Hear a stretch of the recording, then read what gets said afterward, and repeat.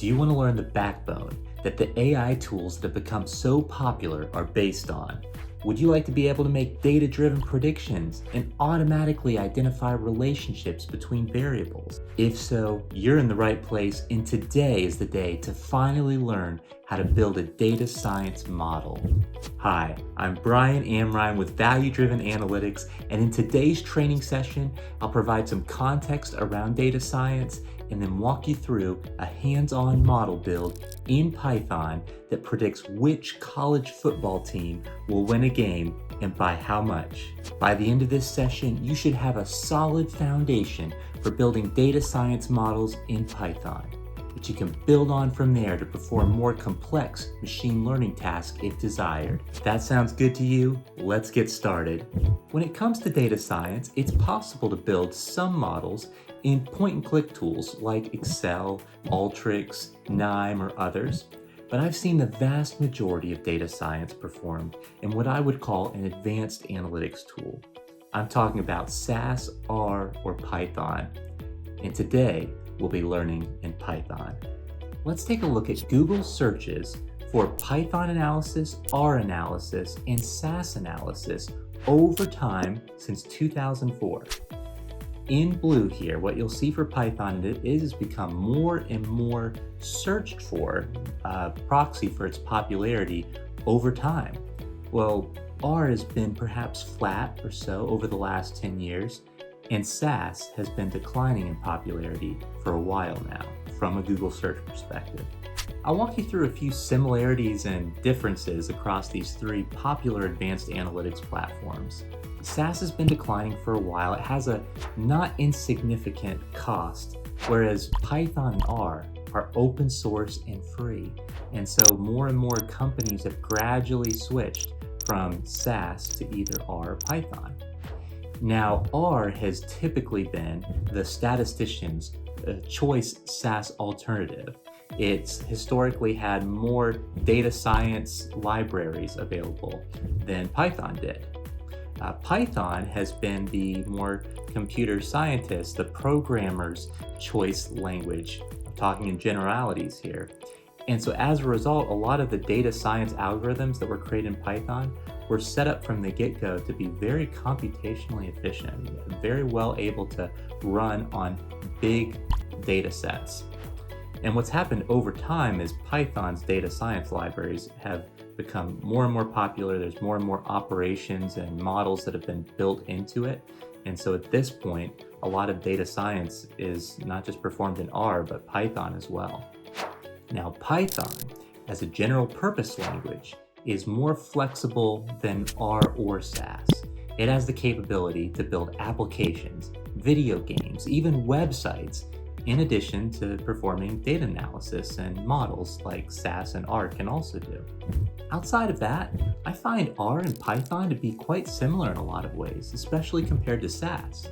They're both open source and free, and they both have this syntax that typically starts with the object's name, followed by an equal sign, followed by the object's definition, which we'll see many examples of in today's demo. Both R and Python are often coded out and ran in an integrated development environment, or IDE. For R, RStudio is probably the most popular IDE, and for Python, a Jupyter Notebook, which is what we'll use today, is one of the most popular IDEs, but there are many others as well. A Jupyter Notebook typically has multiple code cells, and the output for each code cell, such as tables, charts, and model output, appears directly under it, as we'll see many times today. Python and R also both leverage packages that are full of functions for various data manipulations and actions. For instance, in Python, the pandas package is very popular for manipulating data tables.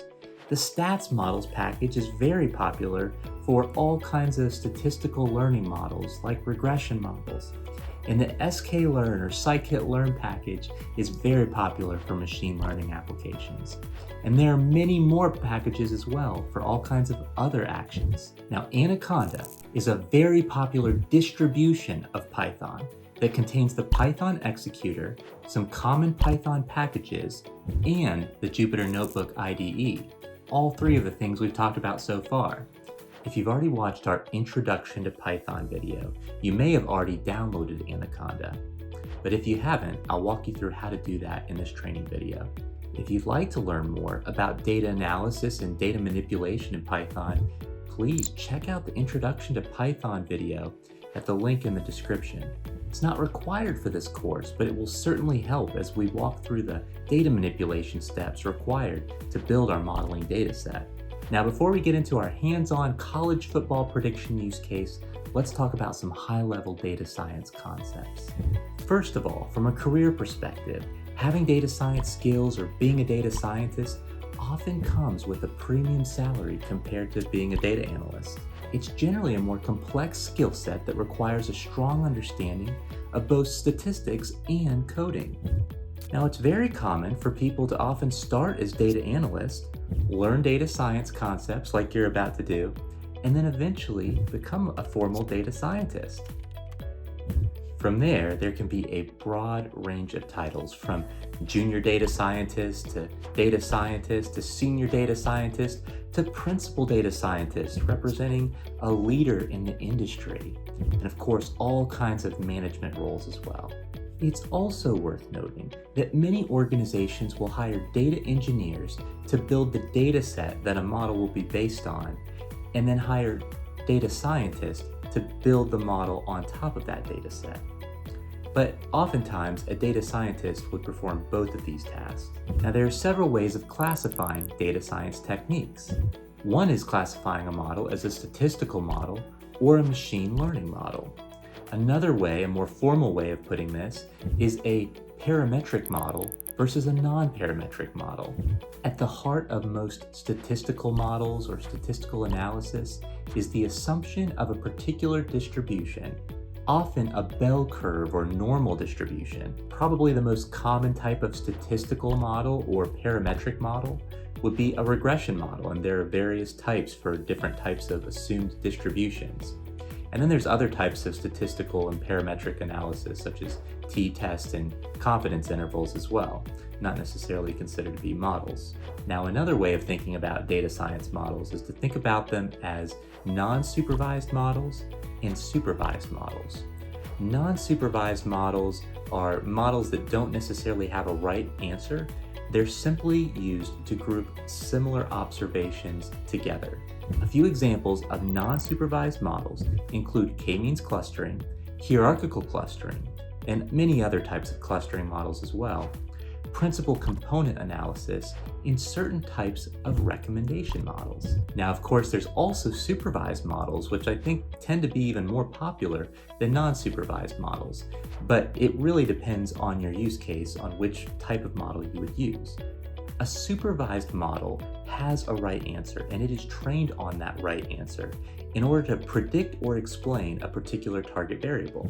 Now, within the subcategory of supervised models, I would potentially break that out into another set of categories of models.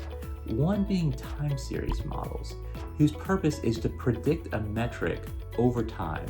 ARIMA in its various forms, exponential smoothing in its various forms like Holt-Winters, and several other algorithms are good examples of time series models.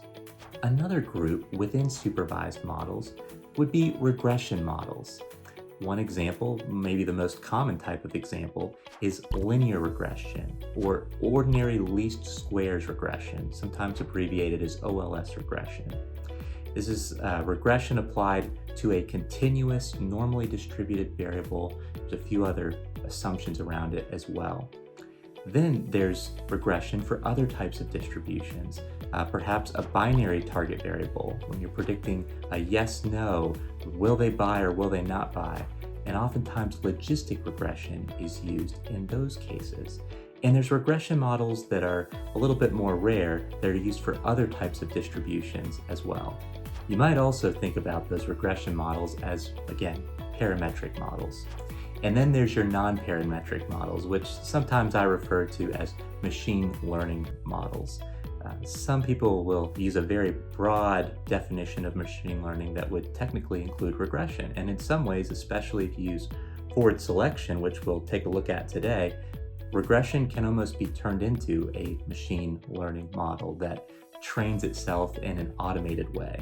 But I like to define machine learning models as models whose feature selection, the variables used in the model, that process is automated. Over time, more and more machine learning models have been created. I would classify machine learning models in perhaps two different groups. There's neural network models, and then there's non-neural network models, or deep learning models and non-deep learning models. On the non-deep learning or non-neural network side of machine learning models, you've got simpler machine learning models like k-nearest neighbors and decision trees. You've got slightly more complex machine learning models like random forest and gradient boosting, and other algorithms like support vector machines and beyond. And with neural network machine learning models, which are sometimes considered to be deep learning models depending on how the neural network is set up, you've got some of the most complex algorithms out there. These are the ones that are beyond a lot of the popular AI features out there that are capable of natural language processing, image detection, sound recognition, all kinds of advanced machine learning tasks. Another dichotomy for data science models is predictive models versus prescriptive models. Now, both of those model types would be supervised, where there's a target variable of interest. Predictive models make all kinds of predictions for the purpose of prioritization or planning. Prescriptive models, on the other hand, are used to understand the relationship between variables, perhaps for the purpose of calculating the return on investment of marketing initiatives, or to understand how to drive more or less of a particular target variable of interest. Now, once you've tested and trained your model, as we'll do today, it's very common to do an A/B test to test the value of your model.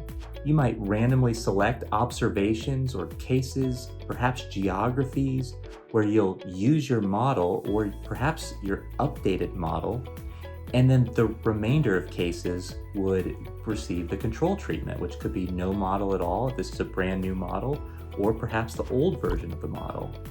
And then monitor over time to see which group performs the best going forward.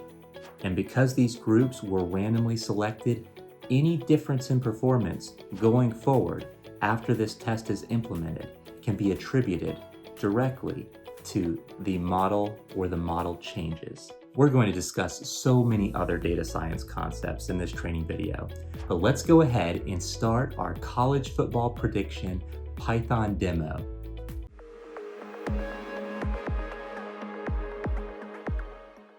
Well, here we are on anaconda.com, and what we'll want to do once we get to the home page, scroll down until you see this free download option. Click on that, and then you'll want to click on download. And after that, just proceed through the installation instructions.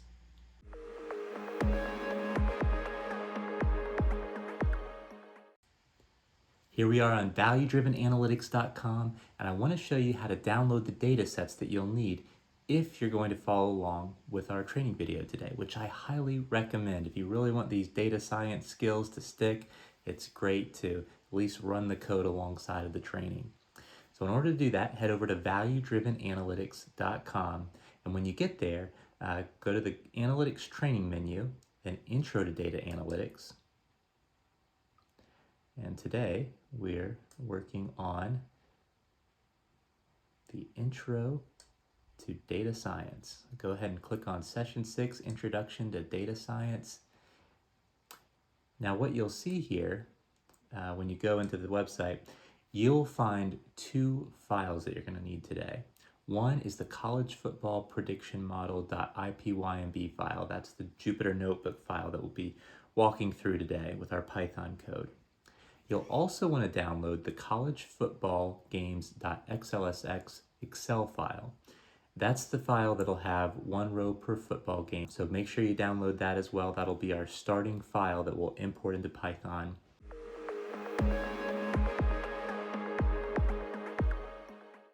You've downloaded Anaconda.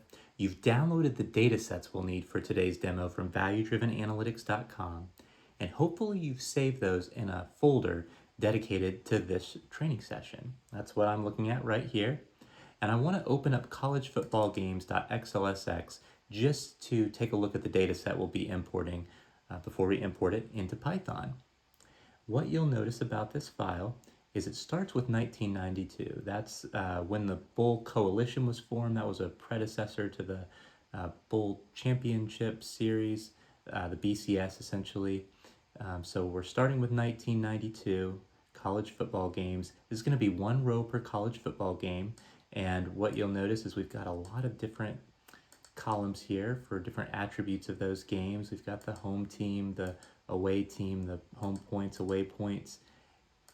It goes through, I believe this was around as of November 2nd or so. What you'll notice here is there are some games after November 2nd, but the point columns, columns K and L here, are blank. So it shows us some upcoming planned games for the rest of the season. So that's our collegefootballgames.xlsx file. One row per game, 1992 to 2023 as of around November 2nd, 2023 or so. And this is what we'll be building our college football prediction model on. So let's go ahead and get into Jupyter and do just that.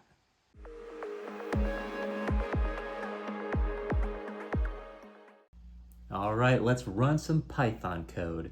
And we're going to do that in one of the most popular Python IDEs out there. It was installed with Anaconda, Jupyter Notebooks. So let's click on search and then we'll type in Jupyter.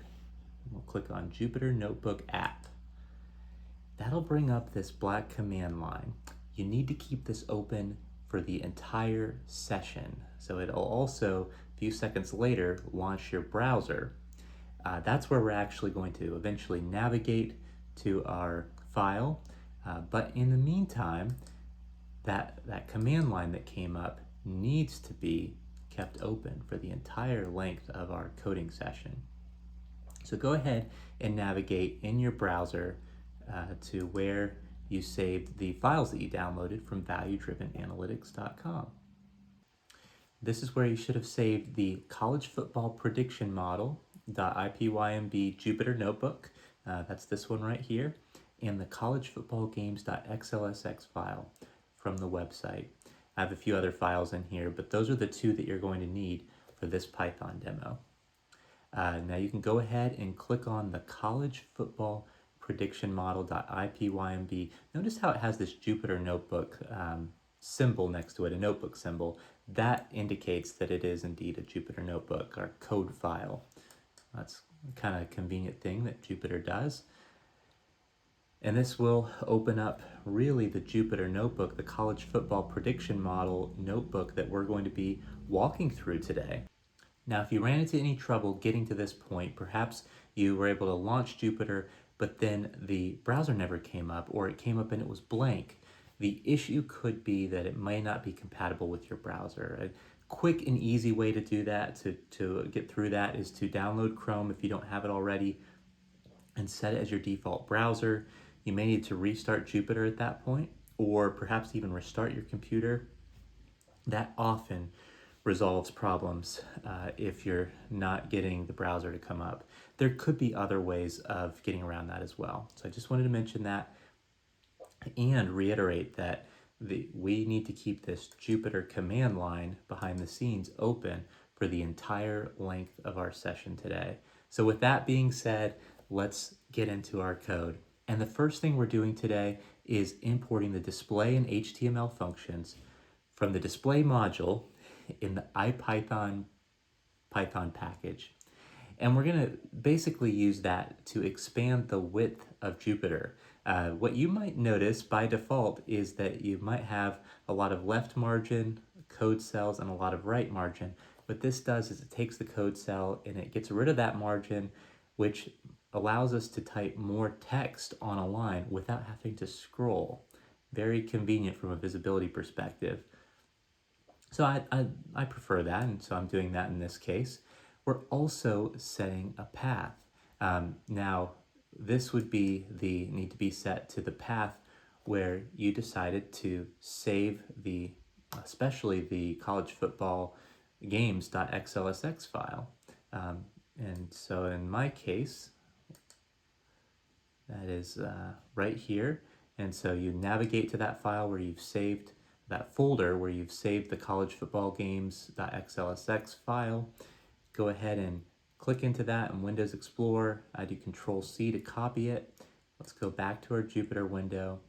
And now we'll paste that within the single quotes. Do not overwrite the single quotes. Just paste it within that. And then you should be set. So not the file name, but the path to the folder where your college football games file lives. From there, we need to run this. So let's go ahead and click into the code cell. Notice whenever you click into the code cell, it turns green. And then you can click run. But another way that I like to run code cells is to use the keyboard shortcut. You still have to click into the code cell, but then you would click and hold down Shift, hold down Enter, and then let go of both. And that is another way of running the code cell. So it's ran. In this case, there's no output. We'll see some other code cells where we'll find output below. And the next thing I wanted to show you, you do not need to run this. In fact, I wouldn't recommend running it right now, but if you want to modify the analysis, then by all means, this is a great way to do that. This is how we created the collegefootballgames.xlx file, the one that you downloaded from the website. This is how it was created. It's using the CFBD API package.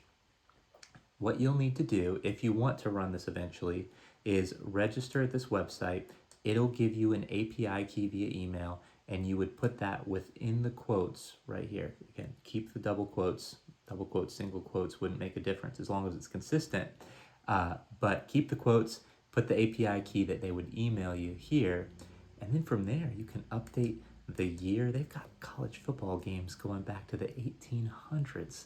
I think, if I remember correctly, there weren't a lot of college football games played back then, but there were some, and they've got them recorded there. And we're going from 1992 to 2023.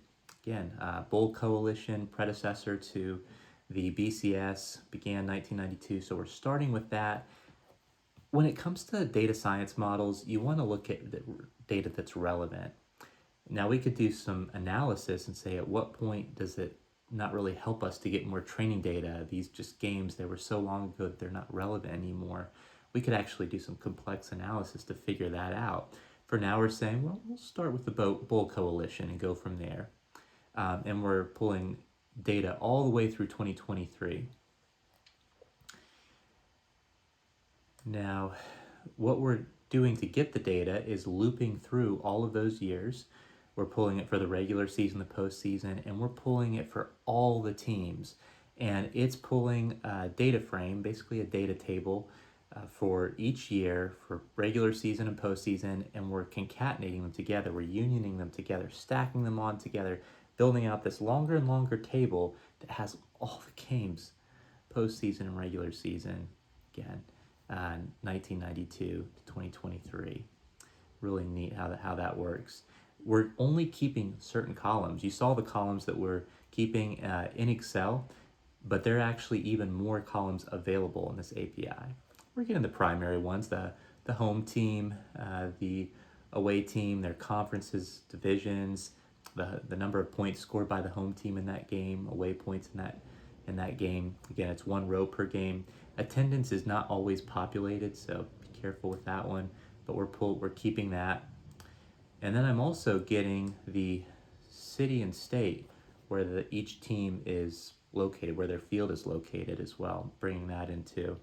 And we're ultimately saving it to an Excel file. So that is how we created that collegefootballgames.xlsx file that you downloaded from valuedrivenanalytics.com. You don't need to run this. We're going to import that Excel file that you downloaded in a code cell below. Now our next coding cell here doesn't actually have any code in it at all. It's all comments. You can see that everything is colored in green and everything starts with a hashtag, which in Python determines that the rest of the text on that line for the remainder of that line will not be run. So it's often used for comments. And what I wanted to talk through right here, before we actually run any code, it's good to do some planning. All this planning is based on your use case. What's our use case today for this demo? we would like to, in the future, be able to predict the difference in points between the home team and the away team. That's our use case. So based on that, we will design our modeling data set. When you design your modeling data set, this is the data set that your model will be built on. As we mentioned earlier, sometimes a data engineer will be the one responsible for building that in partnership with the data scientist.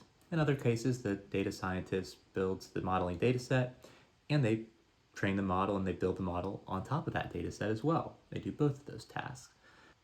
Either way, when you're building a data set for a data science model, it's very important to answer these three questions. First, what does one row represent in your data set? This is an important question to answer even if you're performing an analysis or writing a SQL query. But here, we have three data sets that are going to be relevant when building a model. A training data set that your model is going to be trained on, built on. It'll determine what the model coefficients are. And then we'll take those coefficients, we'll take that model that's built, and we'll apply it to a test or a holdout data set that the model hasn't seen yet, and assess the accuracy or the model performance on that holdout data set. And then thirdly, there is the score data set. That's the data set that you're ultimately going to apply your tested model to. You don't know the answer, you don't know who won that game necessarily, but you'd like to know. You'd like to get a prediction for that, and so we're scoring that data set. So 3 data sets: train, test, score. For each one of those, we need to determine what one row represents. Most of the time, the general meaning of a row, the definition of a row, is the same, and perhaps the timing parameters are different across those 3 data sets. In this case, I would say that's true. It essentially represents one row per college football game. That's true for our training data set, our test data set, and our score data set. Well, how did I land with one row per football game? Well, that's what we're trying to predict. We want to have for each college football game a predicted point differential. How much is the home team going to win or lose by, essentially? So our data sets that we create should be one row per college football game, and we know the input file that we've downloaded, we've set it up where it is one row per college football game already, which is good. But we need to think a little deeper about that as well. Do we need to apply any timing aspects? Are there any filters that should be applied? Do we really want to consider every single college football game across all the divisions? Well, it depends on what you want to apply this model to. If you'd like to potentially apply this to Division 2 and Division 3 games, then you'd probably want to include those in your training data set, and your test data set, and your score data set. But if you're only interested in, say, Division 1 or FBS teams and predicting them, you may not want to include Division 2 and Division 3 games in your training data set if you're really just going to use it for Division 1 teams. That's what we'll use in this case. We're only going to look at teams where there was at least one Division 1 or FBS team involved. And so in some cases you can have teams from different divisions playing each other.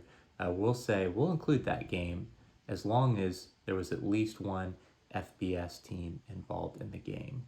Now, if we wanted to make predictions for all 3, or there might be more than 3 divisions in college football, what we could potentially do is have a separate model for each one of those. We would call that a scorecard approach. So for instance, we would take Division 3 games, for instance, and we would train a model just on Division 3 games, and we would apply that model to future Division 3 games. But we would train a separate model on Division 2 games and apply that to Division 2 games, and you get the idea. You could take that approach, or you could just build one model on all the divisions and apply it to all divisions. That decision could be tested and to figure out which was the best approach, but it ends up being a bias variance trade-off. One example of the bias variance trade-off. This comes up in not just regression models, not just machine learning models, across the board in data science. Bias variance trade-off is a huge concept because there is a bias variance trade-off in almost every modeling decision we make. So let's talk about bias variance trade-off. What it essentially means is whenever there's two things that can impact your model's performance or reduce your model's error. One is reducing variance. That's a good thing. You don't want a lot of variance. That's when sometimes you run into low volume situations, and so you look at one data set and it says it has one average. You look at another data set, it has a completely different average because they're based on maybe low volume and there's a lot of variance as a result. You want to reduce variance. Reducing variance reduces your error. You also want to reduce bias. Think about bias as using information, some data points to make a conclusion that aren't really relevant to the one in question that's being scored. If you think about it, there's a trade-off there naturally. Well, we could maybe use more observations to make a conclusion, which means there's less variance. It's made on more observations, but by using more and more observations, now it's based on less and less relevant data points, perhaps. So that's the bias variance trade-off at a high level. The idea is that if we wanted to look at all three divisions, the lower variance option would be to build a model on all the football games together, all three divisions, and then we apply it to all three divisions' future football games. That would be the lower variance but higher bias option. Why higher bias? Because now we're using some Division 3 games to make predictions for a Division 1 team, which may not be as relevant. That Division 3 game that we train the model on probably isn't as relevant when we make that prediction for a Division 1 team. So the lower bias option decision in this case would be to say, okay, well then let's just, when we make predictions for Division 1, let's just train our model on Division 1 games. And likewise for Division 3 predictions, we're just going to train that model on Division 3 teams. That would be the scorecard approach. And that is a lower bias approach, which is good for our error. But the downside of that is now we've made our training data set smaller. Our conclusions are based on fewer data points, which means it opens us up to potentially more variance. So which one is better? It depends. It depends on where you are in that bias variance spectrum. Usually it's a compromise of both of those. Some machine learning models have creative ways of trying to minimize both as much as possible, but most modeling decisions made have some kind of a bias variance trade-off. I'll try to talk to some of those things as we face those decisions. But in this particular case, we're deciding to only look at games where there's at least one FBS team involved. That means we're getting rid of the games from the other divisions that might be available in the data set. What did that do? Well, it increased our variance at least a little bit. Now there's going to be plenty of Division 1 games, so I think we'll be okay in this case. But it does reduce our bias because we're looking at specifically training our model on FBS games, especially if we're going to be using this model for predicting FBS games. Now there's also a time period involved. We're going to look at games between 1992 and 2022. That was a specific bias variance trade-off decision as well. I could have pulled data going back to, in some cases we might look back to 1936 when the AP poll started. But the question is that game from 1936 relevant when we're predicting, is it going to help our model to learn from that game in 1936? Is that insight still helpful when we're applying it to games in 2023? Maybe, maybe not. We could do some analysis to figure that out. But in this case, I've made the lower bias option of excluding some of those games earlier on and at the expense of higher variance because we have a smaller data set, but we still are going to have plenty of games in this time period to build our model on. So we're kind of keeping an eye on that, making sure we have plenty of sample in our modeling data set. And in this case, I think we'll be okay. Now our score data set is also going to be one row per college football game where there was at least one FBS team involved, but it will be games that are coming up that we don't know the answer for, that'll be played on November 4th, 2023, or we didn't know the answer when this data set was generated. So that's what one row represents in our data set. Now, another question we need to answer is, what is our target variable?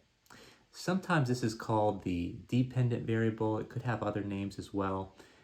But this is essentially the variable, the one variable that we're trying to predict or explain, depending on whether we're building a predictive model or a prescriptive model. In some cases, a model could have both purposes. We want to predict something, but we also want to understand some relationships too. In this case, our target variable that we're trying to predict is going to be the difference between the home team's points and the away team's points in that game. So we can apply it to any game and be able to see whether we think the home team or the away team is going to win and by how much. So that'll be our target variable. And it's the difference between home team and away team's points. So if this is positive, that means the home team won. If it's negative, I mean the home team lost, the away team won. Now this is a continuous variable. It can be pretty negative. It can be pretty positive. At a certain point, there you can only score so many points in a game, I suppose. But it's generally continuous, and what we'll see is it's normally distributed as well, which generally means that linear regression is the right form of regression to use. If we were predicting whether or not the home team would win or not, 1 if they did, a 0 if not, or yes or no, that binary target variable is perfect for logistic regression. But in this case, it's continuous, it's normally distributed. There are a few other assumptions that regression makes, and so we would want to make sure that those hold true as well. But from a predictive perspective, what we'll be able to see is if our model stands and has a certain amount of predictive power on our holdout data set that it hasn't seen before, we should reasonably be able to expect us to have a somewhat similar amount of predictive power in the future, although predictive power can decay over time. But all that to say, if you're using this for a prescriptive purposes, you would definitely want to assess whether some of the other assumptions that regression makes hold as well. So our target variable is the difference in points between the home team and the away team. And the third question you need to answer is, what are your input variables, or sometimes called feature variables or independent variables? Which ones will be considered by the model? Not necessarily selected. The algorithm will generally determine which features are selected. But we need to determine which variables we're going to include, because any one variables that we include we'll need to code out. So we need to think about what data is available, how difficult is it going to be to access that data.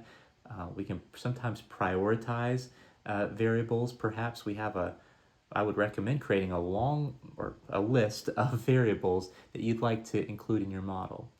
Variables that you think could be predictive or helpful to predicting whatever you're predicting or explaining whatever you're trying to explain with your model.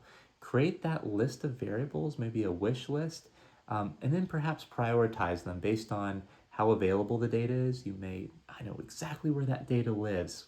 Go ahead, by all means, include it then. Or, well, I'm not exactly sure where that data lives, but man, that variable would be so predictive. And so I definitely want to prioritize finding that data and including it in the model. You may have a long list of wish list items to include in your model or to let your model consider. But what you might do at a certain point, especially if there's some items on there that are going to take some time to pull into your model, is create a minimum viable product.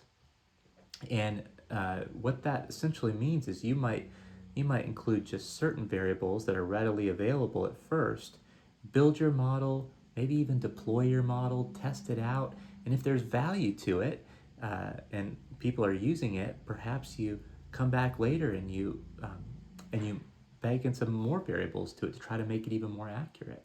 But why not try to get some immediate value by building a model as quickly as possible, getting it out there, and then refining from there, well, the team has a model to use in the meantime. That's the minimum viable product approach. Now, coding out these input variables or these feature variables is often called feature engineering.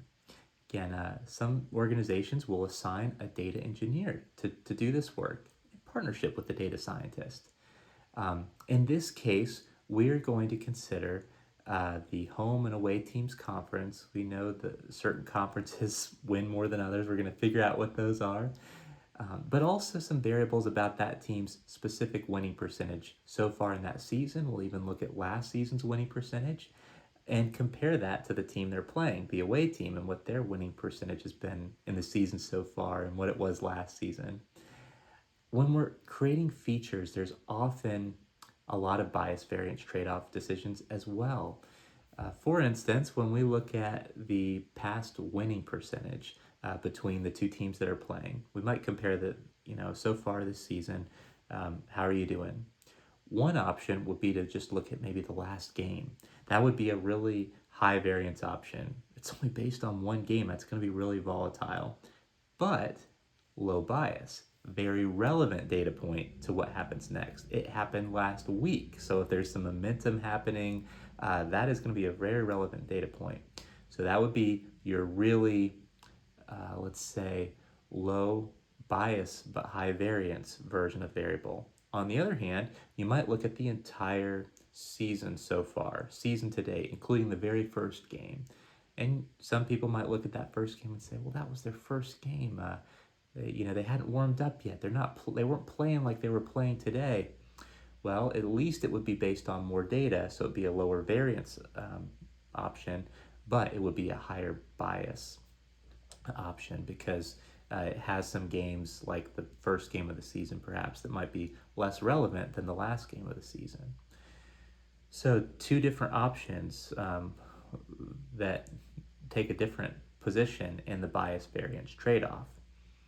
In some cases, you might get creative and say, well, I'm going to weight the most recent game by this much and the first game of the season by less than that amount. And you could even do some analysis to figure out what those weightings are. There's so many things you could do. In some cases, you might code out multiple versions of a variable, some that are the lower variance version, some that are the lower bias version. Feed your model multiple versions of that variable and see which one your model ultimately finds to be most predictive. That's a great approach. Well, regardless of how you set up your variables, which variables you choose, it is extremely important when you're doing your feature engineering, when you're coding out these input variables, to avoid at all costs data leakage. Data leakage means the input variable is considering some information that wouldn't have been available at the time of prediction. So if we're making a prediction on our training data set, perhaps a game that occurred on, let's say, January 1st, maybe it's a bowl game, 2022, for instance.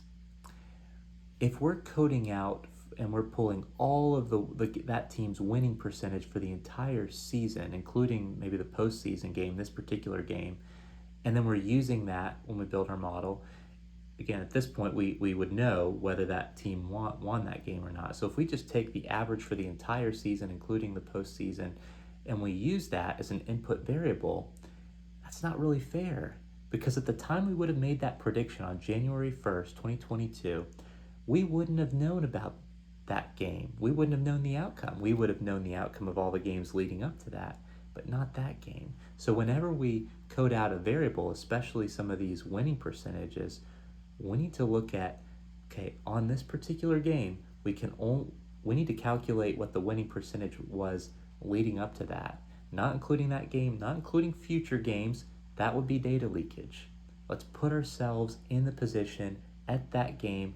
What did we know? What would our input variables have been based on what we knew at that point in time? That is so important. Data leakage can absolutely ruin a model, ruin your performance read. It just ruins the whole project, really, if you have data leakage in a significant way. So you want to avoid data leakage by only using information that you knew at the time of prediction. Let's go ahead and bring in our college football games data set. I'm going to scroll down here. Now, in Python in general, it's good to import the packages you're going to use. I like to import them at the top of the code so you can see all of them. Let's walk through some of the packages that we'll plan on using in this session. We'll use the sys package potentially for error handling. That one's a default one that's installed with Anaconda. Same thing with pandas.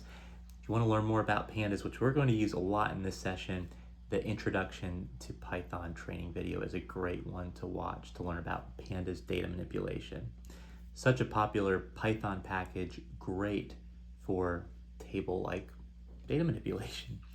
And then we're going to make some adjustments here. This will remove the scientific notation from the pandas output, which for us I think will be nice.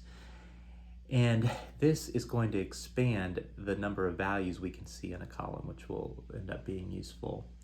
NumPy is another kind of data manipulation package that works well with pandas as well. We'll use it for the np.where capabilities. That's a really good function. The where function, it's like an if function in Excel, really helpful for our use case. We'll use PandasQL, one that we talked about in the introduction to SQL training video. And this allows us to write SQL against a pandas data frame, dataset already brought into Python, write SQL against it to get another pandas data frame with that manipulated data based on the SQL query you write. So we'll take advantage of being able to write SQL in Python. Then we'll pull several functions from the sklearn, scikit-learn package, Python package, and this is one of the most popular packages in Python for data science algorithms. So useful. It's got a function that'll allow us to split our main list of college football games. We'll filter it down to just the games through 2022 that we want to train on, and then we'll be able to assign some of those games to a train data set that we train our model on, and others to a test or holdout data set that we test our model on through this test train split function. The metrics function allows us to calculate things like r-squared really easily, and we're ultimately going to build a random forest regressor model. That's an example of a machine learning non-parametric model. We'll get a chance to try that out toward the end of our code. Random forest is essentially a set of decision trees brought together in a way that often has better performance than a single decision tree would. So I'm excited to show you the performance of the random forest regressor against the linear regression model that we'll build first. So all of those were ultimately brought in from the sklearn package. Then we're also going to bring in the stats models package. We're going to use stats models for our regression function and to pull the variance inflation factor, which is a measure of multicollinearity. We'll talk a little bit more about that. But I like to use the regression function within stats models because the output that it provides, the summary of your model, is such a nice format. I think, especially compared to the regression model that is available in sklearn, but stats models has a really nice looking output for regression that I like. So we'll use that for our regression model today. We'll use SciPy very briefly as well, and Seaborn for some graphing as well. So those will be our packages. Now you'll notice I've included a lot of comments around each one of these, so feel free to check those out. Most of the ones that we've talked about were downloaded by default with Anaconda. They're popular packages, but there are a few that I call out right here. Like if you've never installed PandasQL before, you will need to run this statement to install it. This only needs to be done one time. And the way you would do that, I'll just click into a code cell, click plus, it'll create a new code cell right below this, paste in that code. This exclamation point tells us we're going to the command line, which we need to do to install a Python package. Pip tells it to go to the pip, the repository of Python packages, to get something, to do something. What do we want to do? We want to install. What do you want to install? Well, you list the name of the package after that. So if you put this in a code cell within Jupyter, very convenient to be able to run it from Jupyter instead of having to go to the command line. That's because of this exclamation point. That's what tells Jupyter to run it from the command line. And then I'll just do Shift Enter. I'll run the cell. For me, it'll say that the requirement is already satisfied because I already had it installed. But hopefully what you'll see is a little bit of text and then it'll say installed successfully. If you run into any errors, feel free to leave a comment. So we've done that. Now we don't need to do this for most of the packages because they were installed with Anaconda, only the ones that weren't. I think sklearn probably was installed with Anaconda. I don't think stats models was, and so I have a note here about doing this as well for stats models. So I can just copy that code and paste it here. But notice the only thing that changes is the package name. The rest of this code for installing a package is the same. Only the package name at the end changes. So you might run that as well. Make sure you get stats models installed. If you open this up later and you've already done this step, you will not need to do this again. This is temporary. You need to do this one time. Even if you use this in a completely different Jupyter notebook, as long as it's been installed on your Python instance, you're good. So again, this is already satisfied for me. I've already installed it. For you, hopefully it says installed successfully. Now, I think those are the only ones that would not be installed potentially. But let's just say SciPy or Seaborn. Maybe that one didn't come with Anaconda by default. If there's any that give you an error and say, well, that package doesn't exist, it's not installed, you just take the same syntax we've been running and just replace the package name. So forth. All right, so keep an eye out for that if you do get any errors, or just go ahead and proactively install those if you know you've never installed those before. Here's where we bring in our data set.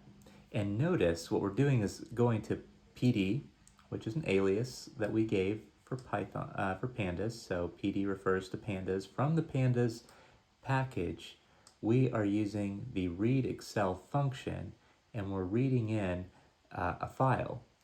Notice we're pointing to path. That was the variable that we set up here, which is why it's very important that you update this to the path where you saved the college football games.xlsx file, because that's what comes next. The add button, the plus sign here, brings two strings together with path as a reference ultimately to a string that we set above the folder, and we're concatenating it with the file name here, collegefootballgames.xlsx. And then we specify the sheet name as well, which I called it games. That's what it's called in the workbook, so you want to keep that the same here. And then we're bringing that into a pandas data frame called df. High level Python syntax.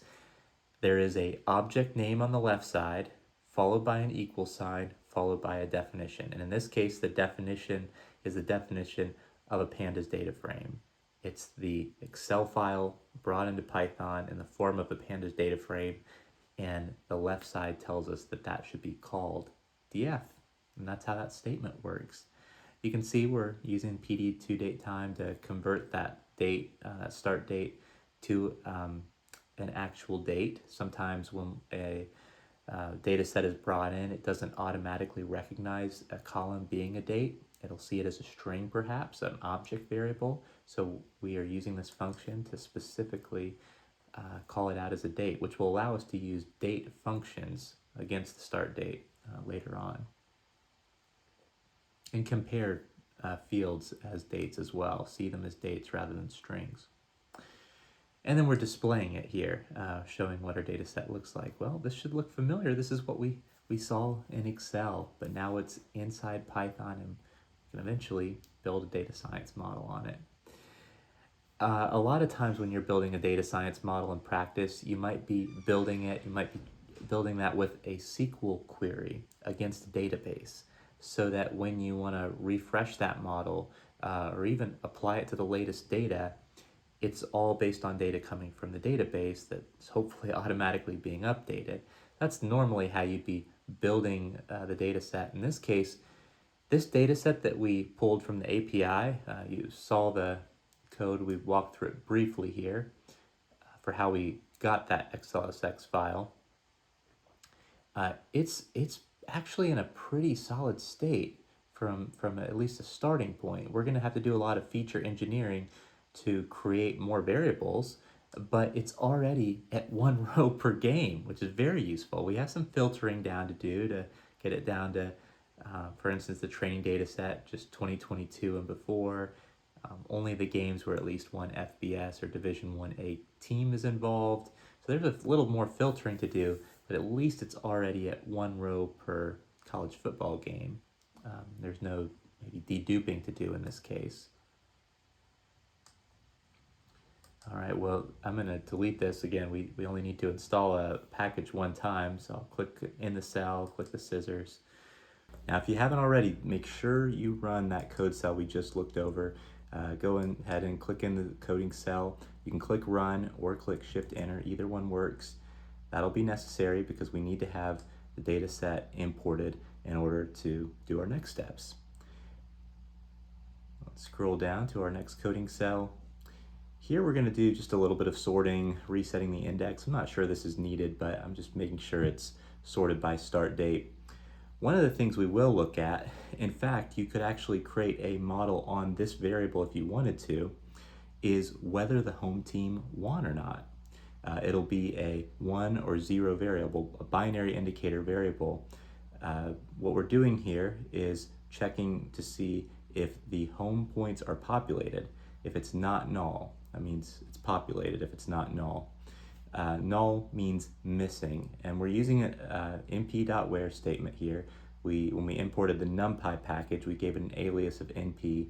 The where function, like an if statement in Excel, there's a condition, and then if it's met, you tell it what to do. In this case, we're nesting another np.where statement. We're saying if the home points aren't null, then we want you to compare and see if the home points are greater than the waypoints. And if they are, populate this column that we're creating, the home team 1 column, left of the equal sign. That's the object that we're updating, a column in a pandas data frame in this case, with a 1, otherwise 0. And then if this condition were not true, if it weren't not null, meaning it is null, we would populate this with a null value for whether the home team won. We don't know if they won because the game hasn't been played yet. So we'll use this later. This is not necessarily the target variable we're going to use in this model, but if you wanted to go through and create a model just based on whether the home team won or not, you could. You'd want to use logistic regression instead of linear regression in that case, because your target variable, this variable is a binary indicator variable. It's a 1 or 0 variable, not continuous. It can only have 2 outcomes. That's definitely not a continuous variable. The variable that we're going to be predicting, our target variable for our model today, is going to be the home team point margin. Again, we're going to use np.where, check and see that, make sure that the home points are not null, which means the game has been played, it has a score, and then we're just going to simply subtract the home points from the away points. So this will create a continuous variable. If it's something like 70, that means the home team won by 70. If it's something like negative 70, that means the home team lost by 70. This will be our target variable. Now, every regression model, according in my mind, should have a constant. You can think about this as a starting value, or if you're creating an equation, think about this as the y-intercept. It is your starting value. If everything else in the model were 0, this would be the value that we would want to predict for our target variable. In fact, if we just create a model with only a constant, the coefficient assigned to that constant would be the average home team point margin, because that would be our best estimate of any given game with no other information as well. Here's the average home team point margin that we've seen in the past. But we'll bake in a lot more variables than just the constant. That wouldn't be very valuable. But if you think about it, if you didn't have any more information, that is what you'd predict. It would be, well, if I just have seen previous games and I don't look at any information about their conference or their past winning percentage, I would say, well, here's typically how much the home team wins by. That would be my prediction for any given game coming up, is what I've seen in the past. All right, so we'll ultimately display this. We're going to do a describe, which is a great way to get some summary statistics on our columns. And then we're also going to write SQL. Remember, we imported pandas QL so that we could write SQL against our data frame too. And we're going to see how many games are in our data set, what percentage of times the home team won, and what the average home team point margin was, which is our target variable. It'd be good to know what that is on average to start with. All right, and we'll also apply a where statement so that we're only looking at games that were actually played, where we have home points populated. Here's our data set. We simply added a few variables at the end here. You can see it's these are cases where the home team, in this case in 1992, it was Texas A&M playing Stanford. Texas A&M had 10 points, Stanford had 7 points, and as a result, we are saying that the home team won because Texas A&M, the home team, had more points than Stanford, the away team. And then the point margin here is 3, the difference of 10 and 7. So everything seems to be in order. You always want to check your data after you've coded something, just at least a few examples to make sure it's in line with your expectations. And then we have a constant. Constant always equal to 1. That'll be there will be a coefficient that gets assigned to it when we create our regression model. And again, that'll be kind of the starting value on average if everything else is 0. Our starting prediction for our target variable, our starting prediction for a home team's point margin in an upcoming game. Here's our summary statistics. It's only going to give us summary statistics for quantitative fields that we can calculate a mean or percentiles for. Let's see here. It tells us the count. This is the count of non-null values in that column. So you can see the season variable here is populated for 42,824 rows. And then the home points is populated for 41,936 rows. The difference would be the games that are in the data set that haven't been played yet. Probably planned upcoming games for the 2023 season. Very good to see that away points is populated to the same scale as home points are. These number of non-null values are the same, which would make sense. Attendance, you can see that's sparsely populated. So you need to be careful if you use that. Anytime you use a variable that's not consistently populated, doesn't mean you shouldn't consider it per se, but you need to be careful in how you consider it. Especially if it was only populated for a certain time period, your findings when you look at attendance could be very much related to the time period when it was populated rather than the attendance itself, if you're not careful. Home team 1, that is populated whenever home points and away points are populated. Makes sense. Same thing with home team point margin. We set it up that way with our first np.where statement to check and make sure home points was not null. Constant's always populated. So this looks good. Number of games matches with our home points because we added a where statement in the SQL query here where we said home points is not null. So it should absolutely match the number of non-null values that we see in our .describe here, and it does. We can see that on average the home team got 29 points. The away team 23 points. It's good to see that the minimum is 0 for both. That makes sense. The maximum is probably in line with our expectations, just under 100. It's a high scoring game, but not anything crazy like 1,000, for instance. That'd be hard to score in the amount of time a football game is played. Even attendance, looks again sparsely populated, but this is showing us for the non-null values where attendance is populated. We kind of get a range here. Maybe 0 is a little odd, but again, we probably won't use that today. Home team won. 60% of the time, the home team wins. It's very interesting. And that average home team point margin is 6 points. That's good to know as well. Now, at first glance, you might look at that and could say, well, that must be the home team advantage then, is 6 points. If you're going to be the home team, you get the advantage of 6 points because you're at home and all your fans are there, you're used to the field. We'll talk a little bit more about that. There's probably some more things we need to control for in order to really assess what the home team field advantage is.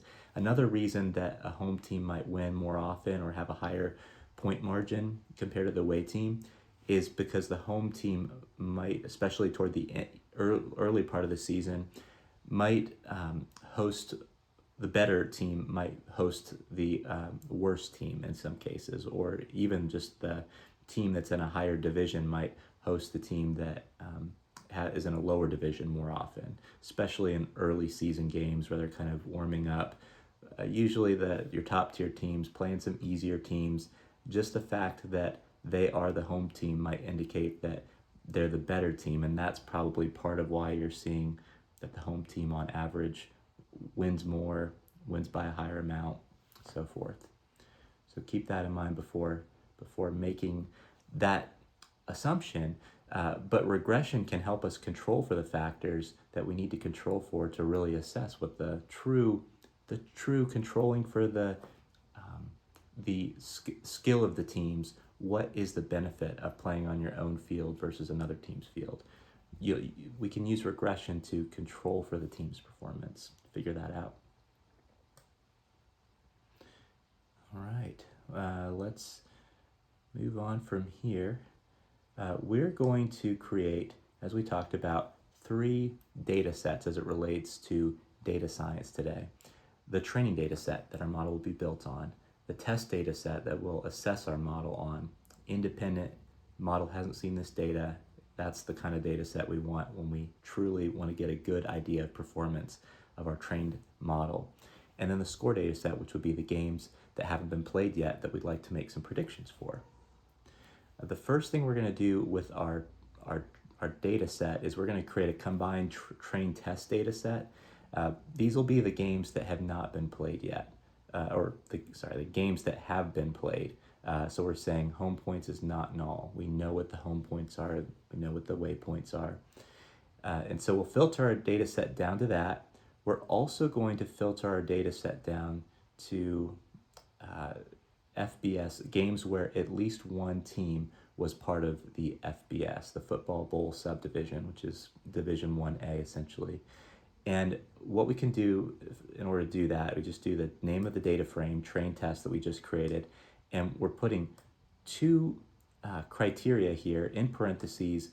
This line represents or. If we want it to be both of these, both teams, we only want to look at games where both teams were part of the FBS. We change that to an and sign, but we'll use the pipe delimiter or pipe in general, between these statements in parentheses to filter our data set to cases where either the home division was FBS or the away division was FBS, the Football Bowl division.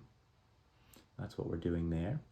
And then from that point, we're going to now take our train test, same requirements, at least one team being in the FBS, same requirement of the games being completed. That's why we went ahead and created a combined train test data set.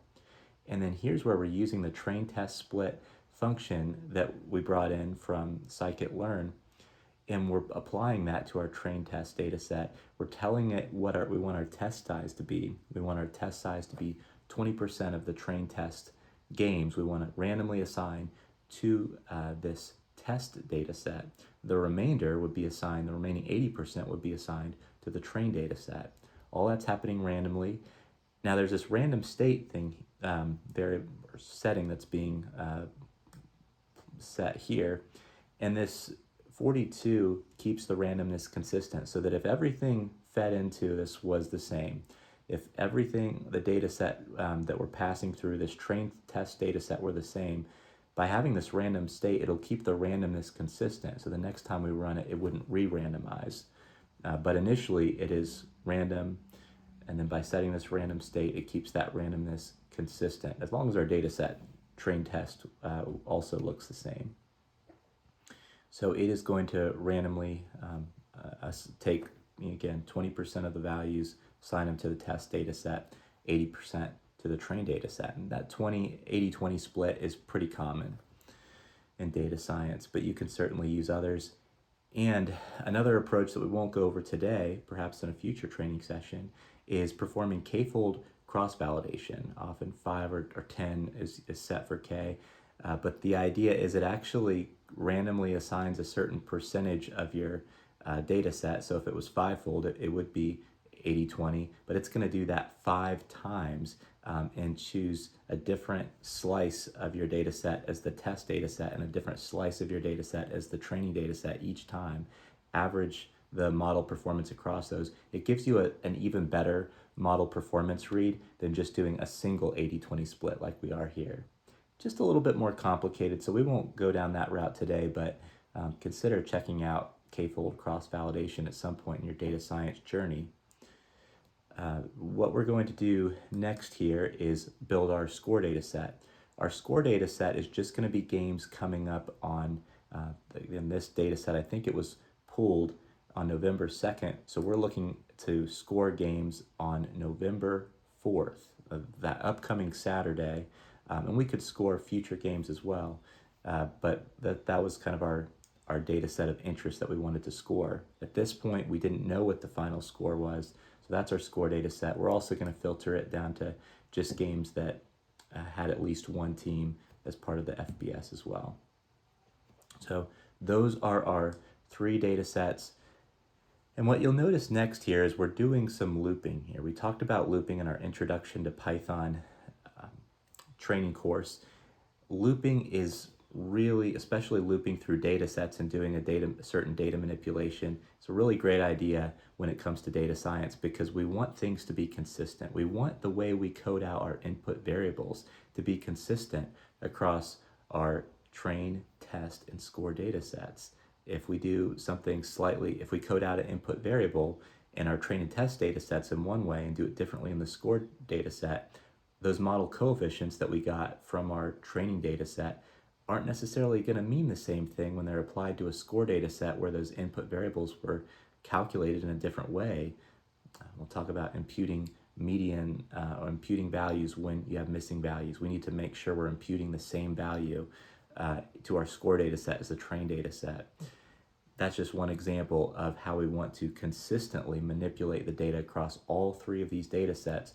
Great way to do that is to loop through all 3 of these data sets. So it's going to go through for the train data set, do all these things where data set, which is we've set here, that's just the name of the variable we're giving for that data set in this case. So it'll go through the first time and do everything that's indented after that for statement. It'll do everything where data set equals train. It's going to print rows equals the length of the train data set. Then it's going to, do a describe and so forth. And then it's going to loop through the next value in this data sets list, which is test, and do everything for the test data set and then the score data set. So it's going to loop through all 3 of those key modeling data sets. And you can see here, rows in the train data sets, it's printing this, and then it's printing the describe here. What we should see is some similar summary statistics across our train and test data set. Why? Because the observations were randomly assigned to the train data set and the test data set. Let's just look at home points, for instance. You see the average home points in the train data set was 30.3 roughly. It's 30.3 for the test data set, very similar. And you should see that for all across the board. That's what random assignment does. It makes them the exact same in aggregate. And what we should also see is that our number of games in our test data set, we can just look at the count of season, for instance, 4,869, that's about 20% of our total. And you can see that our total across these looks like about 25,000 games. So that's a smaller amount than what we saw up here because we filtered on a few different things. Just games that had at least one FBS team as part of them. That was probably a big filter that brought down this 41,000 we saw initially. And then we also filtered to just the games that were completed. So really the 41,000 already had that filter applied in our where statement. This is really filtering the 41, let's call it 42,000 games, we got down to about 25,000 if we add the train and test data set together by just looking at games where at least one team was part of the FBS. That's the difference there. But you can see that it ends up being about an 80-20 split. 80% of the rows are in the train data set, about 20% of the rows are in the test data set. So our test split function worked just fine. We've got 51 games coming up on November 4th that we're going to score. Notice the home points, away points are all null. Makes sense. 2023, of course, would be the season for those. Everything seems to be in order. We're checking our data set as we go along. Let's actually go ahead and build that model we were talking about, the model that just has a constant, just see what that looks like. So in this case, we will set our input variables to just have a constant. It'll ultimately be a list of variables. In this case, it's a list with one item, but we'll build that out over time. And our target variable is that home team point margin variable that we had created above. This is where the model actually gets ran. The complexity of a regression model and all the math behind it can be summarized essentially in just one line here. This is what's actually building the model. It's using the OLS function from the stats models package. We gave the stats models package an alias of SM when we imported above. OLS stands for ordinary least squared, another way of saying linear regression. And we're feeding it two things. It takes two arguments here. Potentially could take more optional arguments, but what you need to feed it is the target variable. We call the target variable target underscore variable, and it equals home team point margin. And then we're feeding it the list of input variables that we want it to consider and include in this case. And then we're fitting that model. We're training that model essentially. And we're taking the results of that, the coefficients, the p-values, we'll talk about those things when we look at the model output here, and we're putting them into a Python object called model. But then we're going to print from that model a summary. A summary function gives us again, I told you stats models has a very nice looking summary of the regression model. That's why we're using it here. And we'll print that. So we'll take a look and see what that looks like. We're also going to check and do a quick histogram. You can see how easy it is to build a histogram here. This data frame, training data frame, the hist function, and then we're just telling it which function we want to base the histogram on. In this case, our target variable, home team point margin. Remember, one of the assumptions that a linear regression model makes is that it needs to be normally distributed. So we'll check and see if that's the case. What we'll also do here, I mentioned you could potentially build your model on just whether the home team ended up winning, not the amount they won by or lost by, but either a 1 if they won or a 0 if not. Then our target variable would be home team won. Now what we should technically do in that case is use logistic regression because it is based on a distribution of 1, 0 binary indicator variables. So we'll do that. We'll build the model summary, but then I also wanted to show you what it looks like if you build that 1, 0 variable, whether the home team won, as a linear regression model instead. Not ideal, especially for prescriptive purposes. You should not do that. It can be a little bit more understandable though. We'll maybe talk a little bit more about this when we see the coefficients. And in fact, it's not the worst thing to use ordinary least squared, especially if your binary target variable, like whether the home team won or not, is fairly balanced. In this case, I would say this is fairly balanced. The perfectly balanced data set would have 50% of the games where they won, 50% where they didn't win. In our case, it's 60-40. 60% of the time we saw that the home team won, 40% they lost. That's still fairly balanced. What you absolutely would not want to do is if you had a variable like whether a transaction is fraud or whether a prospect who's very unlikely to buy, maybe they have a 1% chance of buying, if that's what you were predicting. Something that is either highly improbable or highly probable. So if you had something that was the true for 1% of the time or less, or 99% of the time or more, kind of your edges there, you really need to use logistic regression in those cases. It's especially important. Again, if you have a fairly balanced data set, 50% of the time it's a 1, 50% of the time it's a 0, Sometimes some people would suggest that, it's not ideal, but you can kind of get by using linear regression. And we'll see what the value is. The coefficients are just a lot more interpretable at that point. Just a few recommendations there. So let's see what our output actually looks like. This is our linear regression model against the home team point margin. All right, and this is what regression output looks like. It's not very interesting here. You can see our R squared is 0 because we don't really have any true variables. We just have a constant that always equals 1. But what's neat about this is this constant tells us, on average, here's how much the home team won by. 7.16 points. I want to compare that 7.16 to another number that we might have looked at above. But in order to look at that, we're going to have to run a few code cells here. I think I forgot to go ahead and run this code cell where we're doing our SQL data manipulation, some np.where data manipulation. Let's go ahead and run that.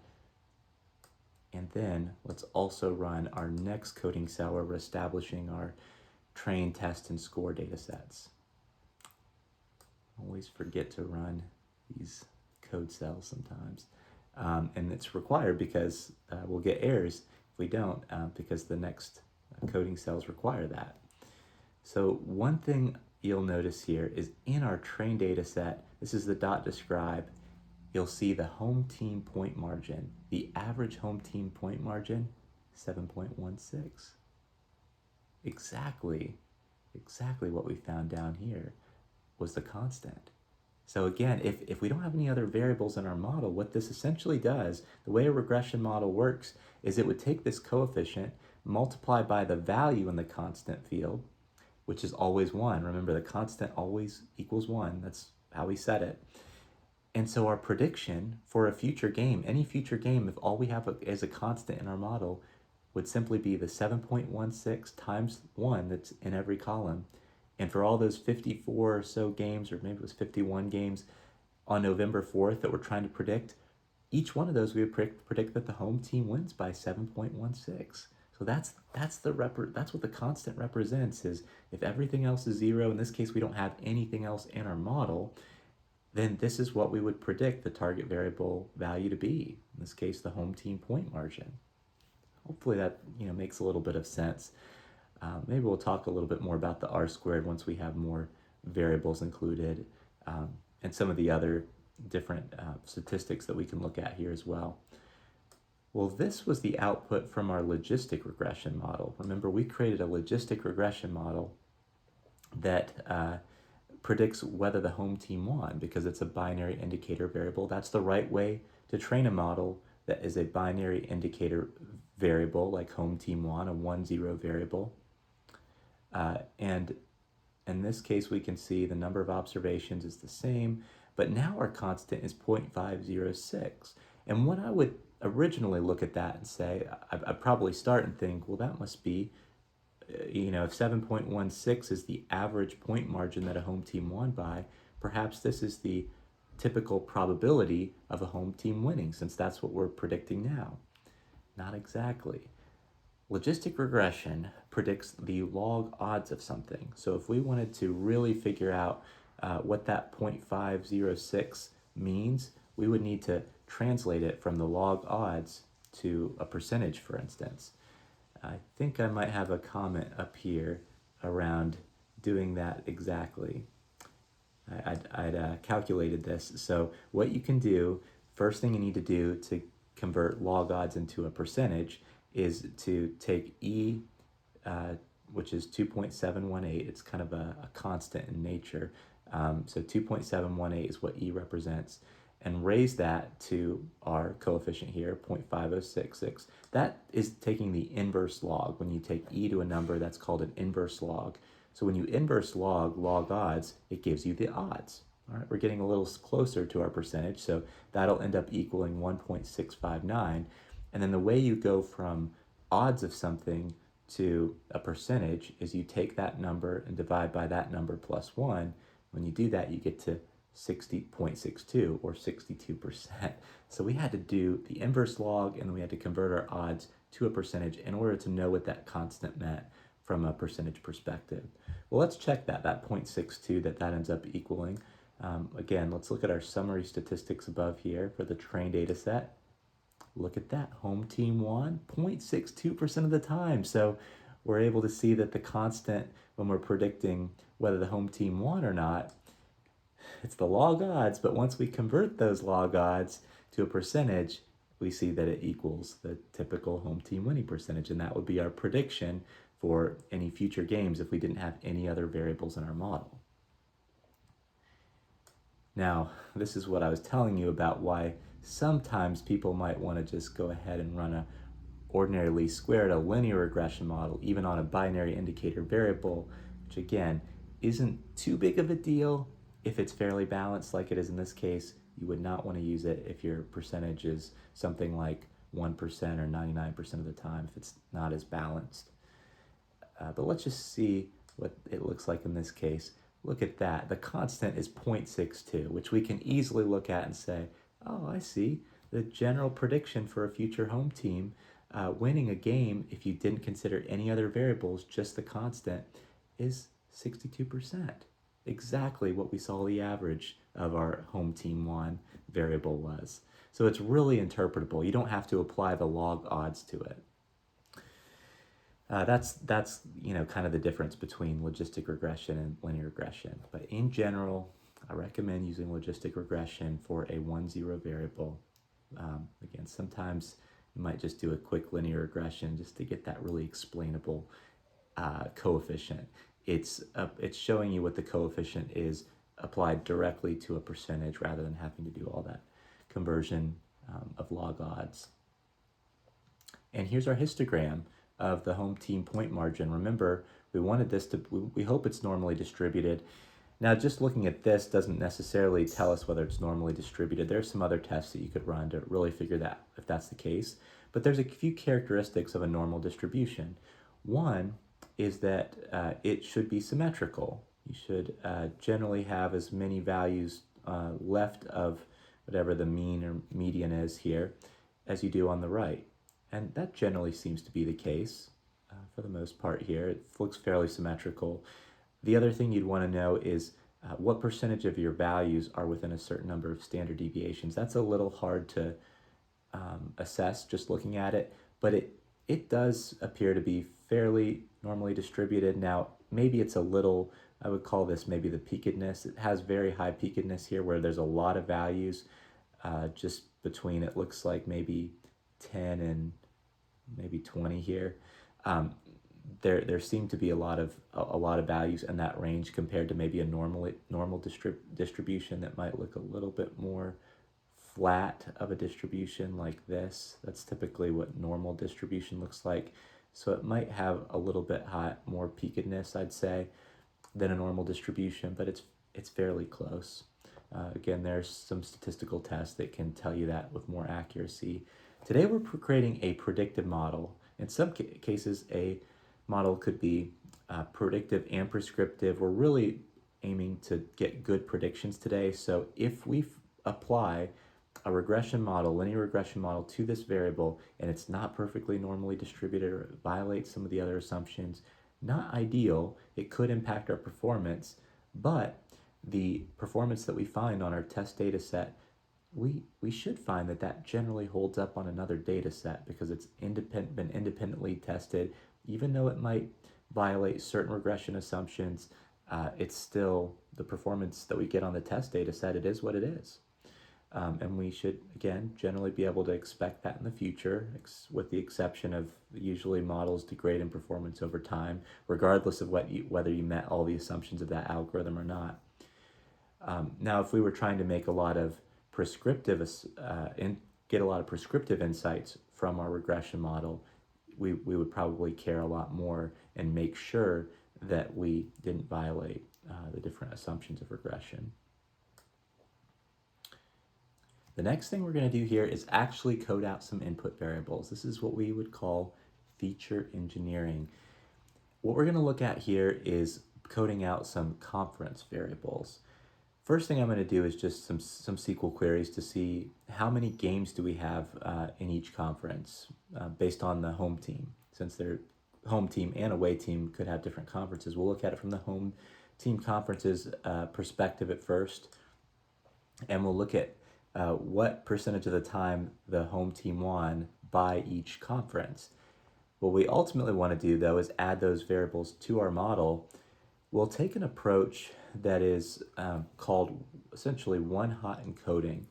And the reason we're having to do this, you might think, well, you've already got the home conference variable in your data set right here, for instance, or if we look up in our main data set, there's a variable that represents the home conference. Why can't we just use that? Models, whether it's a regression model or machine learning model, whether it's in Python or R or SAS, for the most part, some algorithms might be coded to automatically handle this, but a lot of times your algorithms require all of your input variables and your target variable to be quantitative fields. So passing it a character field, it may not know what to do with that, and you get an error.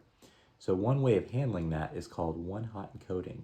And what it basically does, if there were 10 conferences, let's say, it'll create 10 different variables, one per conference, and it creates a binary indicator variable for each one. We'll look at the first value for home conference here. It would create a variable for Southwest. We might call it home underscore conference underscore Southwest, and that variable will be a 1 for this row where home conference equals Southwest, but for everything else where it didn't equal Southwest, it would be a 0. So it'd be 1, 0, 0. Okay, here's Southwest again. For this row, this new variable that was created would be a 1, 0, and so forth. So it'll do that for perhaps every value for the home conference. Now, in some cases, you might face some situations where maybe there's a value here that only shows up 1 or 2 times or just a few times. It's probably not worth creating an indicator variable for that. It would be a very high variance variable when you'd only be making any kind of coefficient decision for that variable based on a few data points. So let's come down here and see how we're going to handle this in this particular situation. Back down to our variable here. Okay, we're going to ultimately code this out for some of the bigger, more major Division 1A or FBS conferences. So I'm doing this for SEC, Big 10, ACC, Big 12, and Pac-12. But before we do that, notice I did a little bit of cleanup here. I took a look at this just to see what our conferences were. I wanted to see how many games were played by home conference. And so I ordered our query here by count star, descending, so that we would see the home conference, the number of games by the home conference, with the ones that had the highest number of FBS games first over this time period. So we saw SEC at the top, Big 10, ACC, Mid-Americans in there, Big 12. What I noticed here was that you had some like Big 12 and Big 8 on different lines. And it turns out, I believe Big 8 and the Southwest were predecessors, or they were maybe merged into the Big 12. And so I created this np.where statement where if the home conference is Big 8 or Southwest, we essentially assign them a value of Big 12. Otherwise we don't do anything. Similar with Pac-10, I saw that Pac-10 was down here, and then you also had a Pac-12 here, and so we ended up assigning the Pac-10 to a value of Pac-12. So now all of the Pac-12 teams are in one row as well. So we did all that cleanup before we ultimately went through, and we decided to create indicator variables for these 5 home conferences here. We identify whether the home conference was SEC. If it was, it'll have a 1, otherwise it'll have a 0. We go through and do that for Big 10, ACC, Big 12, and Pac-12. So we're only creating 5 variables here. We didn't go through every single variable here and create an indicator variable, although we could. And because we're doing this as a loop here, if you wanted to say add in Mid-American, for instance, that we skipped over, we would just add that to an item. And another thing I like doing this is a loop. Notice we're looping through every data set. So we're doing this for our train, test, and score data set. All of these variables are going to be created in all three of those data sets, and we don't have to copy paste. It's all in the same indented statement here. We're doing this cleanup. We're doing this for our home and away teams. We're classifying our home conference for the Big 8 and Southwest. They're going to get recategorized as Big 12. Same thing for Pac-10 to the Pac-12. That's happening for both home team and away teams, and it's happening, notice this is a loop within a loop, it's happening in our test, train, and score data sets. Very efficient there. And then when we ultimately create these indicator variables, we're doing it in the same way, we're just checking a different value each time. We're looping through and we're setting conference and we're imputing conference here just for a different conference each time. So when it first goes through, it's going to say home conference equals SEC. Create that variable, and it'll be equal to 1 if the home conference equals SEC. And then when it goes through and does this for Big 10, it's going to create a home conference equals Big 10 variable, and it will be equal to 1 if the home conference is that conference, Big 10. So each time it goes through, the variable conference that's being used in this statement here is set to a different conference, all the conferences that are in this list each time. So ultimately, we need to run our code cells. I think we may not have ran this one. Let's go ahead and run that one that creates the initial model. And let's go ahead and create this one. It's displaying our SQL query there. Let's just go ahead and take a look and see what our training data set looks like. Again, made those changes to train, test, and score data sets, but we'll just look at we'll do a train.head to see the first 5 rows of the training data set.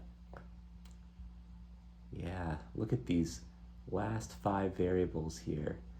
Notice in this case, the home team was Mid-American, and so all 5 of these variables we created were 0.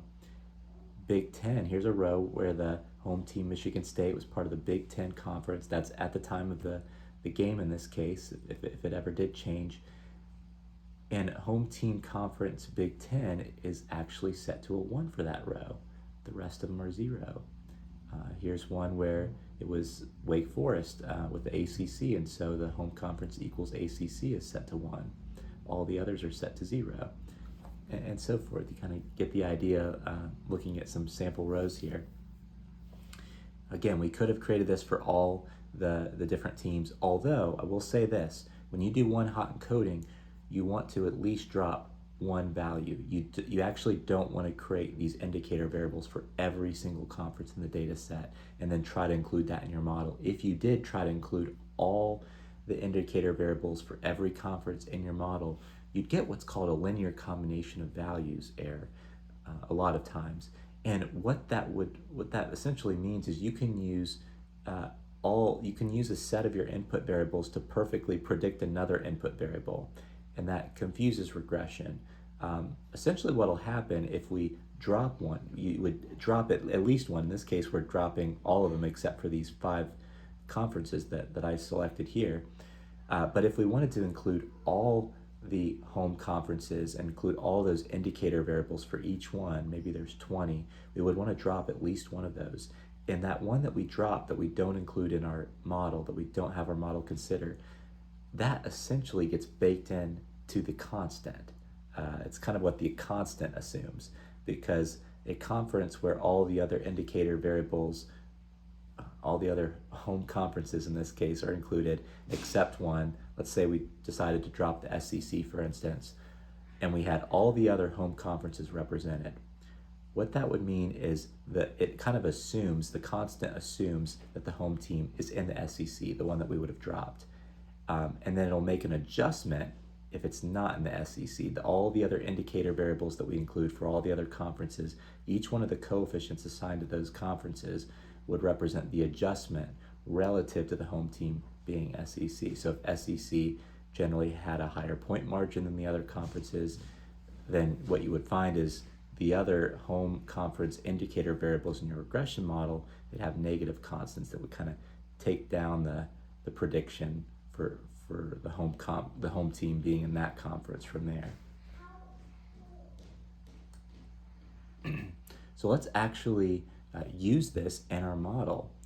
So here I'm showing grouping by all these different home conferences, the ones that we decided to include in our model, seeing how many games there were, but now we're actually looking at what was their winning percentage and what was their average team point margin as well. And what you can see here is we've got about 9,000 games where they weren't in any of those conferences. They're all set to 0, and they had an average point margin of 5.2, for instance. And then the Pac-12 here had an average point margin of 7.6, a little higher.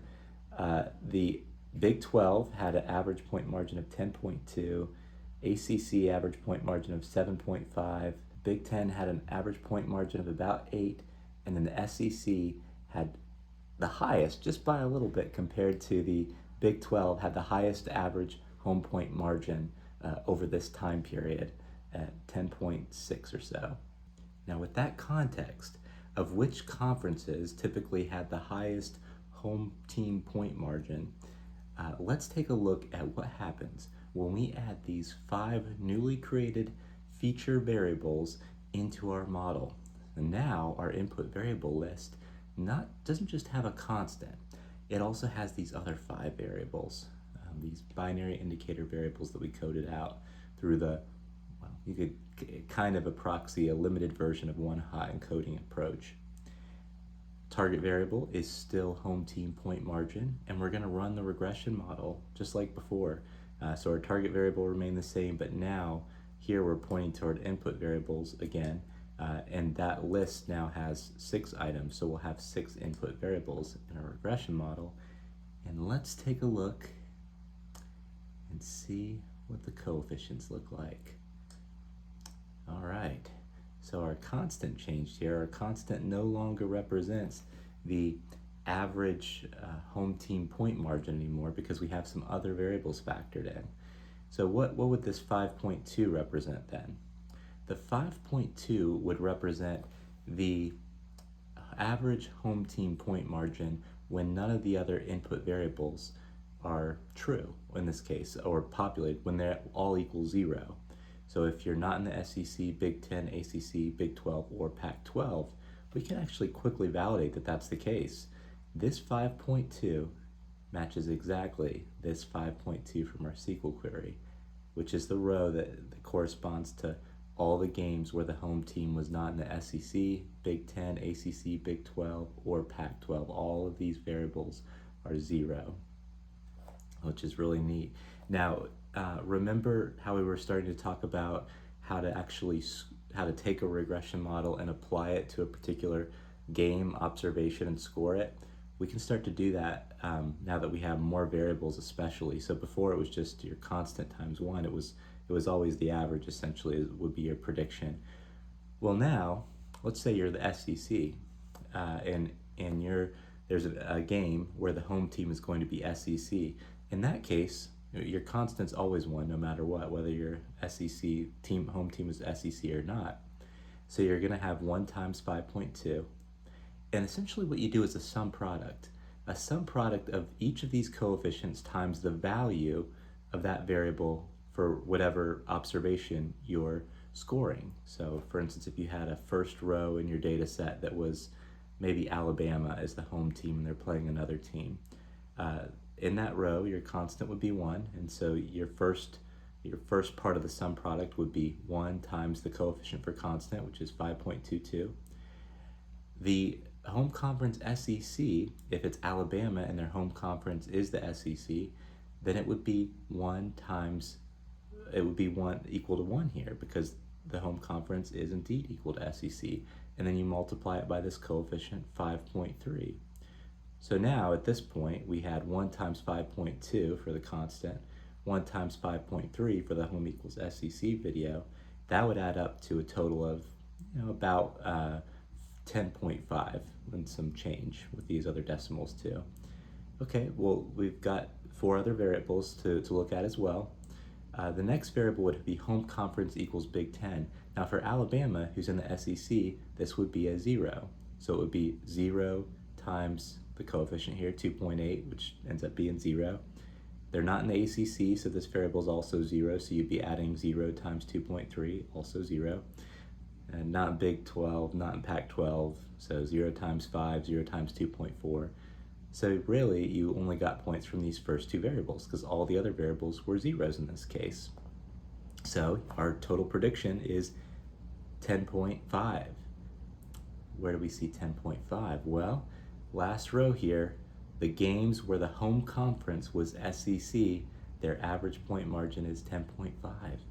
It makes sense that a regression model with these limited number of variables, but now we're able to at least factor in their home conference, it makes sense that we would predict 10.5 for a future game where the home team is SEC because that's what we've seen in the past.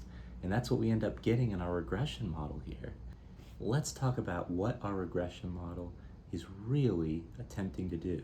The algorithm behind linear regression is trying to minimize the squared error of our training data set that's being trained on. And it's doing that by choosing the optimal coefficients, again, that will minimize the squared error. Now, error is your predicted value for an observation minus the actual value for that observation. So for instance, if our regression model, based on the coefficients and based on the way we just talked through how a game would be scored, for instance, maybe Alabama is playing LSU at Alabama's home field, and our model might predict 10.5, for instance. Let's just call it 10 was the prediction. If LSU actually ended up winning that game by 1, that would be a -1 home point margin from Alabama's perspective. So the residual in that case would be the 10 minus the -1, the actual 11. So that would be a residual or an error of 11. Now, the way the regression model is going to read that is not just 11, but 11 squared, the square of the error. Now, the effect of the squaring of the error, what that essentially does is it penalizes you more for being off more. So I guess another way of thinking about this is if you had 10 observations and all 10 of those were off by one each. You'd go through each one of those 10 rows and you would square the error, which in this case we're saying it was 1 each. So 1 squared is 1, and you would add all of those up, and that would be your sum of the squared error. In that case, it would be 10. 1 squared is equal to 1. You'd add up those across all the observations. We said all 10 of those rows had an error of 1, and so it ends up being a sum of squared errors of 10. Now, the amount that they were off on in total, again, is 10 as well, even if you don't square it, right? Imagine another scenario where 9 out of the 10 observations, you had a perfect prediction, absolutely perfect. And so the error for rows 1 through 9 is 0. You go through and you calculate the squared error for each observation. It's also 0. 0 squared is 0. But then you get to the last observation, and the last observation had an error of 10. It was off by 10. In that situation, the squared error of 10 is 10 squared, which is 100. So now when you add up the squared error of this scenario, total amount you were off by, still 10 like the first scenario, but your squared error in this situation, where the first 9 are accurate and all of the error came from one observation, ends up being 100. And so your sum of the squared errors is 100 in the second scenario, way higher, 10 times higher than the first scenario. So what does that tell us about what's important to regression when it's trying to minimize these coefficients? It tells us that it really tries to avoid being off by a lot. It's kind of okay, it's good to be not off at all, of course, but it really is trying to set these coefficients in a way where the predictions will not be off by a lot for many observations.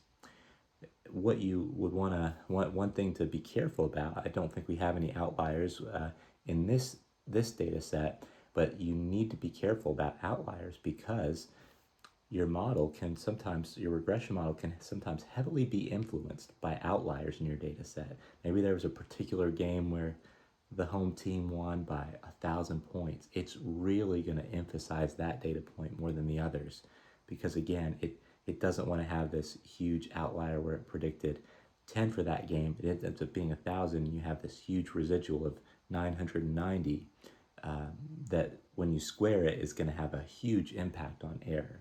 It's really going to overemphasize that data point. So sometimes if you did see some outliers in your data set, some would potentially exclude them. Another approach is to maybe cap and floor your outliers. So you might cap at the 99.5 percentile point, figure out what that is for your target variable.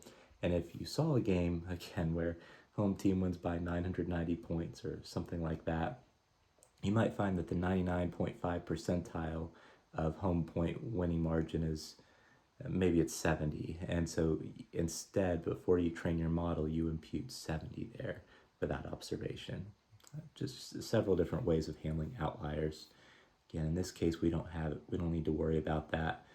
But that's what the regression model tries to do. It's got a complex formula behind the scenes, somewhat complex, especially when you have several variables in your model. They call this multiple regression when you have multiple variables. If we just had one input variable, if we just included the constant and the home conference equals SEC, that would be called perhaps single variable regression.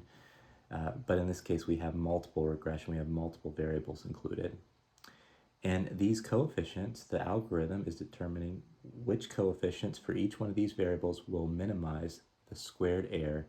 When we apply these, come up with a prediction on our training data set, compare it to the actuals, get the difference of that for each observation, and then square that and add it up, which coefficients here are going to give us the predictions that will result in the lowest amount of squared error. Related to that, we have a measure up here called the R-squared. This is one of the main things to look at when you're assessing the model performance, although there's a lot of other model performance indicators as well, like AIC and BIC is another thing you can look at. We'll talk about adjusted R-squared, but R-squared represents the percentage of the squared variation in your data set that can be explained by your model. Squared variation, what is that? It's a similar concept to what we were talking about with the squared error, but the variation, the squared variation in your data set just represents, again, actuals for each row, but this time it's basically the sum of the squared errors if you were to use the average value of your target variable, much like what the constant did previously. If we were, in this case, to use, what was that value for the average? 7.1, I think. If we were to predict 7.1, the average home point margin for every single game in our training data set, and then calculate the error relative to predicting 7.1 for every observation, what would that squared error be using the average? That's what we would call the squared variation in the data set. So that's our denominator for this R-squared metric. And our numerator here is essentially that number, whatever that squared error is, minus the squared error with our new model, with our predictions. So in this case, the model that has a constant and these 5 variables.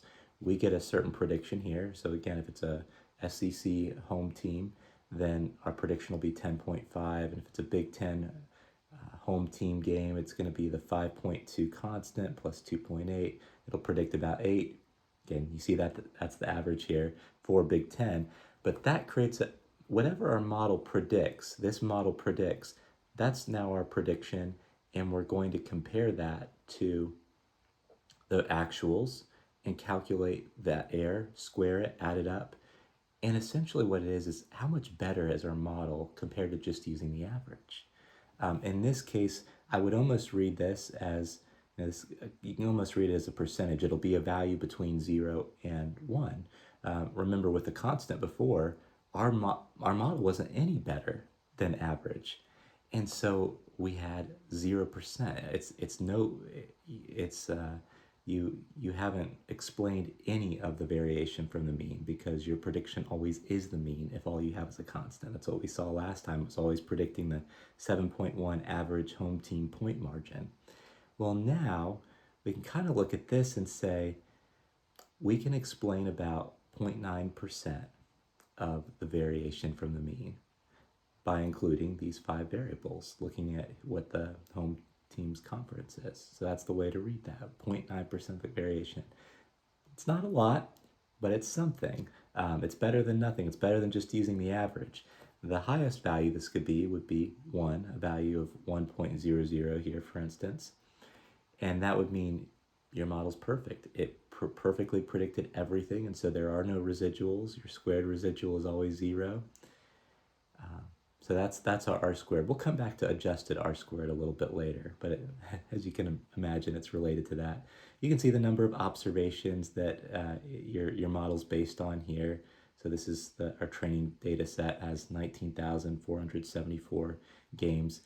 I was telling you a little bit earlier about how we cut off our games at 1992. We're just looking at FBS games related to the bias variance trade-off. I told you I wasn't a little too worried about it. 19,000 rows is pretty good. Most models are going to be just fine running on 19,000 rows, although the more is always better. But it kind of levels off at a certain point. You can imagine going from 1,000 rows to 2,000 rows really helps your model a lot. Going from a million to 1,000,000, that extra 1,000 doesn't quite have the same impact that it did going from 1,000 to 2,000. It's going to level off. It'll still be a little bit more helpful incrementally, but at a certain point, you have enough volume to get good conclusions. Okay, well let's look at this, the actual input variable information that we're getting here. We can see the coefficient. We talked about what that means. And how we can use these to score observations in the future, like our scoring data set for games coming up on November 4th. Another way of reading this is maybe this is where the prescriptive purpose of regression comes in, is determining what the impact is of a particular variable. So if we wanted to say, how does being an SEC team impact a home team's expected point margin typically? And we would look at this and say, well, it relative to not being any of these teams, relative to the constant, being a non-SEC, Big Ten, ACC, Big 12, or Pac-12 team, you're not in any of those. Being an SEC team typically will make your home team point margin 5.3 points higher. Now, I said that kind of in a causal way. It's not necessarily pure causation. There could be some, it's not just like, oh, you take a team, you put them in the SEC, and all of a sudden their home team point margin is just going to go up by 5.3. No, there's probably some selection bias there. There's probably some other variables that are behind that variable. So keep that in mind. It's not necessarily a causal relationship. We would want to control for a lot of other variables before saying that just being in the SEC makes your home team margin higher. So you always have to be careful with concluding causation. Well, we've got our standard error here, and this is kind of a measure of how much we think this could fluctuate based on the sample size. This is based on a lot of sample size, so we've got some pretty low standard errors here, which is good. And then we'll calculate a t-statistic based on that, similar to like a t-test. And that t-statistic has a certain significance level associated with it. And that's where the p-value comes in. So I would focus on the coefficient. What's the impact of the variable? How is it going to impact the score? And then I'd also look at the p-value. The p-value says, okay, based on this coefficient, the standard error, the t-test, how likely is it that we just this 5.3 that the SEC team just ended up having 5 higher home team point margin than other conferences by chance? How likely is this variable to just be due to chance, and there's actually no relationship at all between the home conference being SEC and the target variable, what their home team point margin is? In this case, it's saying it is very unlikely that this is due to chance. It is less. This would be less than 0.1% chance of being due to random chance. A lot of people will use a threshold of 0.05 here.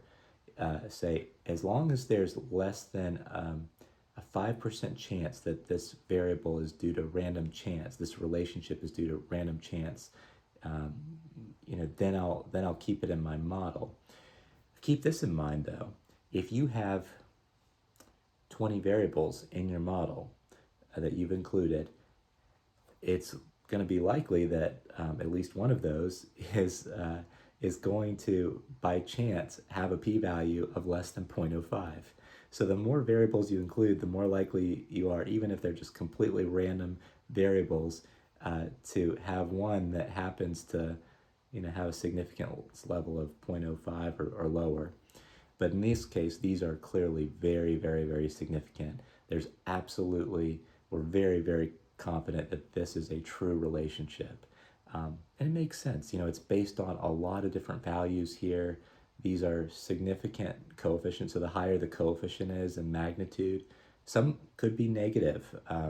If maybe a certain home conference, being in that conference would make you have a lower expected home point margin compared to the constant here, compared to the default.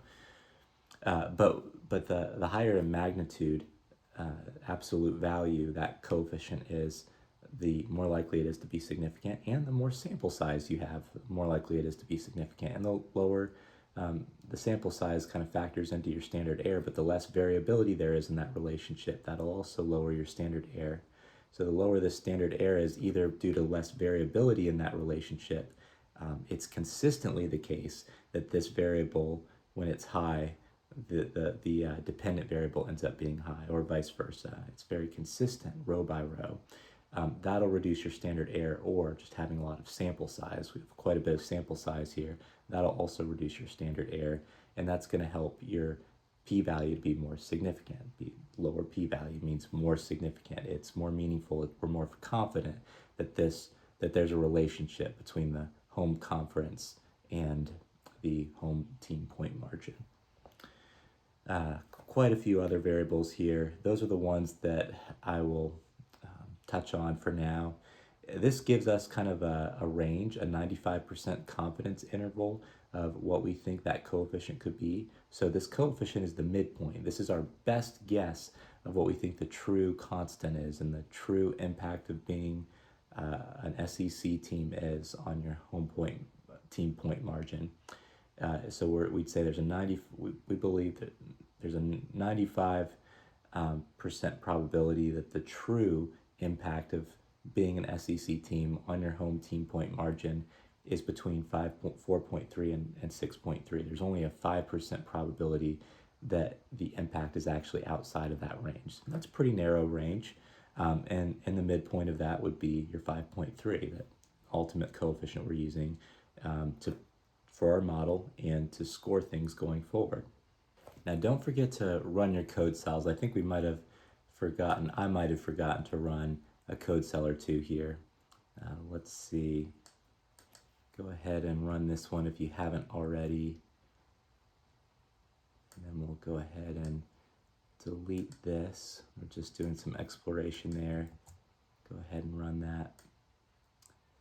All right, and I already ran that before. Now let's go to our next code cell. Very similar.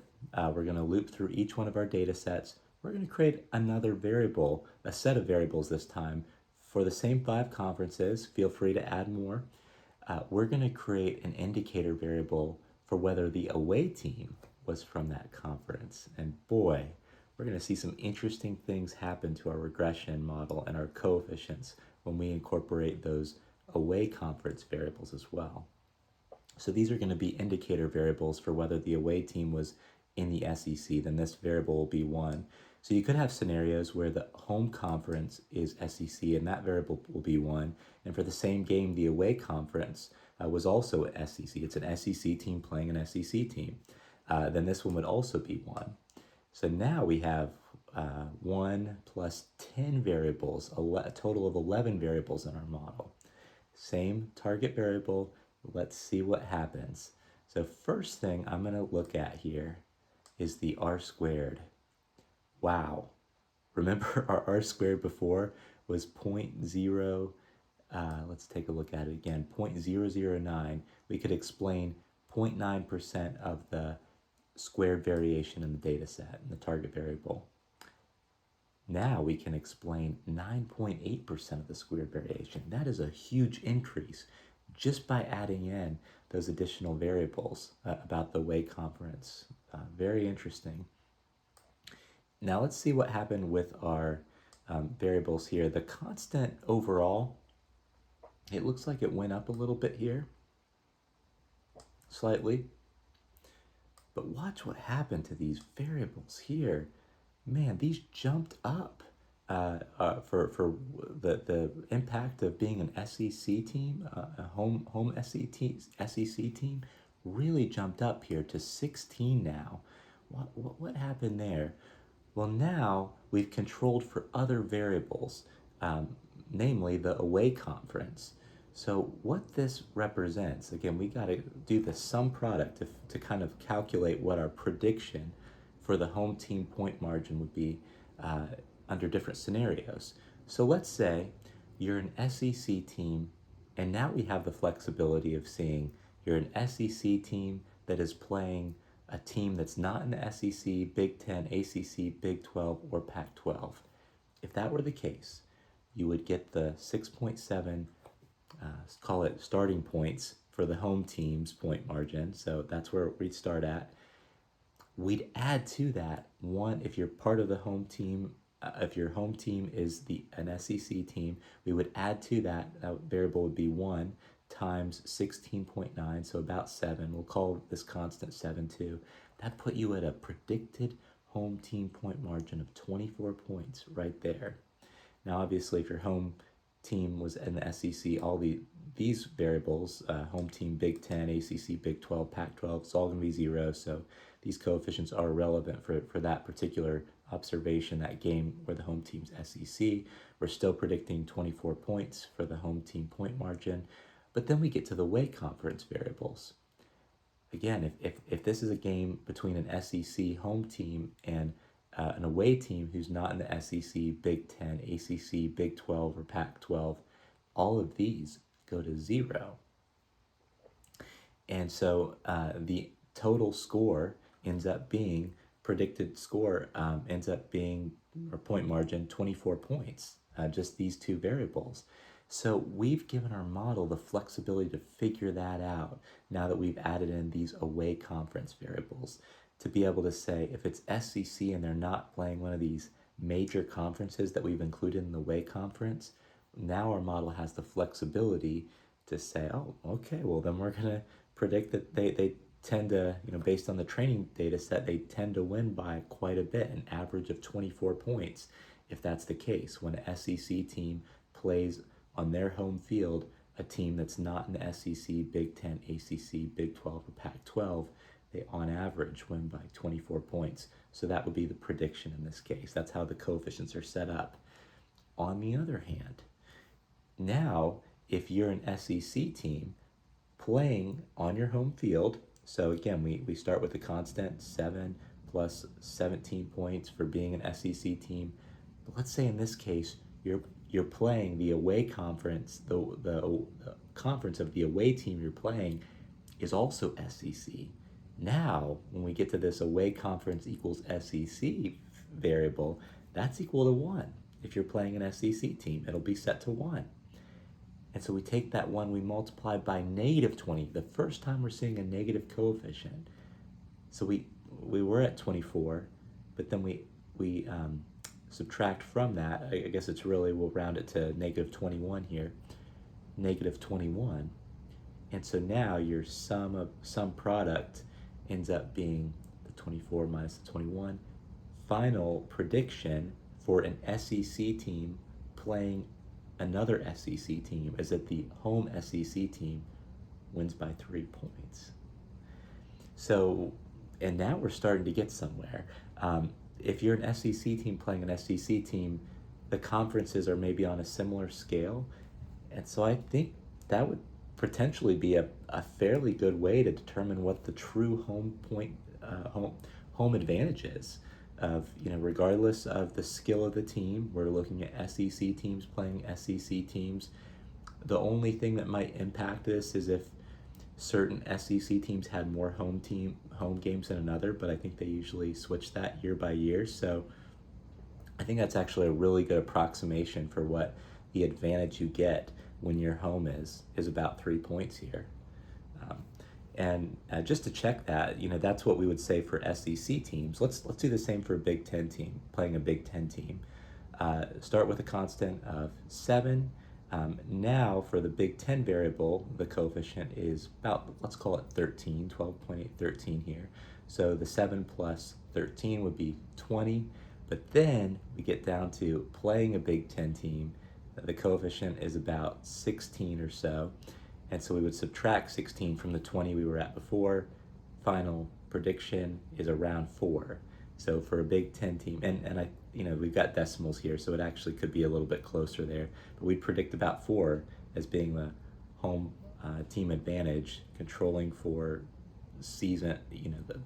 We're controlling for the conference at least to give which is a proxy perhaps for the general performance of the team. We would say that, when you're home versus away, you're generally expected to get 4 more points when you're the home team. That would be the home team advantage. And likewise, you could go through this for the other teams as well. But that's what's happening here. It's a really interesting phenomenon here. You could even calculate what happens if the SEC, let's say, was the away team, and they're playing a team that is not in the SEC, Big Ten, ACC, Big 12, or Pac-12, right? That's another way of looking at it. If we were to do that, then all of these would be 0. If they're playing a team that's not, the home team in this case is not in one of these conferences. Starting points would be 7, but then you get down here, and if you're playing an SEC team, you get this negative 21 points. So you started with 7, but now you're subtracting 21 points because you're playing an SEC team. So your final prediction would be 14 point deficit. You'd predict that the home team's going to lose by 14 points. If they're not in one of these 5 conferences, the home team, and they're playing an SEC team that is visiting them. Then you could also, we'll just do one more example here. You could predict in general when an SEC team plays a Big Ten team, for instance, on the SEC team's home field. Again, start with 7 points for the home team, which in this case we're saying is an SEC team. Add that 17 points or so, the coefficient for being the home team being an SEC team, brings you to 24. Then you get down to Big Ten, the impact of the away team being a Big Ten team, and that impact is about negative 16. So you take your 24 points that you had here, and you subtract 16, and you're left with 8 points. So when an SEC team in general, across all the SEC home games, when a Big Ten team comes to play them at their field, on average, the SEC team is winning by 8 points. And I'll leave it up to you to calculate what the prediction would be if a SEC team is coming to play a Big Ten team. But hopefully this is kind of starting to make sense how a regression model works, especially now that we've added in some other variables. Essentially, when you add more variables into your model, not only is your model having more variables to use for its prediction, which you can see dramatically lowered the error here, or helped us explain more of the variability in the data set, improve the model performance, but it also, from a prescriptive perspective, when you're trying to understand the meaning of these variables, it controls for that aspect. And you'd be surprised. I mean, look at how much the coefficients changed here. when you control for certain variables versus when you don't. Be sure to run this code cell if you haven't already. Go ahead and do that. Get our same coefficients that we were looking at before. Now at this point, we've have a proxy for performance based on the conference of that team. Certain conferences tend to, on average, maybe play a little bit better than other conferences, but we don't really have any measures of performance at the team level. And you can imagine when we have one team playing another team, it makes a lot of sense to look at, well, how have each of those teams played so far, especially in this season?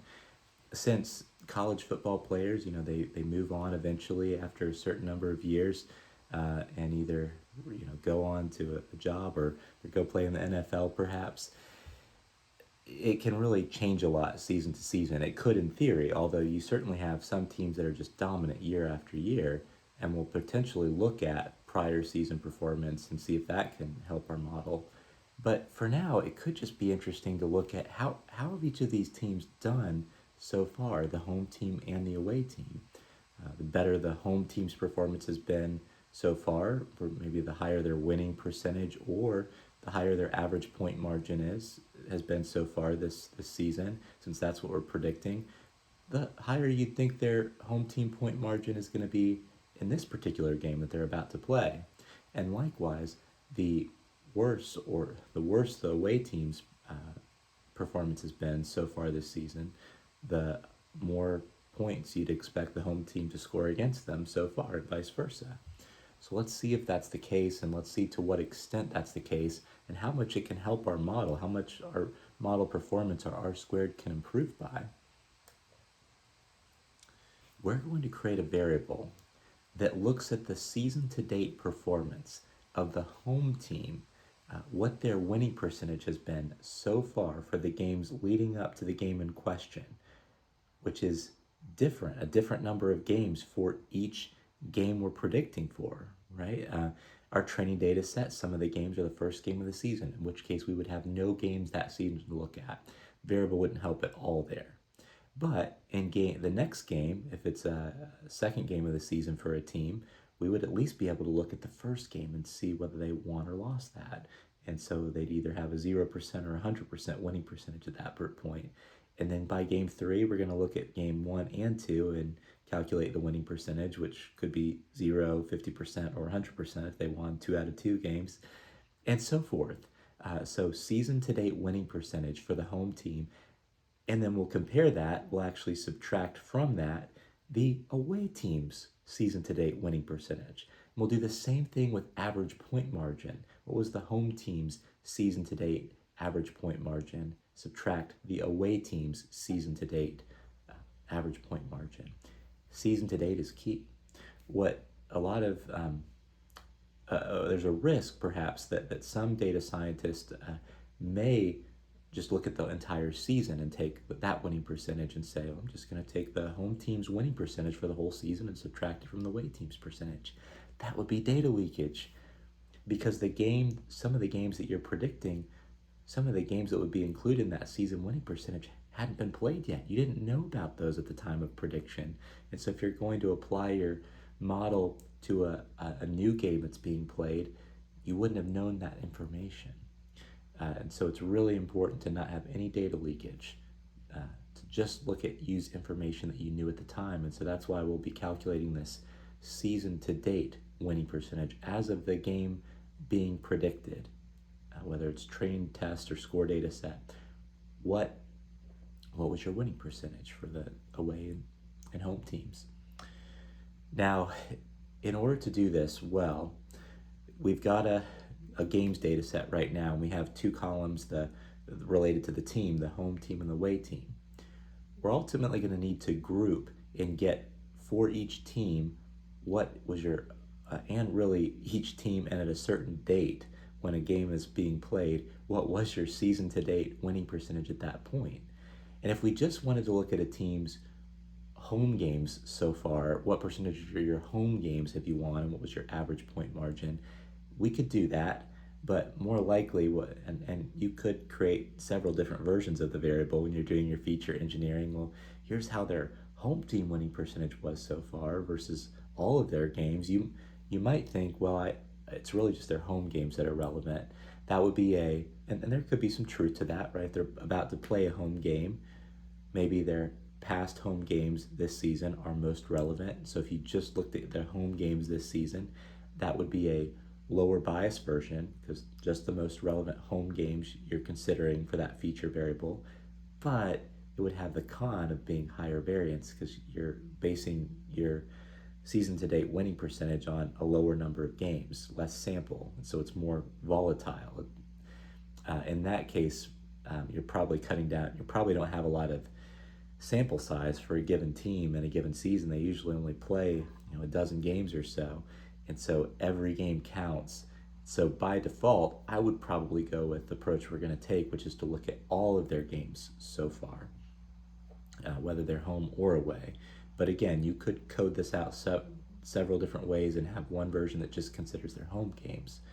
But in order to calculate a season to date winning percentage that considers both the team's home games and their away games, we're going to need to create a data set that just has a general team variable. And so it'll look at it from a home team perspective and an away team perspective. And so what we're going to do is take our games data set and make a copy of it. This copy is really important when you're making a copy of a data frame. Technically, this would be allowed without the dot copy, but at this point, df home is just a pointer to df. And so you'll be making changes to df home, and it's actually updating your df data set as well, which we don't want to do. We don't want to impact that while we're doing this data manipulation. And so when you do df.copy, it makes this df home that's being created complete independent copy of df. So when we make future changes to df home like we are down here, it's not impacting the original data frame anymore. It's not a pointer anymore.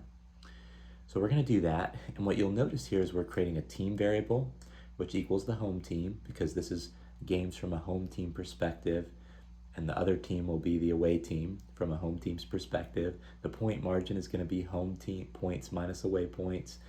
Whether they won is going to be if the point margin is greater than 0. And we're also going to calculate, we'll use this in a future step, but I'll walk you through at a high level here. We're going to calculate what that point margin was from a percentile perspective. How does that point margin stack up against all of the games in our training data set?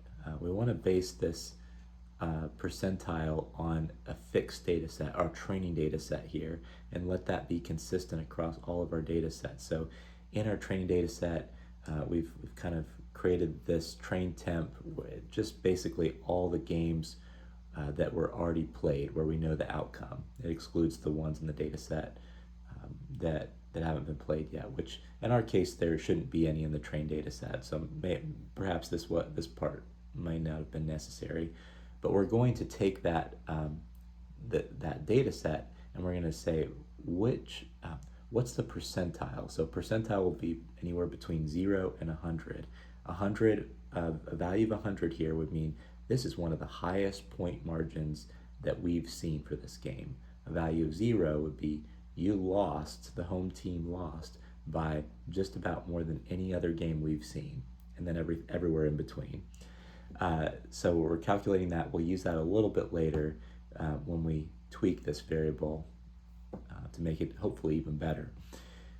Then we're doing the same thing. We're taking a copy of df and we're calling it df away, and as you might imagine, the team this time represents the away team, and the other team now is the home team. So this is games from an away team perspective. So now point margin, we're setting it up so this data set is going to have the exact same variables that df home did, just from the away team's perspective. So now it's away points minus home points, and if that is greater than 0, then that means the away team won, and we're calculating what that point margin is as well. So going through all that, and then we use the PD alias. PD is the alias we gave for pandas, the concat function from pandas to union these data sets together, concatenating them together to create a df combined data set. So this is going to have games basically it's going to have two rows for the same game, one from the home team's perspective and one from the away team's perspective.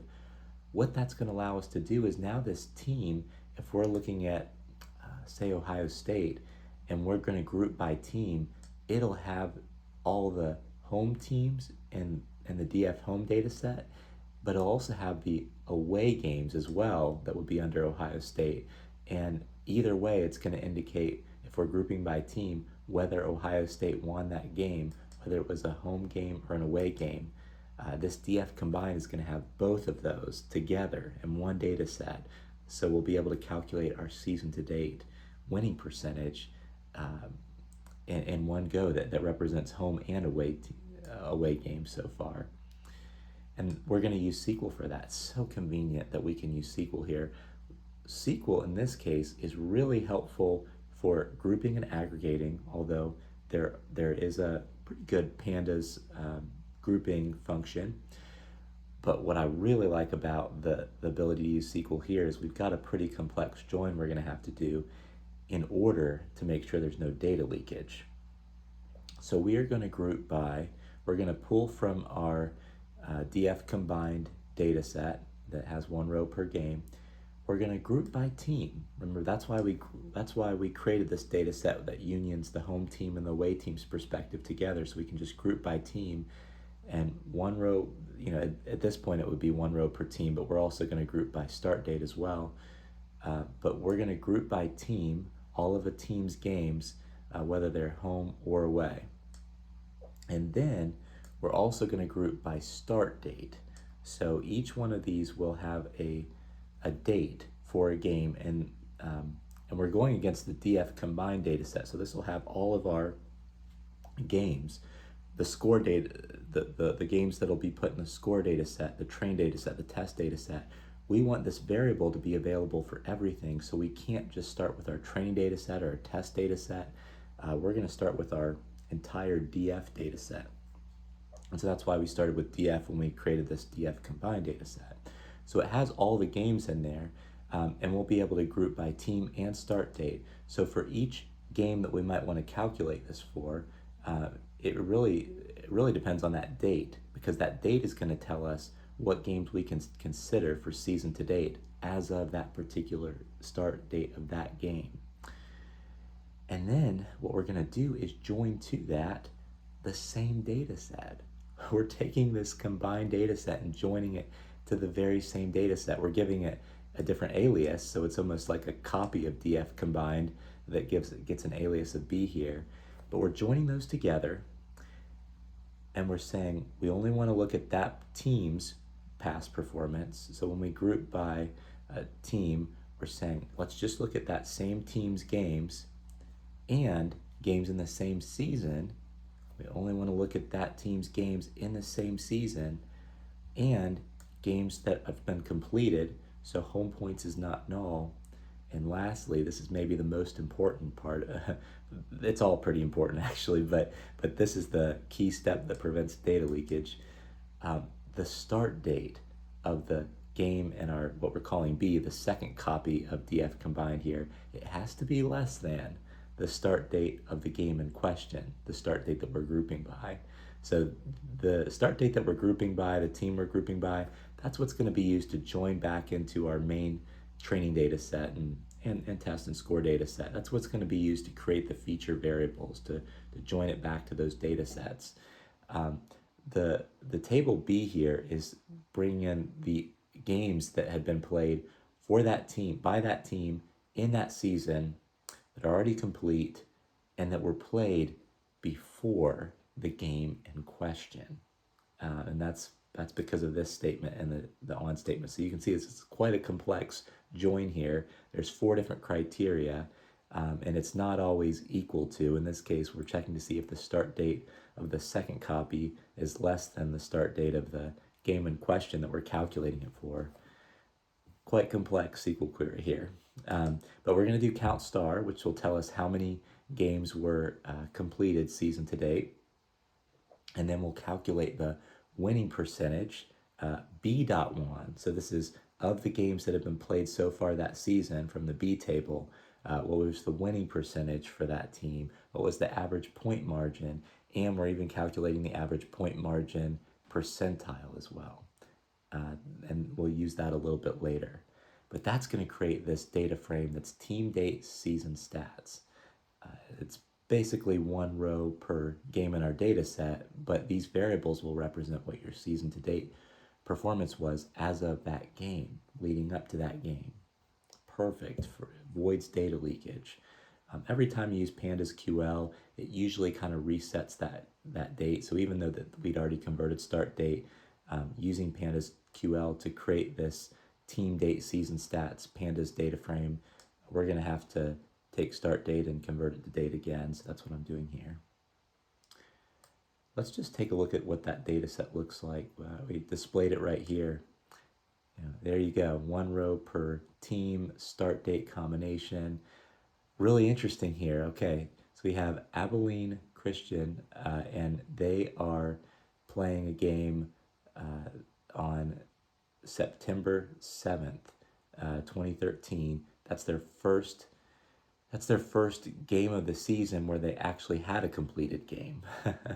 And then the next week they have 2 completed games. The next week they have 3 completed games. And you can see it looks like they won their first game. It looks like they won it by 78 points. You can see that's a really high percentile, like the 99.9 percentile of point margin. That's a really high point margin, of course. It looks like the second game, it looks like they won that as well. And then third game still won, and maybe they lost their fourth. And so then their winning percentage goes down to 75% at that point. So it's being updated in real time. You can kind of see that here. The number of games is just going up, up, up, and up. Now what you'll see here for Youngstown State is some of these games, especially November 4th, 11th, and 18th, they hadn't been played yet. So if we were to calculate what their completed games to season to date is at this point, it's 8, it's 8, it's 8. Now, if we wanted to update our model after this November 4th game had been played, then obviously it could go up from there. So that's this data set. That's an independent data set though. The next step is to actually join this in to our train, test, and score data sets so we can use it for predictions and train our model on it. So in order to do that, we need to use the pd.merge function. PD, again, that's the alias for the pandas package. From the pandas package, there's a merge function, and we're going to take each one of those data sets, so we're looping through train, test, and score because we want to approach this the exact same way for all 3 of the data sets, keep the data manipulation consistent. We're going to take that data set, we're ultimately going to update that data set by joining team date season stats in. And the first thing we're going to do is join on where the team from this new data set we created here matches the home team. So that'll tell us what the home team's completed game season to date is, and the home team's winning percentage season to date, and the home team's average point margin season to date, and so forth. So that's what the rest of this code does. And then, as you can imagine, we're also going to merge that data set again, but this time it's where the team matches the away team, and that's going to create a variable for the away team's completed game season to date and the away team's winning percentage season to date, and so forth. It's just a difference in what we merge on, so we can get the home team's season to date performance and the away team's season to date performance. And then the last thing we're going to do, lots of complex feature. This is feature and engineering at its core. We are going to subtract those from each other. So we'll take the home team's winning percentage season to date and subtract from the away team's winning percentage season to date to get we're calling it difference in winning percentage season to date. And we do the same thing with difference in average point margin season to date as well. I am so excited to see how these actually do. Let's not forget to run this. So go ahead and click Shift Enter there.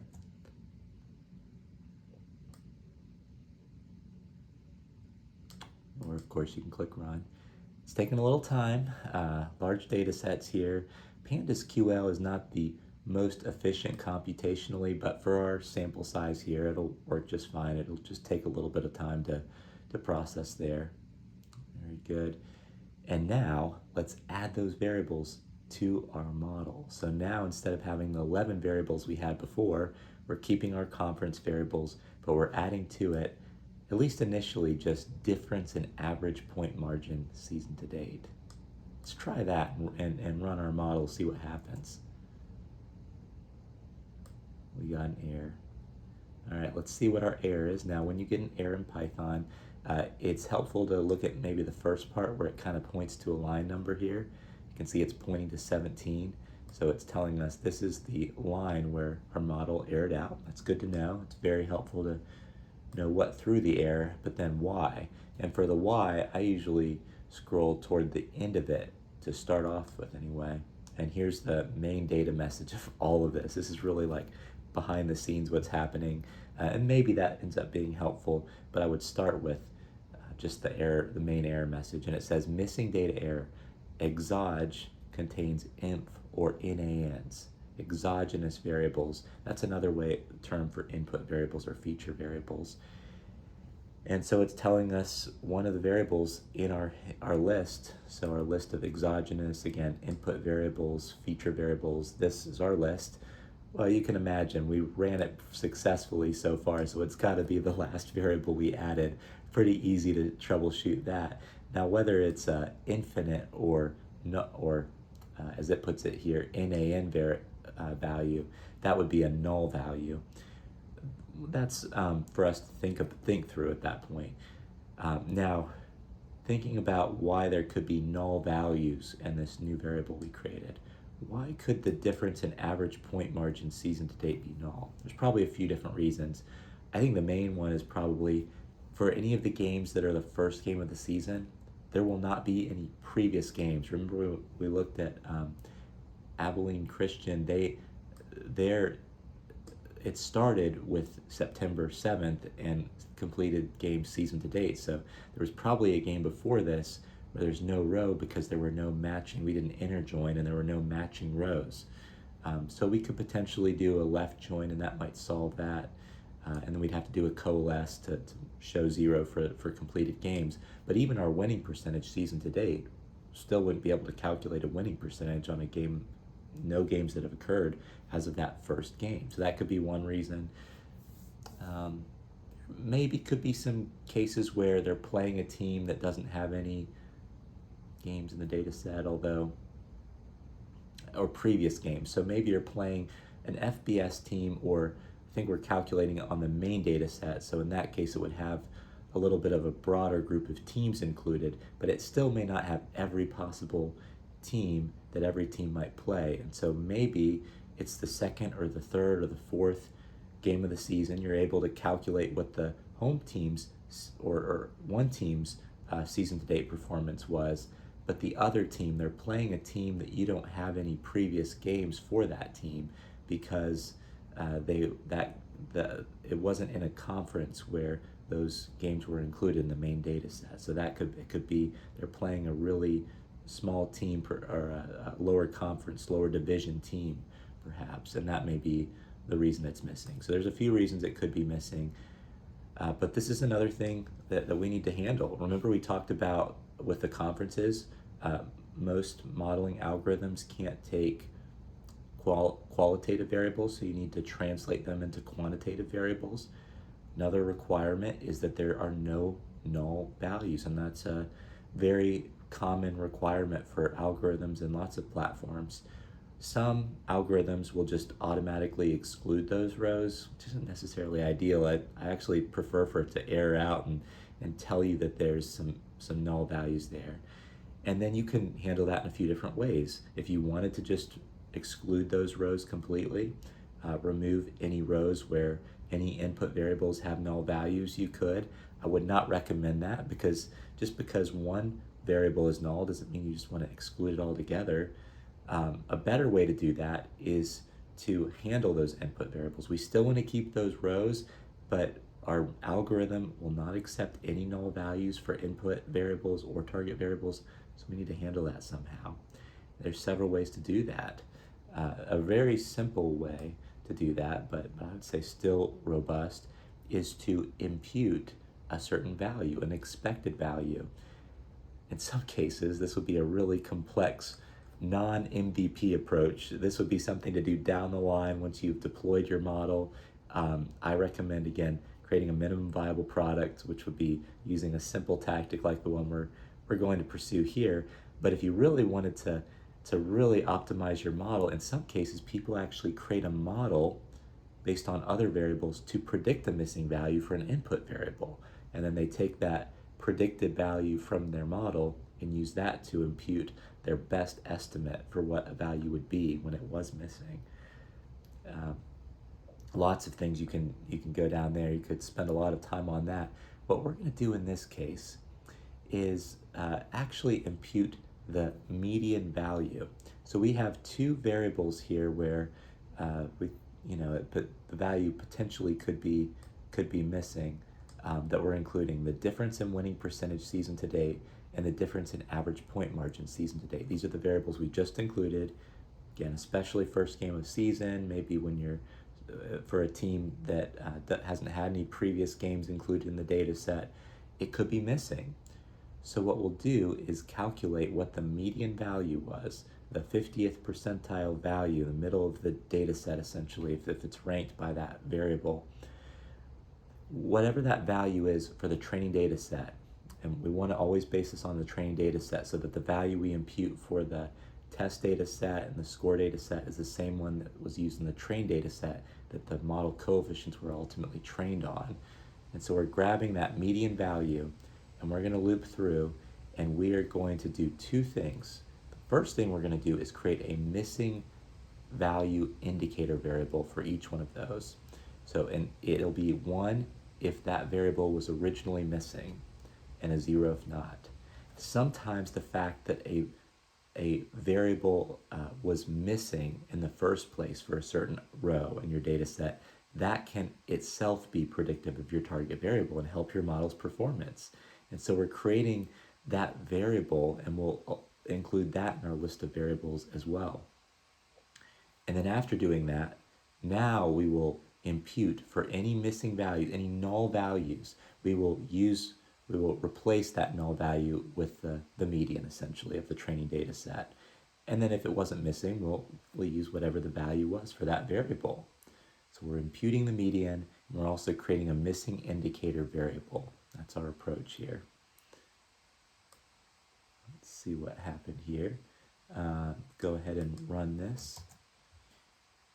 Now the first thing we're doing here is actually displaying all the cases where the difference in average point margin season to date is null. And we'll see a few reasons for why that could be the case.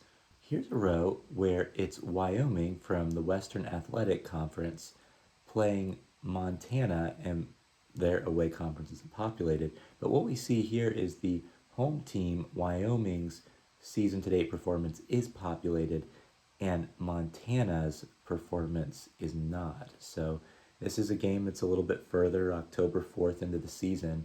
This is a row that is missing, not because of Wyoming, but because of Montana. So it's probably the first game where Montana was included. It may not have included Montana's other games. Perhaps the API wasn't including games from Montana's conference or division, more likely their division at that point. So just a couple of reasons why these variables would be missing. Could be due to the home team, the away team, or both, because it's the first game of the season. I had it print when it was creating these missing indicator variables how often it was missing. So what you'll notice here is the difference in winning percentage season to date in the training data set here. We imputed a value of 0. That was the median value. Win difference in winning percentage season to date is populating the training data set. The median was 0. And so for the 11.7% of cases where it was missing, we imputed a 0. And then it ended up being, notice we're also imputing 0 and 0 for the test and the score data set as well. It was missing just a little bit more often for the test data set, in this case 12.1% of cases, and then for the For the score data set, since we've boiled our score data set down to just FBS teams, and they're going to be November 4th games that are further into the season, it looks like none of those 50 or so games that are in our score data set had any missing values. That's good. And then you can see the same percentage we're missing for our difference in average point margin season to date variable. And so the median from the training data set of that variable was negative 0.08. So that would be the value we impute for those missing cases, maybe the first game of the season, for instance. And now, if we just display our data set, looks like we're displaying the whole thing here, so they're not necessarily going to match up to these rows anymore, but you certainly don't see any missing values here. Let's see, do we have any? No, we don't have any that are showing up as missing either, but what you'll notice is we have two new variables that indicate whether that variable was originally missing, and all of the ones that are showing the first 5 records and the last 5 records in the data set are cases where it wasn't originally missing. All right, well, now let's go ahead and try to run that model that we tried to ram before and got an error, and let's see if we can finally get this model with our new difference in average point margin season to date variable. See how it does this time. And I'm going to go ahead, it's good to include that missing indicator variable if your variable did have missing values originally. Again, sometimes that can be predictive as well. So I'll go ahead and do Shift Enter for that one. To run it, let's take a look here. Wow, did you see that? The R squared is now 0.265. That is a huge increase from, I think it was 9.8 percentage of the squared variation that could be explained when we just included the constant, the home conference, and the away conference variables. But now that we've added in this difference in average point margin season to date, where we're actually factoring in how is that specific home team done season to date versus the specific away team season to date, that was a really helpful variable from a predictive perspective. Our R squared went up a lot here. Now remember how we were talking about if you had like 20 different variables in your model, that one of them is probably going to be significant at a 0.05 level, even though it could just be randomly generated because you've just added enough variables. You're just searching for a good p-value essentially, and if you add enough variables you'll probably get one just due to random chance, and it will look like it's significant. Well, a way to kind of detect that in a sense is to look at the adjusted R squared and see if the adjusted R squared has gone up. It has a penalty for how many variables you add. So if you add a variable, every time you add a variable, actually, your model will improve just slightly. You may not even notice it with 3 decimal points, but adding a variable to your model, it'll always help it. It'll be the training data set will be able to use that, even if it's randomly generated. It'll be able to find some value with that additional variable. May not be very much, but it'll be able to find a little bit. Well, adjusted R squared adds a penalty for every variable you add, a slight penalty. And so if the additional predictive power of the variable that you added doesn't offset that penalty that adjusted R squared adds for every additional variable you decide to include in your input variable list, then it's actually going to go down. So your adjusted R squared going from one model to the next can actually go down, versus your R squared will always go up whenever you add variables. So that's what you can essentially do, is compare this to the previous model and say, well, did the adjusted R squared go up? And if it did, you know that there was value in adding that additional variable. So very convenient to use that when you're iterating on a model. But man, this one clearly added value. That is a huge increase in predictive power. And we can come down here and see it's a very significant variable. The p-value, less than a 0.1% chance that there's no relationship between these variables. What we are seeing here is that it's a positive relationship. This is a positive variable. It's not negative like the way team ones were. And so we can essentially what'll happen now is when we're making a prediction for a future game, these games that are coming up on November 4th, we'll be looking at the season to date performance, the season to date average point margin for the home team, subtracting that from the season to date average point margin for the away team. And whatever that difference is, we're going to multiply it by 0.45, and then of course add in the impact of any other relevant variables here, and that'll factor into our predicted outcome for that game. So boy, we got a lot of predictive power there. And it makes sense that the higher that difference is between average point margins so far between the home and the away team, the more we think the home team is going to beat the away team. That makes sense. Now, we also calculated the difference in winning percentage as well, season to date. So let's see if we can add that variable in and how much better our model gets. So we're at an R squared of 0.265 right now. In this model, we added one more variable, and that is the difference in winning percentage season to date.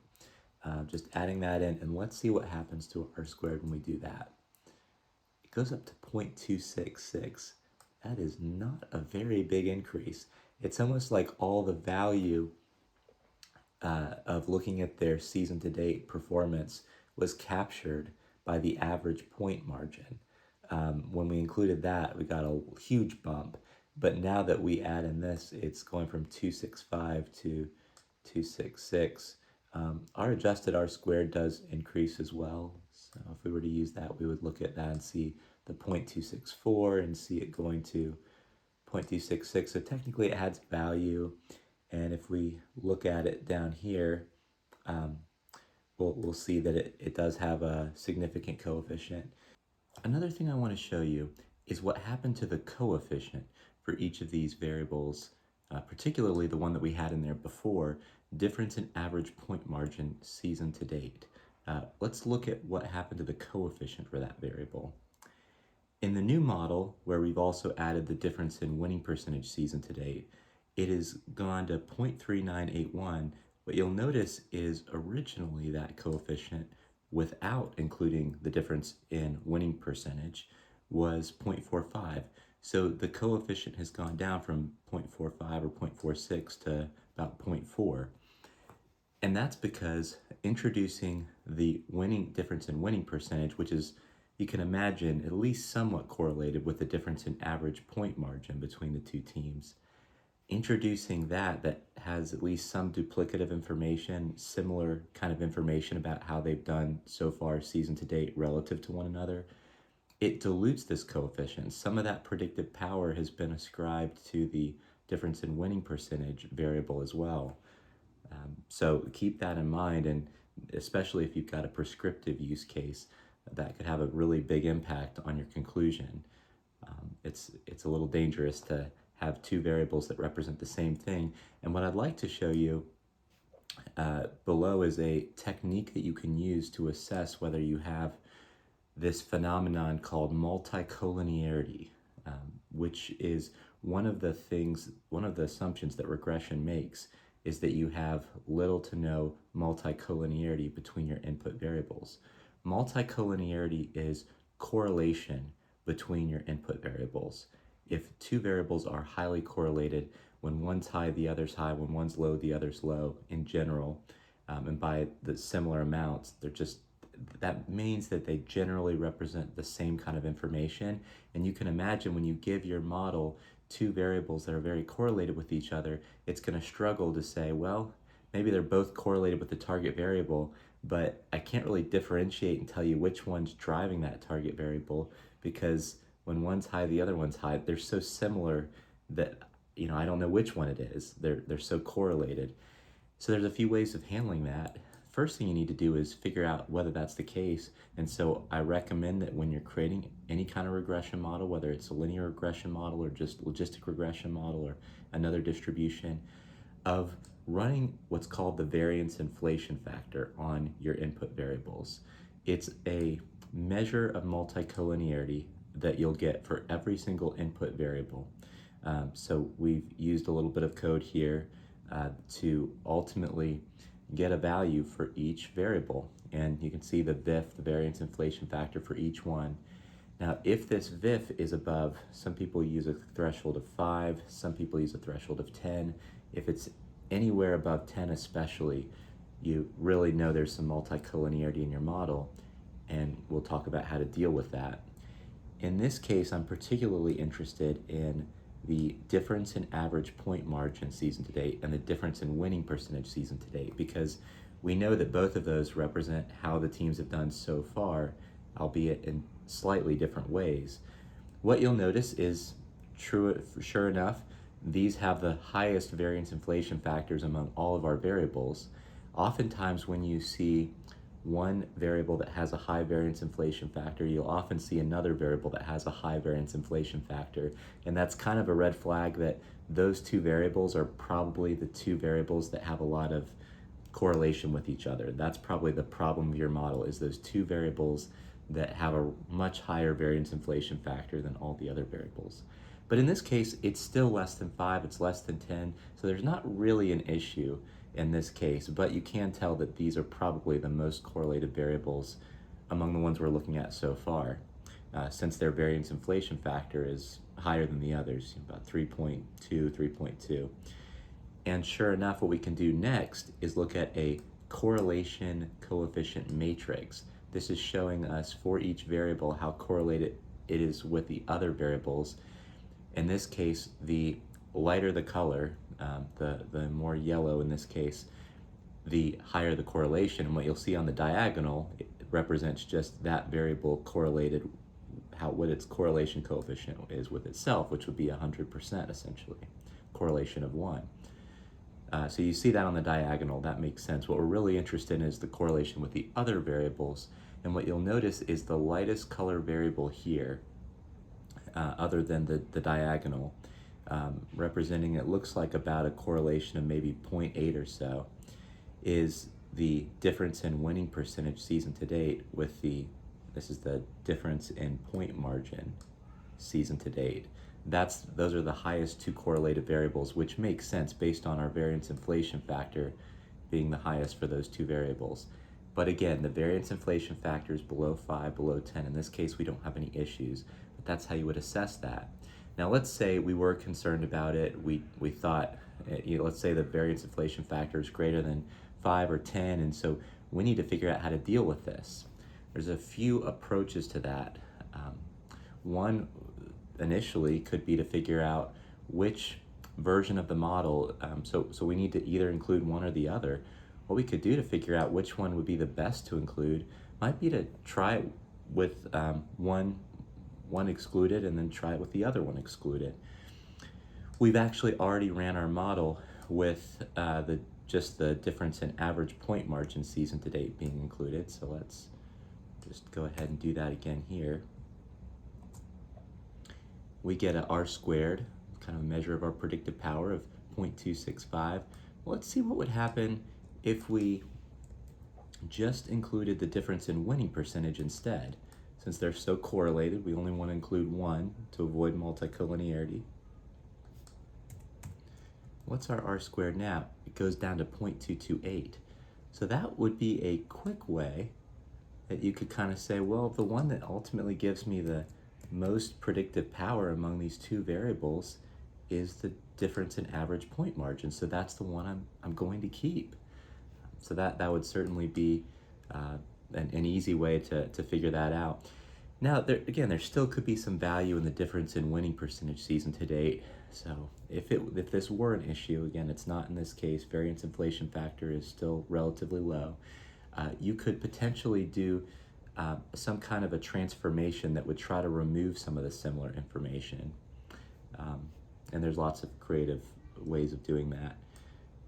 I just wanted to call that out. So that's the variance inflation factor. Be sure to assess that, especially if you're working on a prescriptive model, to make sure you don't have any multicollinearity that will violate some of the assumptions of a regression model. All right, well, the next thing we're going to do is talk about interaction variables. Think about these variables that we've just created, the difference in season to date winning percentage and average point margin. You can imagine that the more games you get into the season, the more meaningful that metric is. It's based on 10, 11, 12 games toward the end of the season. And likewise, at the beginning of the season, I mean, it's missing for the very first game, of course. And then even the second game, it's only based on one game for each team so far. And 2 games, 3 games, that's not a lot of data. And so what you probably want to do is put more emphasis on that variable the more games that have been played. So how can we do that? That's a great use case for an interaction variable. Interaction variables are especially important for regression models. A regression model, by default, will look at all the variables to make a conclusion, all the data to make a conclusion about what the coefficient should be for each of the input variables. But interaction of variables allow us to customize that a little bit. Machine learning models, and we're going to look at one example, random forest, which is generally pretty useful, pretty predictive machine learning model. A lot of machine learning models, by default, will consider interactions between variables. What I mean by that is maybe when one of your variables is high or low, or when a certain situation occurs, this other input variable has a really significant relationship with your target variable. But in other situations, when maybe another input variable is not the case, or when it's low, perhaps another input variable has a weaker relationship or a completely different relationship with the target variable.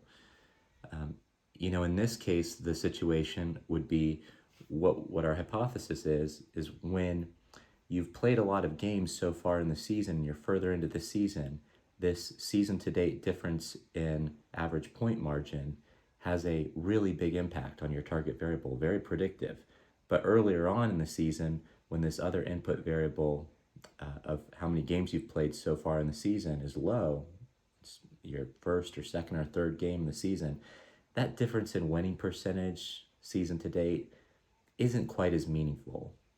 And so the relationship between your difference in average point margin and the target variable changes depending on what the value of your number of completed games input variable is. In order to be able to allow a regression model to act on that, to have the flexibility to act on that, the flexibility that most machine learning models would naturally have, we need to be very specific and create some interaction variables to give our regression model that flexibility. So the first thing we're going to need to do is take care of some null values for our home team completed games season to date. We didn't handle that before.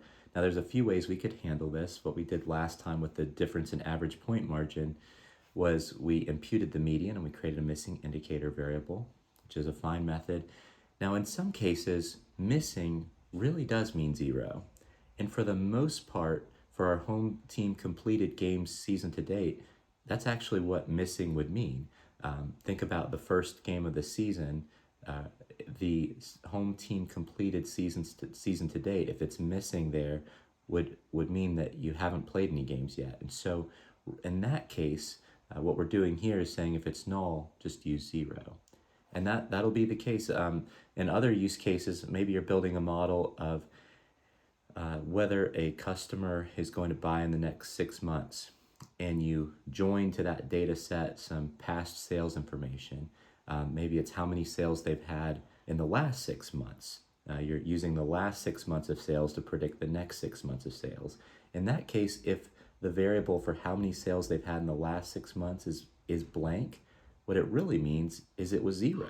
It didn't have a match. The information is missing because they've never had a sale. And so the best way to handle that would just be to replace your null values with a 0. So think about why it could be missing. Now there are some cases here where it'll be missing because the team that we're looking at is a team that hadn't had any previous games. It's not the first game of the season, but it's the first game in the season that they were actually included in our data set, perhaps because they're in one of those lower divisions.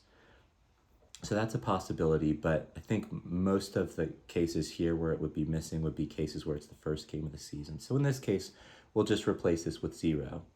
So definitely do that assessment, and if you figure out that Well, for this variable, really what missing means is 0.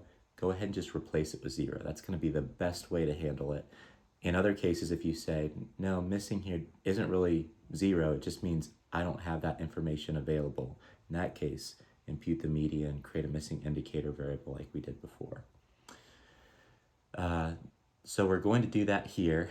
And then, now that we don't have any missing values in our home team completed game season to date variable, we can create our interaction variable between the difference in average point margin season to date, variable we've been looking at so far, and the home team completed seasons to date. And you'll see the way I'm the way I'm referring to this variable we're creating is just an X between it. And the reason I'm using that is because really what an interaction variable is it's just multiplying two variables together. You'll see we're taking the difference in average point margin season to date, multiplying that by the home team completed games season to date, and that is our interaction variable. We're looping through each of our train and test and score data sets and calculating them in the exact same way. And then ultimately, we're going to add this additional variable, difference in average point margin season to date times home team completed game season to date, to our list of input variables for the model to consider. Let's go ahead and run this, see what we find. First thing I want to look at is the r squared. What happened to our r squared? What happened to our adjusted r squared? It tells us if adding that additional variable was actually worth it. Well, in this case, our previous r squared was 0.228 when we just had the, let's see, let's run this again because we added in we were doing some experimentation. Let's add it with the difference in average, the difference in winning percentage season to date included there now. Okay, so that gave us 0.266. But now, and notice our adjusted r squared 0.266, it's gone from 0.266 to 0.313. That's a good increase in r squared. So it definitely added some value adding that variable. It's the first thing we'll notice. And then the next thing I want to point out here is that our variable here is positive. This new interaction variable is positive. What does that mean? What's effectively happening here? Well, it means that this variable difference in average point margin season to date is going to be more meaningful. We're going to add our prediction for home team point margin is going to go up, up, up, and up. The more home team completed games season to date has gone up. So the further into the season we are, the higher this variable will be, and it will put more emphasis on the difference in average point margin. That's all because this interaction variable is positive. Now, another thing I'll point out here is you'll notice I also included this home team completed season to date, and of course we already had the, scroll up here a little bit more, we already had the difference in average point margin season to date variable in it as well. When you create an interaction variable between two, or you can even have interactions between three variables, and in that case you'd be multiplying three variables together. When you do that, you need to make sure you have all the variables that make up that interaction variable included as well, especially if you're looking for prescriptive insights. That is really important because without that, your coefficient for that variable could just represent one variable's relationship with the target variable. So in this case, we have the combined interaction variable, but we also have the individual variables that make up that interaction variable. And that helps us to be able to see, okay, when the effect of both of these being high, it actually magnifies the more home team completed games there are, the bigger impact that the difference in average point margin season to date has on our target variable. And giving the model that flexibility to say, well, actually, the difference in winning percentage or the difference in average point margin season to date, it shouldn't be quite as focused on, it shouldn't have quite the impact on our prediction when there's fewer completed games as it should further into the season when there's more completed games. That helped our model, gave it the flexibility to make that adjustment, and ultimately increase the predictive power here as represented the R squared quite a bit. It's really neat to see where our model's getting more and more accurate here. One thing I'll also mention here is technically this difference in average point margin season to date, it's based on the home team's games so far, but then we subtracted out the away team's average point margin season to date. And it is possible that maybe the home team had a bye week and the away team didn't. So these numbers could be different depending on the home team and the away team. In general, I think these would generally line up where, if we're playing a certain game at a certain point in the season, the home and away teams' games are going to be probably relatively similar at that point. So it's including the away team completed games season to date would be similar to the home team completed seasons to date. If we really wanted to try to incorporate the away team's completed season to date as well, we could do something where we multiply this by the away team completed game season to date as well. That could be one option if we felt like that it was an issue. But in this case, I think this is a pretty good proxy for how many completed games both the home team and the away team would generally have played at that point. All right. Well, going along with this idea of weighting the current season to date winning percentage more when it's based on more games, think about what we might do earlier on in the season. What could we look at to kind of assess the difference in performance or caliber of the two teams that are being played?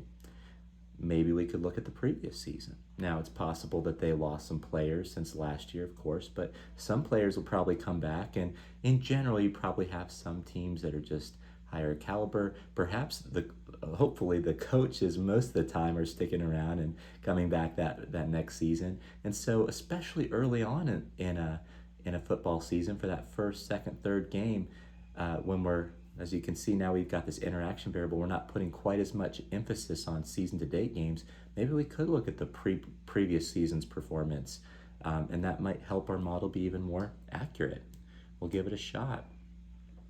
The first thing we're going to do to code out that variable of their previous season performance, we'll call it average point margin last season.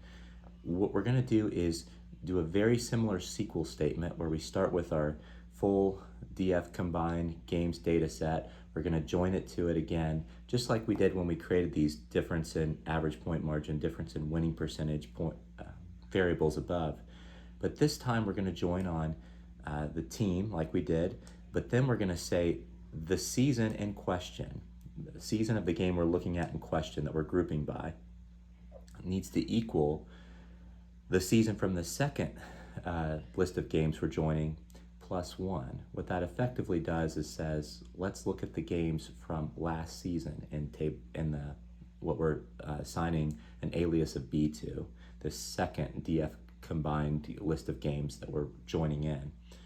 And these, I think, are probably duplicative. Of course, they're going to be before, if they're from the previous season, the start date of the game from the alias B is going to be less than the start date in the alias A table, and they would have already been completed. So this statement may not even be necessary, but it doesn't hurt. So we're going to do that. We're going to bring in all the games from last season, and we're going to calculate the winning percentage and the average point margin.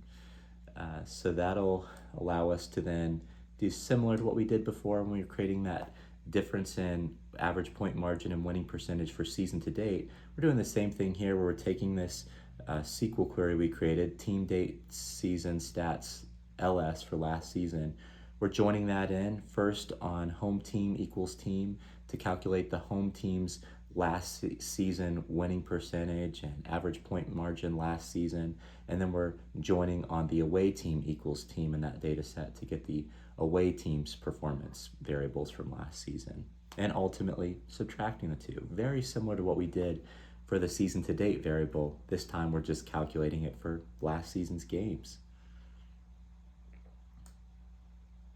Handling missing values by imputing the median, just like we did before as well for the season to date variables. And then we're going to go ahead and just create an interaction variable as well. Difference in average point margin last season. Notice here we're multiplying by how many games they played this season to date. And what this will allow us to do, We're going to add in those variables, difference in average point margin last season, and the interaction variable as well, difference in average point margin last season times home team completed game season to date. Let's go ahead and run that. And we'll be able to see another example of an interaction variable here. Very interesting. So we're displaying a lot of these tables at the top. Feel free to look through those and make sure everything looks in order. I'm really interested to see, first and foremost, the R squared. Wow, it went up again. I think it was 0.3, 0.31 before. Now we've explained about 38% of the variation in the target variable by adding this additional variable of looking at last season's performance. Who knew last season's performance could provide so much value when we're making these predictions? Let's take a look at the coefficients now. Here's the two that we've added. Difference in average point margin last season. As you would probably imagine, generally the better a home team has done last season compared to the away team, the more likely they are to perform better against the away team they're playing. But watch this, the interaction variable between the difference in average point margin last season and the number of games they played this season is negative. So what that means is the further and further you get into the season, the less you should rely on last season's performance differential between the two teams. And as we saw before, the more you should rely, the positive coefficient here, the more games you've played, the more you should rely on this season's season to date average point margin. Really cool. That just makes a lot of intuitive sense, and we see that in our regression model.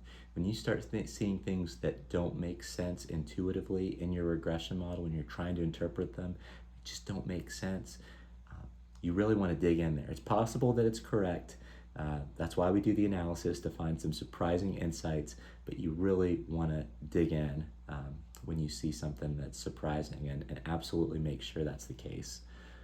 And one way to do that would be to do some data exploration, maybe visualize by the different input variables you're looking at what the target variable looks like, and make sure it has the same slope. If you're seeing a negative coefficient for something, that you're seeing a negative relationship if you're graphing it, vice versa for a positive relationship. You just really want to dig in when you find surprising insights. But in this case, this makes so much sense that you would rely more on last season's performance when it's earlier on in the season, and then the further you get into the season, you want to rely more on the season to date performance. That's great. And you can see it really added a lot of value to our model to give it that flexibility by creating the interaction variables. And before, it didn't even have access to last season's information, so we had to code that out. We had to do some feature engineering to make that variable available to our model. And when we did, in this case, we saw a huge performance increase because that was a very valuable variable, adding in last season's performance and the interaction with the number of games completed season to date. All right. I thought it would be interesting to maybe also look at if these teams have played each other in the past. Decided to look at the last 10 seasons here. How have these two teams generally done against each other, especially if they've played each other in the last 10 years? Now, how did I come up with the last 10 seasons or the last 10 years?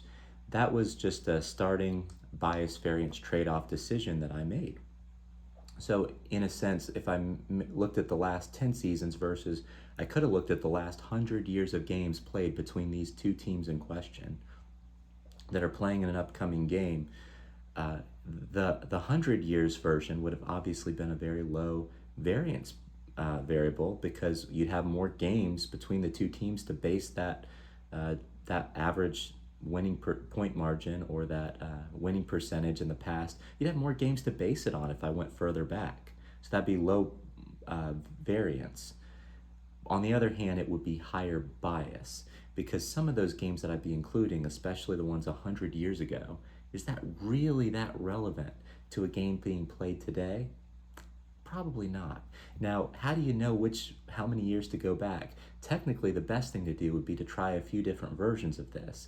Maybe one that goes back 100 years, maybe one that goes back 10 years, and maybe even 5 years, and several different versions of that. And then you could see which version of your variable, which point of the bias variance trade-off adds the most predictive power. Which one gives your regression model the highest R squared, for instance?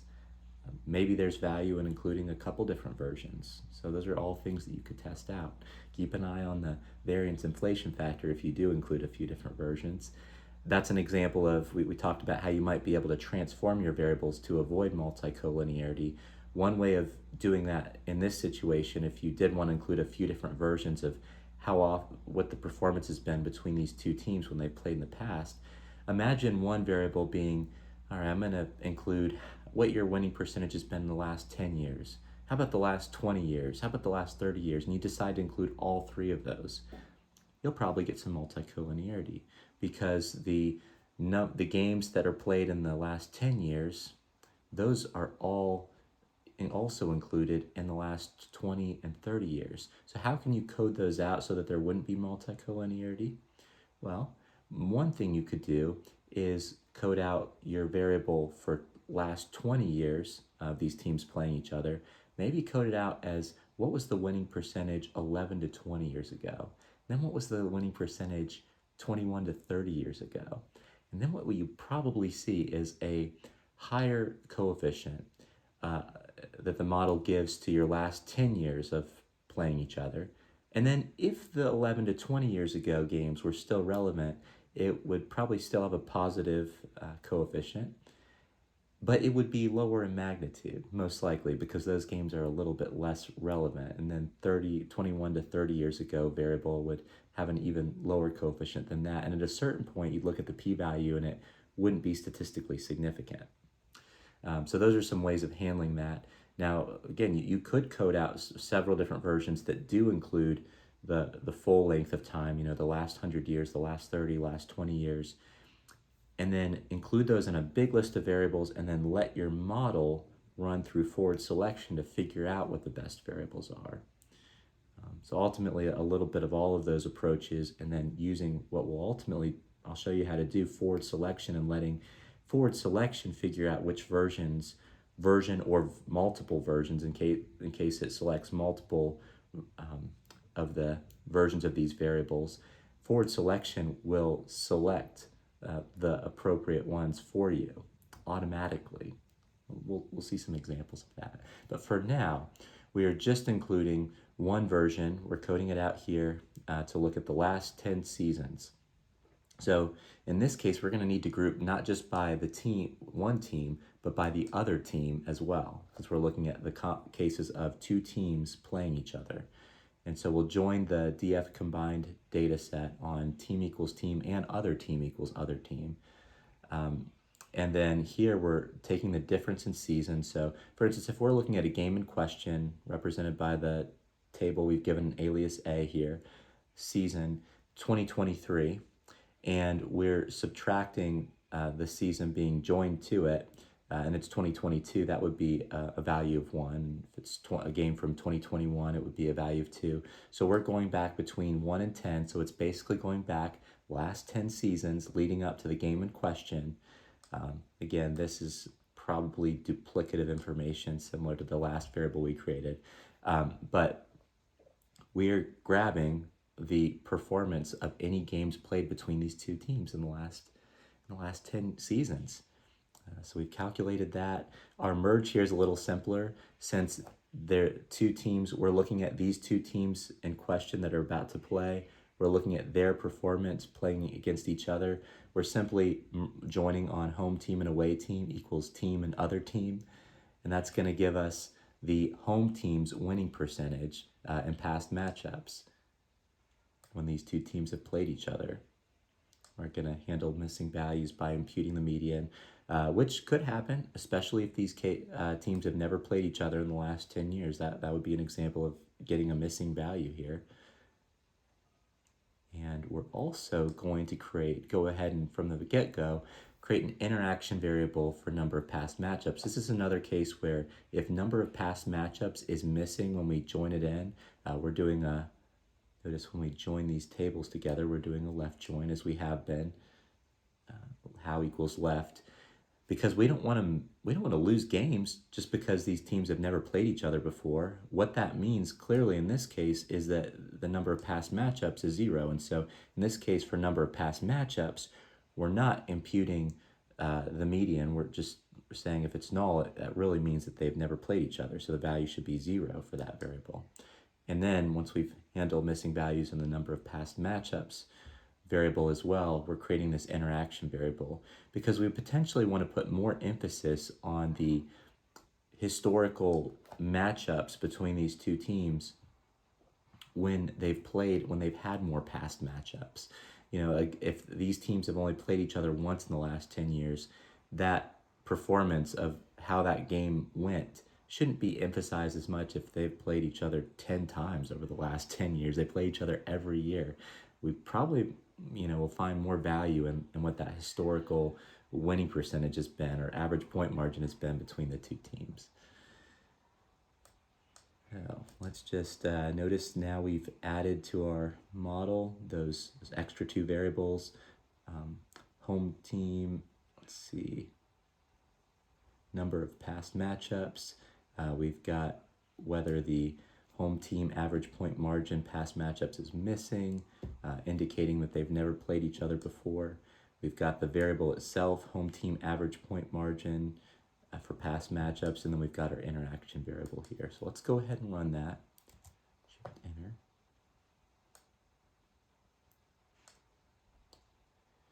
Remember our R squared before, after we'd just added that interaction variable and the difference in average point margin from last season, we got a huge bump in our R squared, went up to 0.379.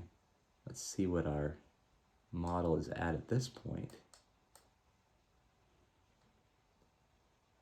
Went up to 0.393. That's great. We are getting more and more predictive power. Now you'll notice we're not quite getting the same level of gain, level of increase in our R squared each time, which is absolutely normal. At a certain point, a lot of things have maybe already been taken into account by previous variables. It doesn't necessarily mean that these additional variables we're adding, that historical matchups just doesn't add as much predictive power. It could be that a lot of that predictive power, that difference in how they performed against each other in the past, is already incorporated to some of the other variables we've looked at, like their difference in average point margin season to date and last season. And so if we would have ran these incorporated, say the latest variable, how they've done against each other in the past, before we incorporated the difference in average point margin season to date or last season, we probably would have seen a bigger jump when we added this variable that we're just adding now, if we hadn't included as many other variables. But these variables, you can imagine, probably have at least a little bit of correlation in there. And so what we're doing when we see this, going from 0.37 or 0.38 to now 0.393, we're really getting like, what's the incremental value on top of what we had already included in the model in terms of how it's helping our predictive power. And so it naturally probably will go, the incremental R squared we'll see will probably go down over time as a result of that, because a lot of that information is already incorporated somewhat through the other variables that we've included. All right, let's take a look at the coefficients here. All right, home team average point margin for these past matchups. It is positive, which makes sense if the average, this is saying if the home team is generally had a higher average point margin against the away team in the past, when we're predicting that they're going to do better for this game in question. Absolutely makes sense. And then we should see that it's positive too for the interaction variable, where, yeah, and the more times they've played each other in the last 10 years, the more emphasis we should put on that. So it makes sense that this would be positive. Now take a look at this. This is the p-value.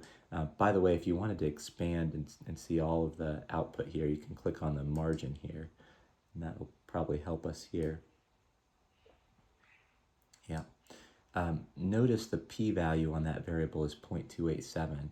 So technically that interaction is not statistically significant.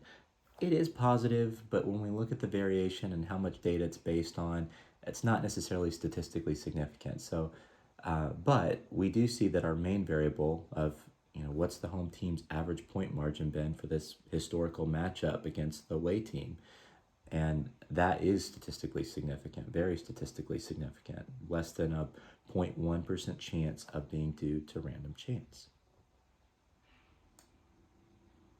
Now, we already created a variable that compares the home team's performance to the away team's performance, season to date, and even last season. But that didn't take into account the strength of schedule for the home team or the away team. What if the home team has just done better so far in terms of point margin because they've played teams that weren't as strong compared to the away team? Well, now we're going to try to create a variable that takes that into account. Now, the way we're going to do this is going to look quite similar to the SQL query we wrote when we created the original difference in average point margin and difference in winning percentage variables. We're going to take our combined data set that has the games from the away team and home team's perspective, join it to itself on team equals team and season equals season. This is going to be just for season to date, but we could also do this for last season's games as well and create a strength of schedule adjusted difference in average point margin for last season as well. We'll just do it for season to date for now, so that's why we're doing season equals season, and then of course only considering games that have been played up into that point in order to avoid data leakage. But now we're going to join an additional table into that. We're going to bring in team date season stats. This is the output, the pandas data frame that resulted from the SQL query we wrote when we created that original difference in average point margin variable. The reason we're bringing this in is that will provide us information as to what the each team that the team in question is playing, the other team, that'll bring in information about how they've done so far against their opponents, their average point margin of the team that in question is playing. So here we're going to join in. So you've got kind of a main team. Let's say it's Ohio State, for instance, is the main team, and they're playing a certain game, and we're looking at all of their games played so far. That's what we get from table B in that season. Well, now we're linking from that table, the table that has all the games they've played season to date, we're linking on not Ohio State's games, but each of their opponents' teams. So if they're playing Michigan State in one of those past games leading up to the game in question, the other team would be Michigan State. We're joining to the team date season stats to get Michigan State's stats only for points in time that were leading up to this game in question that we're trying to evaluate. And we're going to get Michigan State's, ultimately their average point margin. In fact, we're looking at their average point margin percentile. Remember, that was something we created early on. We said we'll use this later. That's what we're using now. And what we need to do, the reason we're looking at it on a percentile basis, is it's going to turn what could be in some cases a very negative number. We lost by -70. It'll impute for that a 0. That would be a 0 percentile. That's one of the worst one of the worst point margins that we've seen in the data set. We give it a value of 0. And likewise, a value of 70, winning by 70 might have a value of 100. That's one of the highest point margins we've seen. So it'll put our point margin on a scale of 0 to 100. And that's good for what we're about to do when we ultimately do some multiplication. We need it to always be a positive number. And so that's why we put it on a percentile basis. But we're basically pulling the average point margin percentile for each of the teams that they've played. So we're going to take that from table C here, and we'll ultimately multiply it by the point margin percentile for that game in question, which comes from table B here. So every game that Ohio State has played so far, maybe they played 7 games and they're about to play their 8th. For each one of those, imagine each one of those being a row here. We will take their point margin percentile for that game in question. So it'll be 0 if they lost by a lot, it'll be 100 if they won by a lot, and anywhere in between, maybe 50 if it's a typical point margin for a home team, would be around 50. And then we're going to multiply that by the team they're playing. How has that team performed at this point in the season? What's their average point margin been so far this season from a percentile perspective? So each of their games on a 0 to 100 basis. And so if it's a team that's not very good, they've lost by just about more than anybody each game, that'd be a value of about 0 for that particular team opponent's average point margin percentile season to date. And if it's a really good team where they've won by a lot every game so far, that'd be close to 100. And if it's kind of a middle of the road team, it'd be 50. So if you think about what happens here, if Ohio State beats a team by a lot and their point margin percentile for that game is 100, and that team they're playing was a really good team that so far up until that point had also gotten, won a lot of games, that you're going to get a lot of points for that. Beating a good team by a lot, beating a team that's beat a lot of other teams by a lot, you're going to get a lot of points for that. That'll be a maximum of 100 times 100, which would be 10,000 points, a value of 10,000 for this multiplication. On the other hand, if you lose by a lot to a team that has lost by a lot in the past, that's going to give you a value of 0, close to 0, almost 0 times 0, hardly give you any points. And then if you got around a point margin percentile of 50, which would mean maybe you won by a little bit or you lost by a little bit, that'd be about a point margin percentile of 50. And then if the team you're playing is also just generally done okay on average, maybe their point margin is around 0 on average. They lost some games, won some games, but kind of nets out to around 0. Their average point margin percentile would probably be around 50. And so you'd have 50 times 50, you'd get 2,500 points for doing okay against an okay team, and everything in between, right? The fact that these are on a positive scale every time makes this weighting work. Now, you might want to weight those different scenarios in different amounts than what just the plain multiplication does. So feel free to do that and try out some different weightings. But this will at least be directionally correct in terms of what you would want to happen. You'd want to give more points for a game where they do better, but also more points when they're playing a more difficult team as well. And this multiplication accomplishes both of those. So we're doing that, and we're calling that the average point margin and strength of schedule season to date performance for a team. I did add in some ranking here. What we're essentially doing here is we're bringing in all of the kind of have points of time in this team date season stats for a given team as of a certain game. How are you doing? In this case, we're saying we only want to look at those snapshots in cases where it's before the main game that's being played that we're calculating this whole input variable for. But there could be multiple snapshots. We're ultimately bringing all the ones that were earlier than that, and then we're creating this rank variable that is going to assign a value of 1 to the latest snapshot that's available that is before the game in question. So this only brings in games that are before the one in question, and then this rank is going to give a value of 1 to the snapshot that meets that criteria that's before the game in question, the start date from table A essentially, and it's going to get the latest one that was available leading up to that game. So we're avoiding data leakage, but we want the latest data available as well. And then we'll ultimately filter on that rank. So this is a subquery, creates a table that will filter on to get just the latest snapshot for the away teams with this rank equals 1. Then we calculate our variable from there. And from there, the joining is going to look very similar to when we did the difference in average point margin without the strength of schedule adjustment before.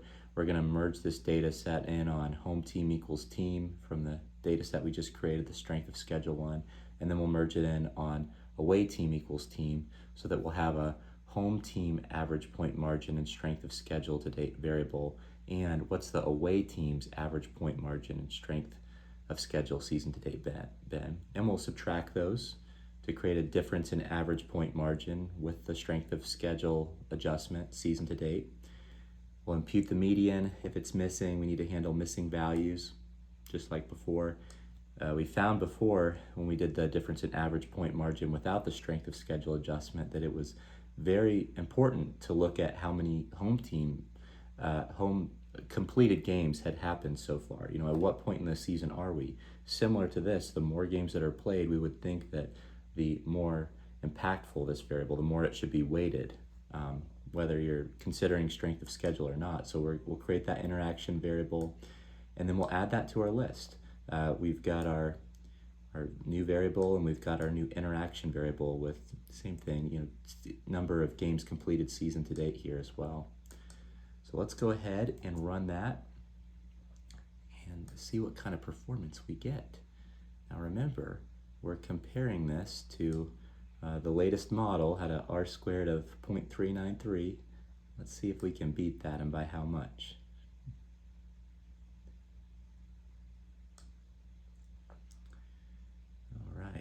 And just as we wait for this, what we're gonna ultimately do is take this to another level, and you could do this for as many levels as possible, because remember that the other team, we're still simply looking at their average point margin. What if the other team that we're playing had a weaker, stronger strength of schedule? Can we factor that in?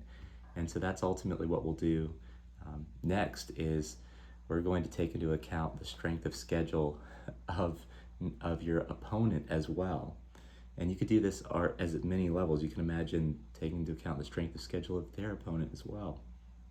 And especially if we see value from this particular variable that we're adding now that accounts for strengths of schedule, and then we saw value from taking into account the opponent's strength of schedule, we might have an argument of continuing to do that until the point where factoring that opponent and that opponent's strength of schedule just doesn't add a lot of extra value to our model. Okay, the code just finished running. Now, what I realized along the way, it's taking a while to run, and part of that is that we're using pandas QL, which is very convenient to be able to write SQL in Python, but it is a in-memory SQL engine that sometimes struggles with really complex manipulations. And what was happening here before is I wasn't joining on season. I've updated the code, so your code should have this additional join in. What it was doing before with this join was looking at all the different snapshots we'd taken, even for past seasons. Well, those won't be necessary. We need a snapshot from the current season. So by adding this statement to the join, it didn't impact the results or anything. If we would have waited for the other version to run, it would have returned the same thing, but it certainly sped it up without any kind of cost associated with it. So that was good. And in order to do that, I needed to add in this piece that kind of recalculates the team date season stats that we'd created above with the season variable added to it. So just an adjustment there. Your code should factor that in and should run a lot quicker. Now we're ready to take a look at the results. If you remember, our R squared was 0.393 before. It's gone up to 399. Again, you don't get as much predictive power increase usually the more variables you add, because a lot of that information, maybe some of the strength of schedule information, was already baked in by some of the variables we already included, like your conference, who the home conference was and the away conference. We had several variables for those. But it did certainly increase help our model. The adjusted R squared did increase. And what we should also see, if we scroll down to our variables coefficients that we've added, difference in average point margin and strength of schedule season to date, it is kind of statistically significant. It would be at an alpha 0.1 level. It has a significance level of 0.061, which means there's a 6% likelihood that that variable didn't really add any value. Now, here's the thing, the interaction variable is very significant, less than a 0.1% chance that this relationship was due to chance. So we should keep this in, because if you have an interaction variable, you need to keep the parts that make up that input variable. In this case, the difference in average point margin, strength of schedule, and the home team completed games. We have both of those included here. And that variable is significant. And what you'll notice here is it's positive, which makes sense. The higher this difference between the home and away teams' season to date performance, whether you adjust for the strength of schedule or not, the more likely that the home team is to perform better against the away team.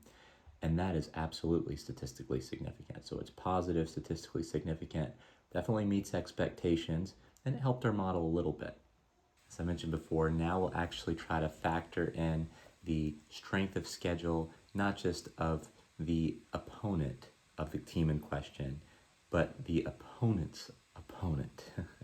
And the only difference here, we're going to recreate the table we did before, just including the season, which will help us enjoy when we finally do. But this table that's creating our strength of schedule 2 version, this is the one that factors in the opponent's strength of schedule as well. We're going to basically do the same SQL query we did in the code cell above, but now we're joining to the data frame that we actually created above, the team date season stat strength of schedule, and we do our multiplication of, okay, the game and the team in question, all of their opponents, what their point margin percentile was in that game. Instead of just multiplying by the average point margin of their opponents so far, we're using the average point margin strength of schedule measure that we created with the multiplication before, and that's what we're multiplying by, which essentially factors in the strength of schedule of the opponent as well.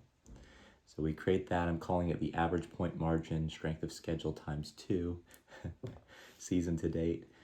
And then we'll join that in for the home team, merge it on a home team equals team and away team equals team, take the difference of those measures of how well they've done so far for the home team and the away team as we've been doing, impute the median as we've been doing, create an interaction variable so that we can weight this potentially more when it's based on more games season to date, and then add that into our input variable list. Go ahead and run that. What you should find, if we scroll down to our model output, it increased the model performance just a little bit this time. Took the R squared up from, I think it was 0.399 before, now it's 0.401. That is a very small improvement. I think the adjusted R squared ends up going by maybe 0.01 or 0.02, but not much. So I certainly wouldn't recommend doing this again, at least based on the current weighting. It doesn't seem to be adding much more value when we take into account the opponent's strength of schedule, like we did this time. So if you were to take into account the opponent's strength of schedule by doing this again, I don't know how much value that would add based on this latest round. All right, well, what we see is it is positive for both the variable we just added and the interaction with home team completed games. You see the interaction at least is statistically significant. There's only a 0.5% chance that there was really no relationship here. So it could be worth keeping, but again, I probably wouldn't do this again. It feels like we've gotten enough value of looking at the strength of schedule of the opponent. Didn't really add that much. All right, well, now what I'd like to do, we've kind of added in as many variables as we will for now, but there's so many other variables we could look at and try. Let's do some data exploration. In fact, probably this might be one thing that we did before we even started creating a model, would just be to do some data exploration. I like to do data exploration in an automated way. I think it's very efficient. A lot of the things we want to look at, we'll want to look at in a similar way for our conference variables as we would for our quantitative variables. But watch what happens when we try to look at the quantitative variables that are continuous in nature, like the difference in average point margin season to date. Watch what happens if we simply look at those in the same way we would for a binary indicator variable, like whether the home conference is SEC or not. What we're going to do is write a simple SQL query here where we group by the input variable in question. We want to see, all right, how many rows are there for each value of that variable? Let's see the winning percentage for each value of that variable and what the average point margin is for the value of that variable. just a simple grouping exercise, and we might do some plotting here too so we can see it from a graphical perspective. And it's just going to loop through and do that for every input variable because we probably want to look at these in a similar way. What you'll notice is for home conference equals SEC, I think we might have even seen some of this before, where if the home conference is SEC, we can see there were 2,000 games or so in our training data set that met that criteria where the home conference was SEC, and their winning percentage was 67% compared to games where the home team was not an SEC. The home team in those cases won maybe 62% of the time, and the average point margin tended to be higher. So we would absolutely expect the home conference equals SEC probably have a positive coefficient in our model. Although if we're controlling for other factors as well, maybe there's something else. There's another factor that's correlated with the home conference being SEC that's the real driver, like their past performance. Then we may see something else in our regression model because the coefficients control for all the other variables included in the model. But if the only variable in our model was just a constant and home conference equals SEC, I would absolutely expect for this to be a positive coefficient in our model. And in fact, it should exactly equal the difference between this 10.6 in average point margin and what it is without being an SEC team, the 6.7 there.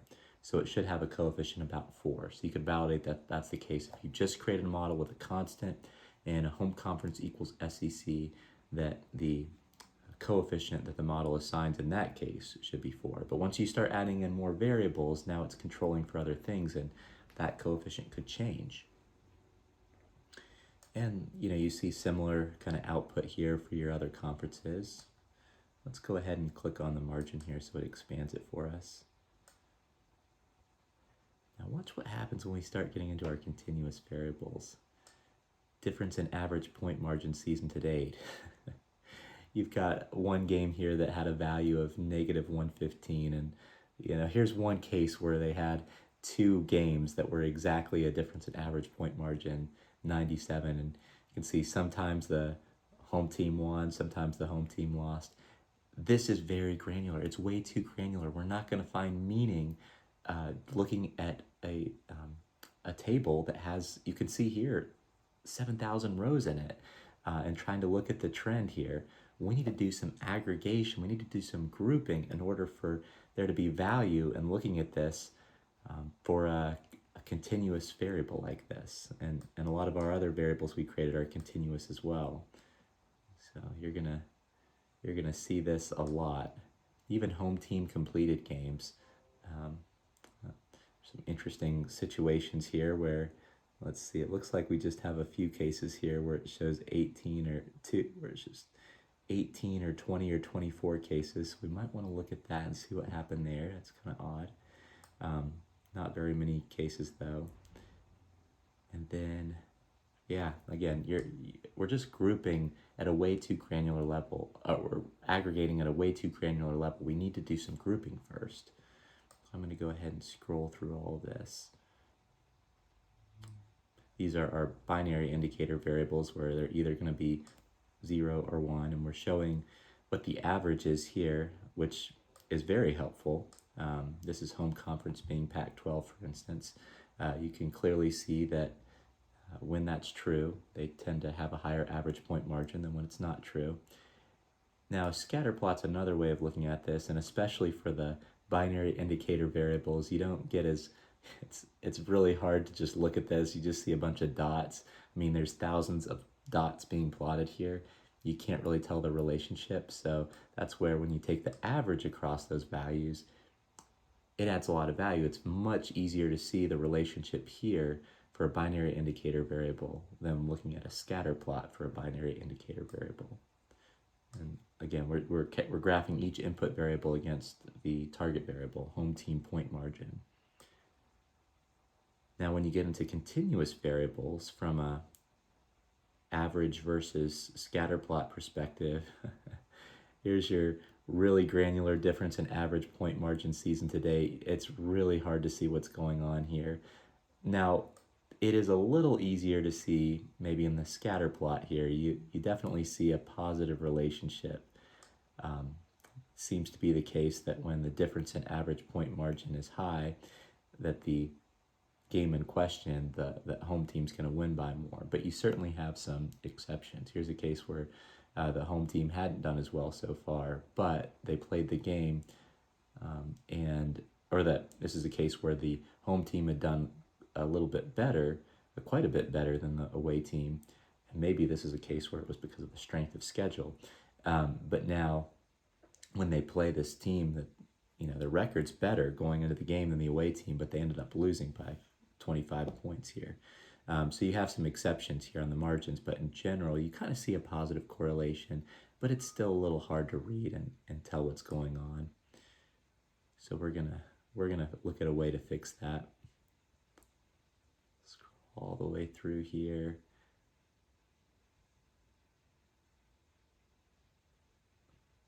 All right. Yeah, that last variable we created, it's really hard to read that one. So what we're going to do instead here is we're going to group our data. And we're calling it decile here. It doesn't have to be a decile. In fact, what we're doing in this situation is we're grouping by 5.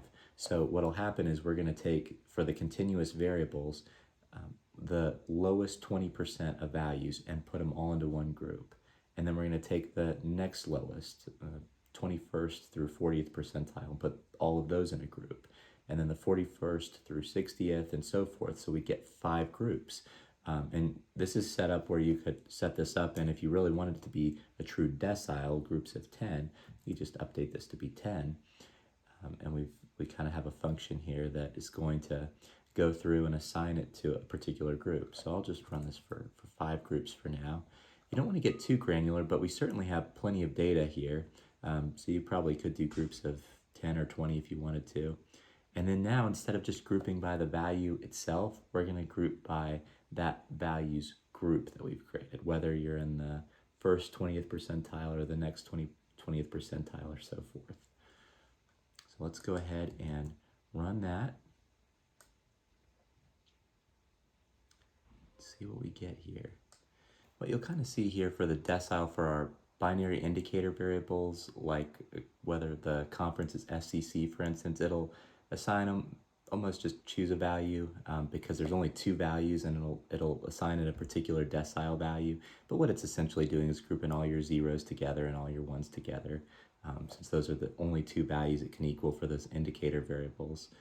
Where it really gets interesting is when we get to our continuous variables. So now that difference in average point margin season to date, it's been grouped 0 through 4 here. And you can see the number of games in each group is pretty similar. If you have some cases where there's a big gap between values, there's just a big clump of rows that have a certain value, you may not always see these be exactly, really close to one another, but in this case, they're fairly close to each other, and this is so much more helpful.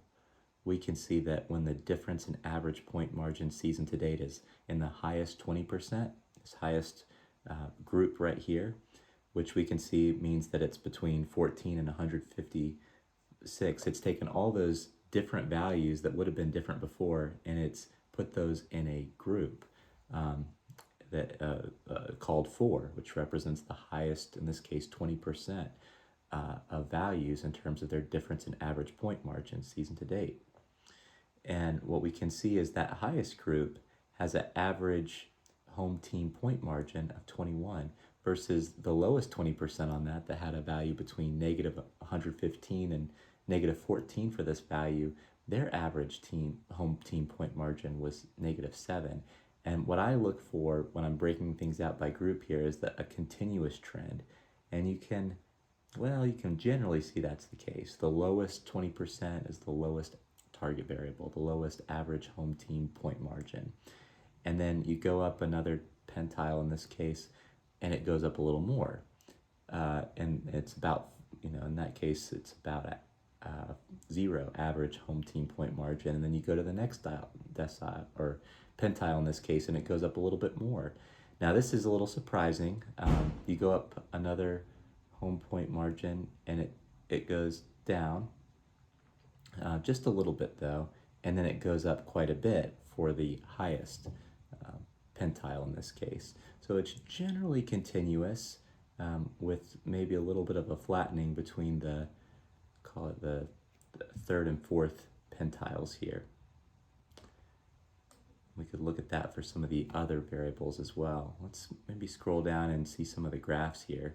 Now when I'm graphing here, I'm graphing by the average within that decile. Click the margin here so we can see this expanded.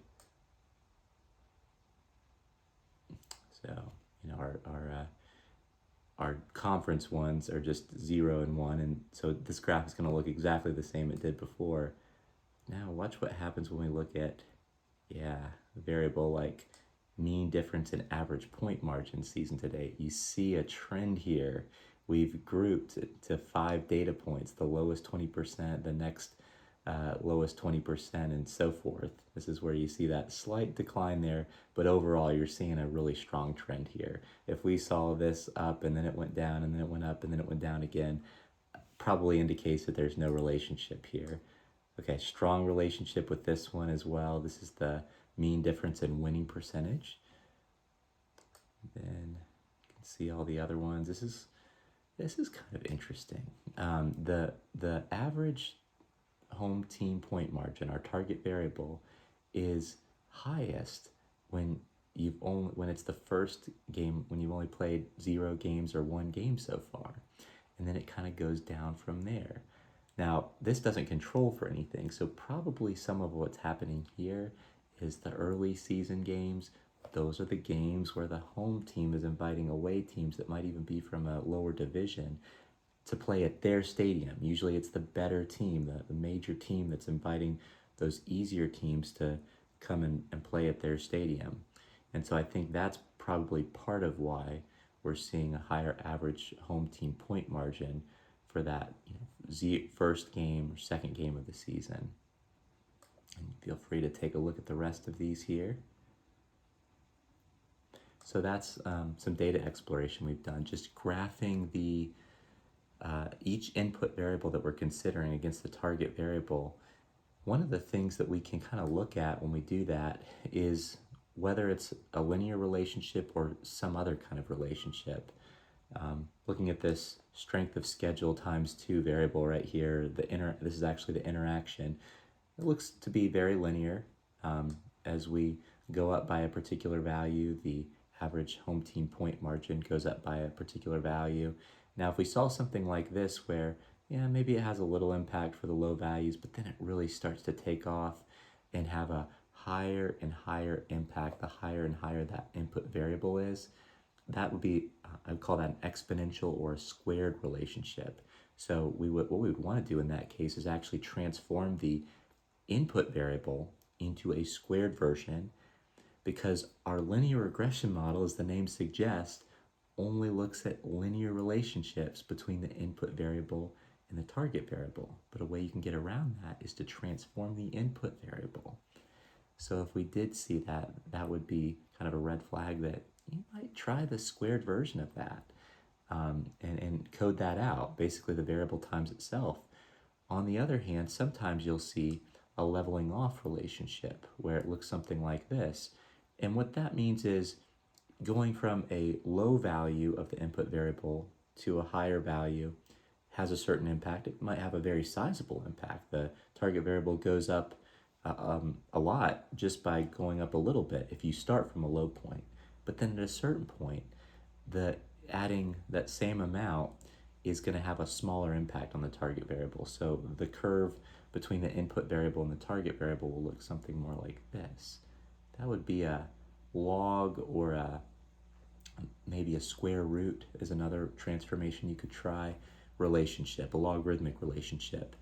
And so in that case, you would want to try coding out a logged version of a variable and use that in your regression model.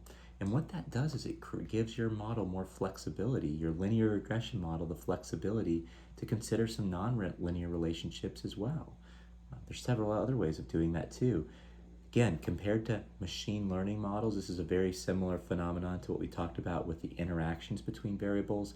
A lot of machine learning models can figure that out and have the flexibility to detect interactions between variables and these nonlinear relationships between input variables and the target variable. It has the flexibility to figure that out automatically and get really low bias, so to speak. That's another example of the bias variance trade-off when you're able to detect these really nonlinear relationships. Machine learning models, a lot of them have the ability to do that by default, the way they're set up. We can get our regression model to maybe detect some of those nonlinear relationships, but we need to code out those nonlinear versions of the variables, and that's what this part of the code does. We're taking our input variable list, we're going to loop through each one. Now, if your input variable only has two values, it's a binary indicator variable like our conference variables, they just have ones and zeros, there is no need to create a squared version or a logged version. There's just two variables. It doesn't get any simpler than that. There's no need to create a different type of relationship. The model is simply going to assign either a positive or negative coefficient to when your model's 1 versus 0. But if there's three values or more, especially if there's much more than three unique values, then it could make sense. There could be value in looking at it from a squared or logarithmic relationship. There's other transformations as well that you could try here, but that's something I tend to see a lot, is that there's either linear relationships with the target variable, so we saw that example, and then exponential relationships, logarithmic relationships. Now there are cases where, I'll scroll up just to use a graph as an example, maybe the low values here, they have a certain level, and then all of a sudden it's like a step function. This range of values, all of a sudden the average point margin goes up, and then after that at a certain point it comes back down again and just all over the place. Sometimes you see that, you might see that with like an age group variable, for instance. In that case, you might actually want something called a spline that is a binary indicator variable for whether that input variable is within a certain range. So for instance, you could take an age variable, which by default we'll consider it as a linear relationship. Is it true that the higher your age is, the higher your target variable will be? Maybe, but it could have a lot of difference at certain age groups. Maybe a target variable is very high when you're young and very high when you're old and not as high in between. And just a lot of different changes within values of your age. That could be a good case for a spline variable, and what it would look like might be an indicator variable for whether you're 0 to 10, for instance, and it would be a 1 if this row is for a 10-year-old, or anywhere between 0 and 10, it would have a value of 1, otherwise 0, and then maybe another one for 11 to 20 and 21 to 30 and so forth. So maybe you do that till 100, and you have basically 10, or again, if you're going to take this approach similar to what we did with our qualitative variables, the one-hot encoding, you'd want to drop one of them so you don't end up with a linear combination of values. But you'd have an indicator variable for each age range, and now your model can really say, okay, for this age group, this is the impact on the target variable, and this one, it's this impact. And it doesn't necessarily have to be linear. It could be that it's a positive coefficient for 1 to 10, it's a positive coefficient for 90 to 100, and then it's something that's a negative coefficient for all the other ranges, and the coefficient could be different for each one of those ranges. That is a low bias approach to your model. You're allowing it to get really specific into the age group. It doesn't just have to be the same increase and your target variable for the same number of years increase in the row, like just including age in a linear relationship would be. So that is an option as well. What we're going to do here is for the variables that have more than two values in them, we're going to code out a logged version. We're going to code out a squared version, and we're actually going to create splines here too. And we could make these more granular, but in this case, we're going to create indicator variables for whether an observation is in the first pentile, the second pentile, the third pentile, and so forth. And if you wanted that to be based on groups of 10, where it's going to create 9 or 10 different indicator variables for whether you're in the lowest 10%, 20%, 30%, you would just update this to be 10. So we're going to create spline variables as well. Now what we're doing is we're building out a bigger list of variables here. You have your original variables unadjusted. We have some interaction variables included there. Now we're going to add these transformed variables, our squared version, logged version, and our splines, indicator variable splines as well. We're going to try to build a model with all of these different transformations. Let's see what happens. It looks like it increased our r squared from, it was 0.401 or so, or 2 to 0.405. So adding in all these transformed variables did increase our model performance just a little bit. Adjusted r squared didn't change much because we added a lot of variables, and there's a penalty to adding more variables. But let's take a look and see what our regression model looks like now. I've got all of our original variables at the top here, and then we start to get some of our transformed variables. It didn't add anything for all of our conference variables because they were either a 1 or a 0, just 2 values. We said don't create the logged or the squared version in those cases. But for continuous variables that have more than 2 values, like difference in average point margin season to date, it's created these indicator variables. Now we told it not to, I added a statement here, if the current group it's creating is the last one in the group, we need to drop that variable, and to avoid the linear combination of values similar to one-hot encoding. So it's creating those first 4 groups in this case, and if you had 10 variables, then it would have 9 included, and it would drop the last 10th one. And then it includes the squared and the logged versions as well. And the coefficients here can get really complicated when you're coding things out this way. One will be positive, one will be negative, and it's hard to make sense. It can be really hard to make sense of your model when it's this complex. We have a lot of complexity in this model by including so many input variables. You can see it did kind of the similar thing here with winning percentage. Now what's probably happening here is you had a big clump of values, and so it actually skipped over number 3. There weren't any that fell into this group 3. It just went from 2 to 4. Perhaps maybe it's the value 0 that it skipped over. But we basically have, for all these continuous variables, these would be called your splines, this group 1, 2, 3, and 4, and then your squared version and your logged version. But there's so many variables here. This is really, really complex. So this approach of coding out a bunch of variables and transformations of those variables and including them all in your model is not a great one. In fact, if we did the variance inflation factor on this, it would be out of control. So many values that would be greater than 10. So many correlated variables when you include all of these. That's where forward selection can come in. The way forward selection works is we start with a list of variables that we've coded out, just like what we just did, the new input variables that includes all the squared versions and the unadjusted versions of the variables. I'll go ahead and add a code cell here and show you what that list looks like. Yeah, it's all the variables that we had before with the splines and the squared and the log versions. So many variables here. Let's put a length around it just to figure out exactly how many input variables we're asking the model to consider. 99 variables, that's quite a bit. Don't think we'd want a final model that has 99 variables in it. That would be way too complex.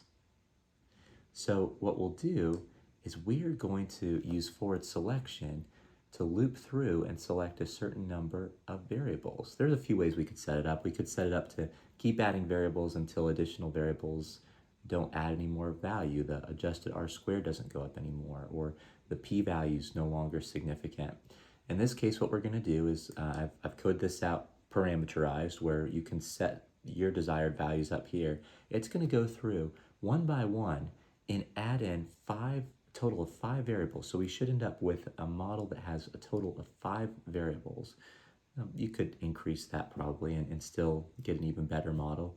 but it's going to select automatically the top 5 variables out of those 99 variables to include in the model.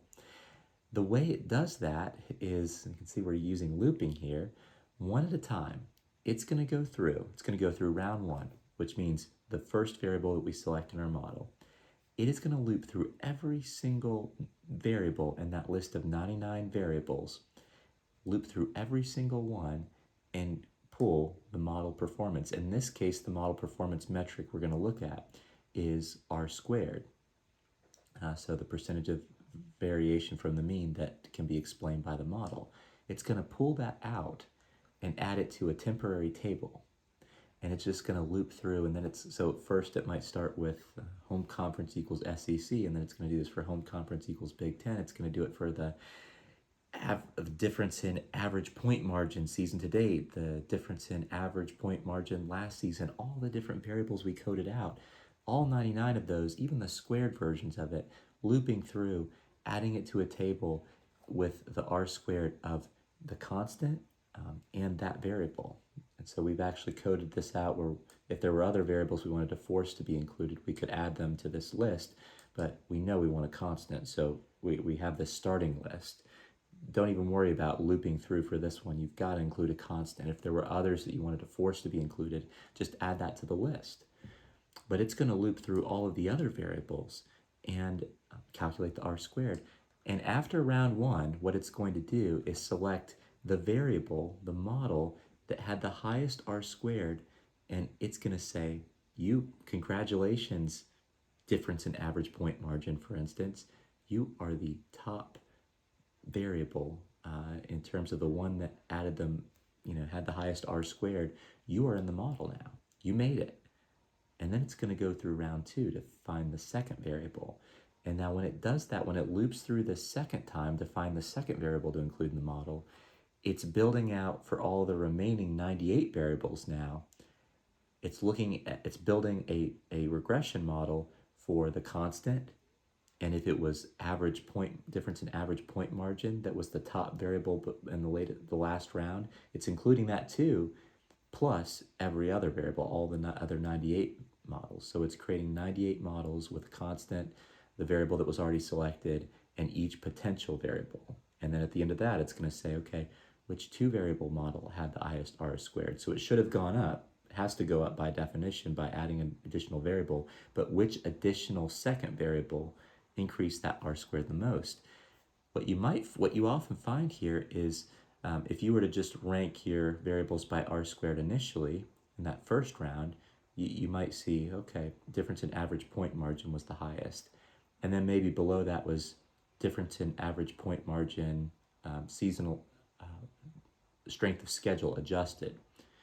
But what happens is that second round, it may not select that variable that came in second place in the first round, because some of the value, perhaps a lot of the value that was coming from that second place variable in the first round is captured by the variable that was selected that came in first place in the first round.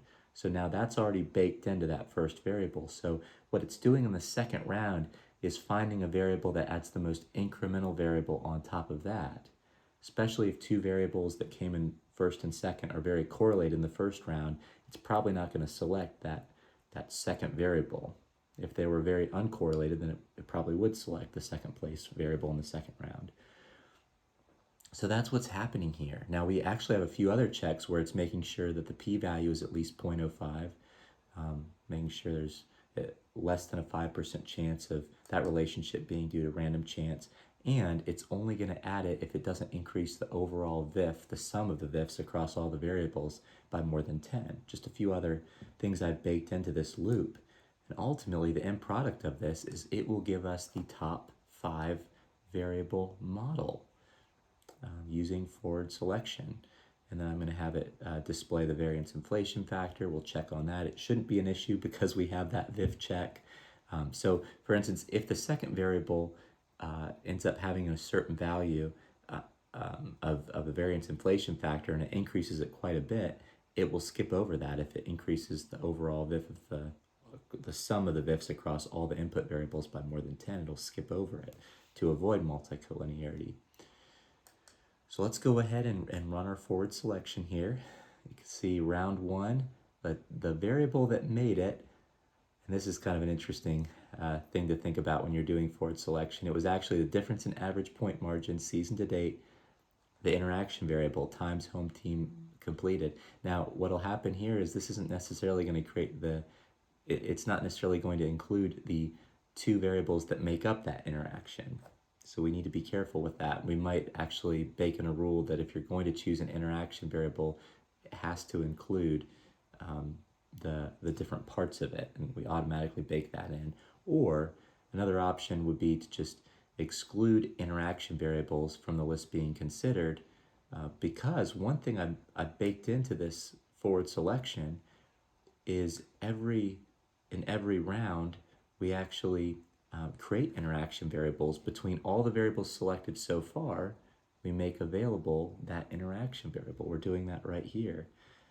So really a way that could easily avoid this would be to not include any interaction variables at all to start, but as the model selects variables, here we're coding out and we're making available the interactions between those. All the variables that have been selected so far, we're making available the multiplication of those variables, and that's happening right here. So that's how I might adjust for that. But you can see this is round one, it's adjusting these, so it's going to select this variable for the model. Let's see what happens in round two. We're having it display that here. You can see it's got an R squared of 0.21, just like it showed in the table. Great. Let's see what happens in round two here. Okay, there's our R squared. Wow, we found that adding in the difference in average point margin last season to that increases our R squared up to 0.289 now. So that's going to be the variable. This is what our model looks like in round two. Has the original variable we included plus the latest variable that added to that increased the R squared the most from there. All right, let's see what happens in round three. A number of past matchups, the logged version of it. So we actually had the transformation added some value here. The number of past matchups that added to our model got it up to an R squared of 0.315, which is the highest of any of the other variables that were added. So here is our round three model. We've got three variables now. Then in round four, it's adding in the difference in average point margin last season times home team completed season to date. So another interaction variable here that it added in. And that took it up to 0.334. And then this would be the last one that's being added. Home team average point margin past matchups. Okay. And that'll take it up to 0.353. So we could probably find even more value by continuing to add model variables to our model. We could have set up here, we could have set this to choose 10 variables if we would have set rounds to 10. But hopefully that helps to see how forward selection works. And then here's our variance inflation factor for our final 5 variable model. You can see all of them are fairly low by definition, because we've said that we won't add any variables if they increase the sum of these VIFs by more than 10. And then here's our correlation coefficient. We can kind of see that the most correlated variables in the model, I'll expand this so we can see that a little bit better, is going to be this relationship between difference in average point margin last season and home team completed games season to date. There's a little bit of a correlation between those two variables. It was the average. It's actually the difference in average point margin last season times the home team completed. So that makes a lot of sense. this difference in average point margin last season is actually part of this variable. That happens a lot with interaction variables. They tend to be more correlated because part of this variable, the interaction, which is this one right here, is the difference in average point margin last season. We're just multiplying it by another variable. So it's different, but part of the makeup of it is the same. So those tend to be more correlated. You can see those VIFs are the highest, but it's still not concerning. It's still less than 5, less than 10. All right, well, now that we've created our model, especially our last model, we'll go off of this this forward selection linear regression model that we just created. Now it's time to actually leverage our test data set and even our score data set. Let's actually assess the model performance on the test data set that it hasn't seen yet. Remember, this is the randomly selected 20% of games that we set aside. This was not part of the training data set. That's key. We're going to see how our model does. In fact, we're going to loop through each data set here, and we're going to actually use the predict function. We're taking the trained model that was trained above, and we're using the predict function from that, applying it to all the input variables in the trained, test, and score data set to create a score variable. Then we're going to use the metrics are ultimately R2 score from the metrics part of sklearn, and we're going to calculate R squared using that R2 score function. Just feeding it, here's what the actual result was, here's what the predicted result was, what's the R squared? And we're only going to do that for the test and train data sets. The score data set, we don't know what the answer is. So we'll calculate that R squared, we'll print it, and then we're going to do another grouping exercise here. Here we're going to group it by groups of 5, similar to what we did with our splines, but this could be groups of 10 if we wanted to. We have plenty of observations here, so we could probably get away with 10 or 20, but we're basically going to take each of those predicted values and aggregate them. Remember what happened when we did our data exploration with each of the input variables, the continuous ones that had all those values? You try to group by the value itself, and you end up with like 7,000 different rows because all of the variables are just values are slightly different. So we need to do some grouping to really make some sense of it. That's what we're doing here. We're scoring our rows each game, and we're grouping them by the 20% of games that we would have predicted the home team did the worst, and then the next 20% that they would have done just a little better than that, and a little better than that, and then ultimately the top 20% where we would have predicted the home team to do the best from a point margin perspective. So we're grouping that, we're displaying that, we're graphing that. So let's take a look and see what our ultimate findings are here. Be sure to go ahead and run that. And I'll end up expanding this by clicking on the margin there. Okay, first we're looking at our training data set. This is the data set it was trained on, so this performance will generally be the best performance we'll get. Generally. Occasionally there's exceptions. There's some randomness, there's some variation depending on the data set it's looking at.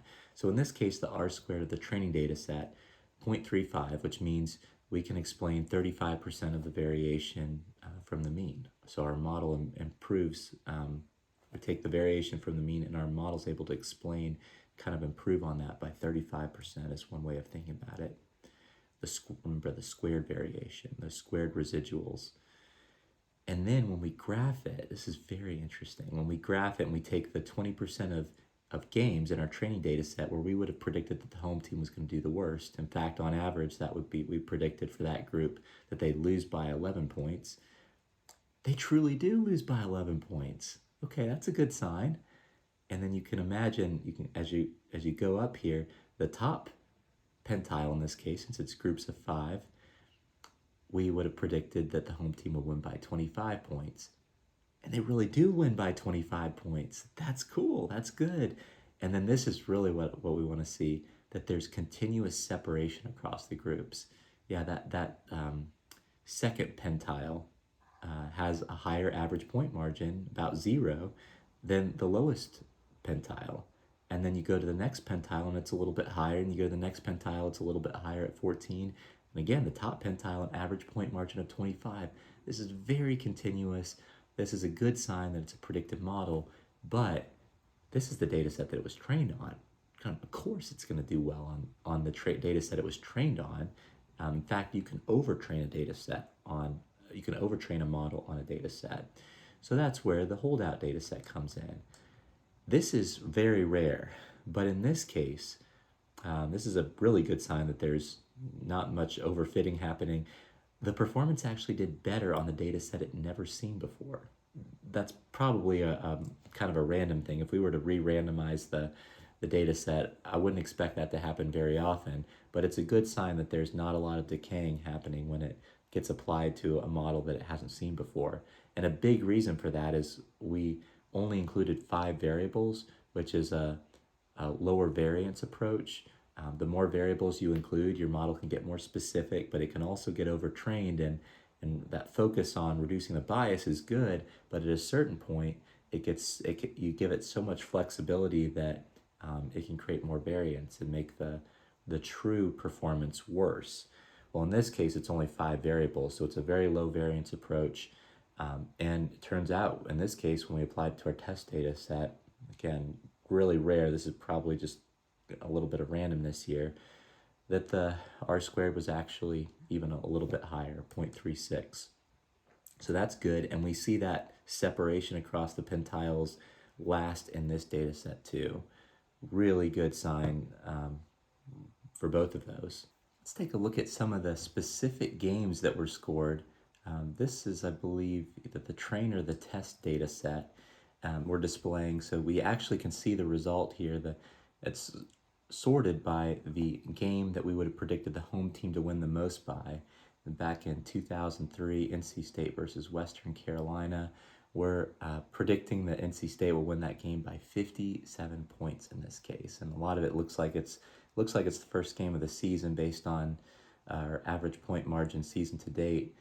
And it appears that last season they just had a huge, relative this time in 2003, a huge difference in average point margin last season. It could be driven by either NC State winning by a lot or Western Carolina losing by a lot in that situation. And then for our score data set, these are games coming up on November 4th. At this time, we didn't know what the outcome would be, but we had predicted that Michigan would beat Purdue by 41 points, Tennessee versus Connecticut by 28 points, and so forth. And it seems like a lot of that for Michigan versus Purdue. You can see last season, Michigan, the teams they had played, average point margin was 25 compared to 25 points higher than what Purdue's average point margin was. And then so far season to date, it looks like that is a big factor here as well. The average point margin season to date times home team completed games is 343. So we'd have to divide that by how many home team games have been, how many completed games there have been so far for Michigan in order to really see what that difference has been season to date for Michigan versus Purdue. But it looks like that's why they're predicted to win by so much. And if we scroll down to the bottom, this is saying that the home team we expect to lose by the most is Rutgers. Rutgers playing Ohio State. We're predicting that Ohio State would win that game by about 19 points. So Rutgers, the home team, would lose by 19 points. And you can see that these stats are negative, which means that Rutgers, the last season, this season, hasn't had as much point margin as Ohio State had. And then the way Python works, or Jupyter works, it'll display a lot of the graphs at the very end of the output of the code cell. So this is the output. This is the visual representation of grouping the score in groups of 5 and looking at the average home team point margin. And this is exactly what we want to see, that when we score a data point, a game in this case, in the lowest 20%, it truly does have a lower target variable than when we predict that it'll have one of the highest target variables. It actually does have a higher average, in aggregate, a higher average target variable, in this case a higher average home team margin. the teams that we're predicting to have the highest home team point margin, those games truly do have the highest home team point margin, is what this is showing us on average. There's going to be exceptions, of course, but this tells us what happens on average. What we wouldn't want to see is that maybe it's starts here and then it's higher and then it's lower and then it's higher. That would tell us that maybe our model doesn't add a lot of value. In fact, especially if it was just a line here where regardless of what your score decile is, you kind of have the same average target value, that tells you your model doesn't really add much value at all. But this is good to see this continuous line, especially this positive relationship line. And what we really care about is the relationship on the test data set, which is what this represents. The data set that the model hasn't seen yet. Independent. This is hopefully what we can expect going forward, although again, models tend to decay over time. So we'd want to keep an eye on that. We might build a process that takes the predictions today that we did for November 4th, for instance, and once they've been played, looks back and sees, okay, for the ones that we scored and said they wouldn't do as well, the home team wouldn't do as well, did they actually not end up doing as well? Kind of building out this graph for November 4th games, and then the week after that and the week after that, and monitoring on maybe on a weekly or even on a season basis.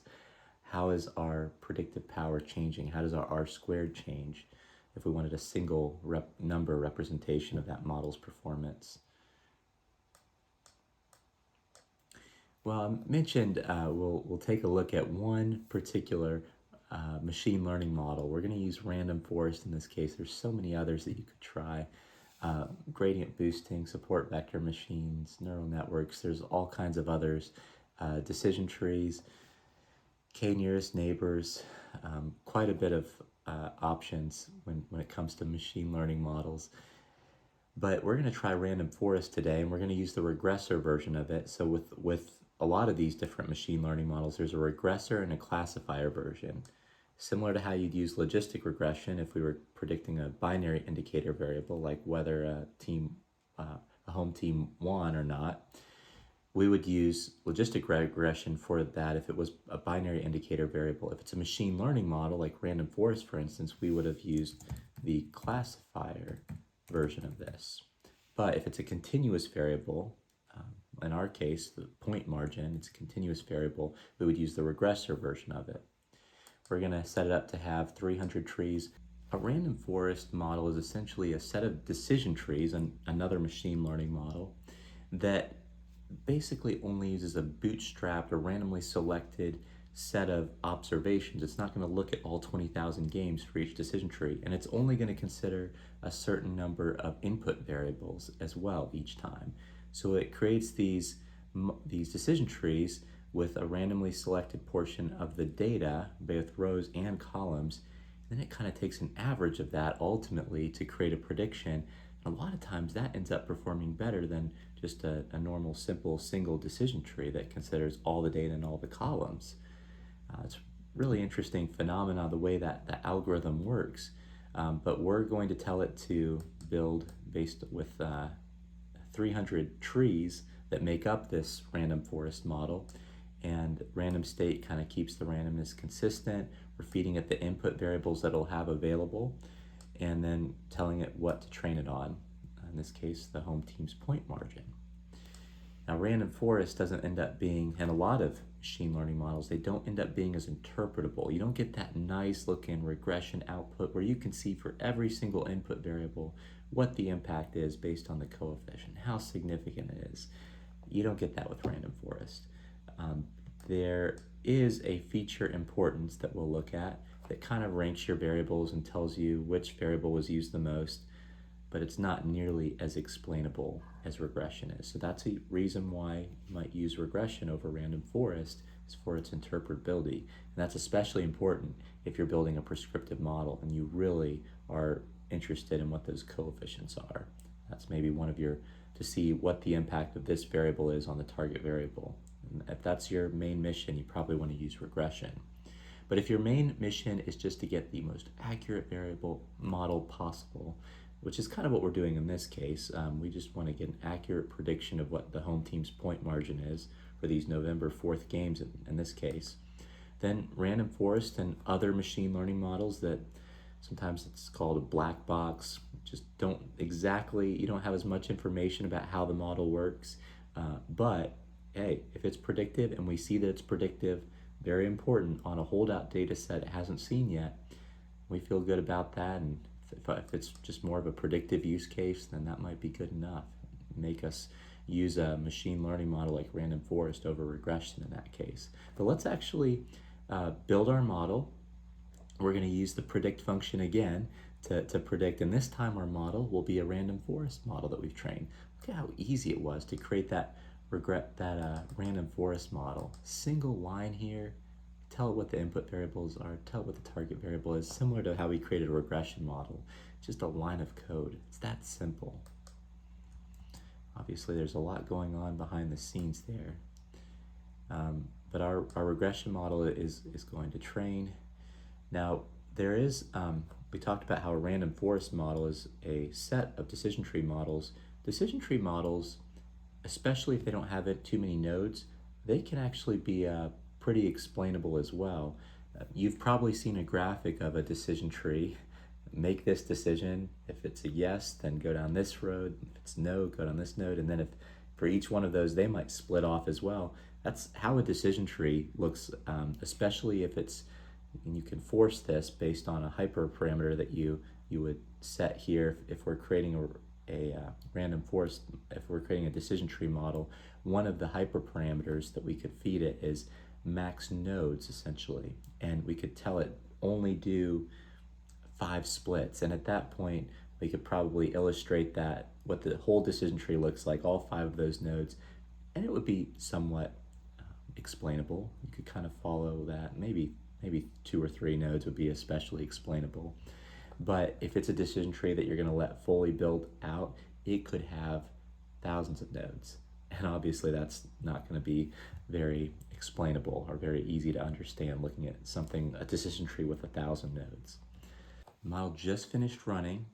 It took about 15 minutes, but that will depend on how much memory your computer has. Which brings up another point, and that is sometimes, especially with some of these really complex machine learning models, it can take quite a bit of time to train on it, especially if you have a lot of input variables and a lot of rows to run it on. In this case, we could actually reduce the time it takes, but probably not get quite as good of a model if we reduce the number of trees in our decision tree to maybe 100 instead. That would be one route, but another route is to run your model on the cloud.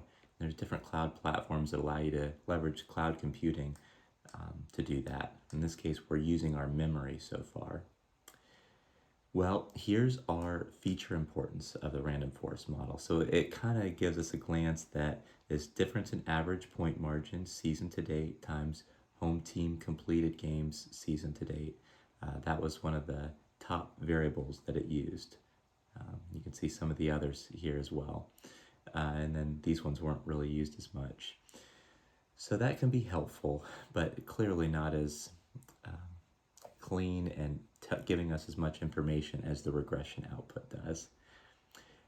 All right, let's take a look at the R squared. The first thing you're going to notice here is the R squared on the training data set, very high. This is classic for a machine learning model. It will overtrain itself, especially random forest. That's the way it's designed. It'll overtrain often on your training data set.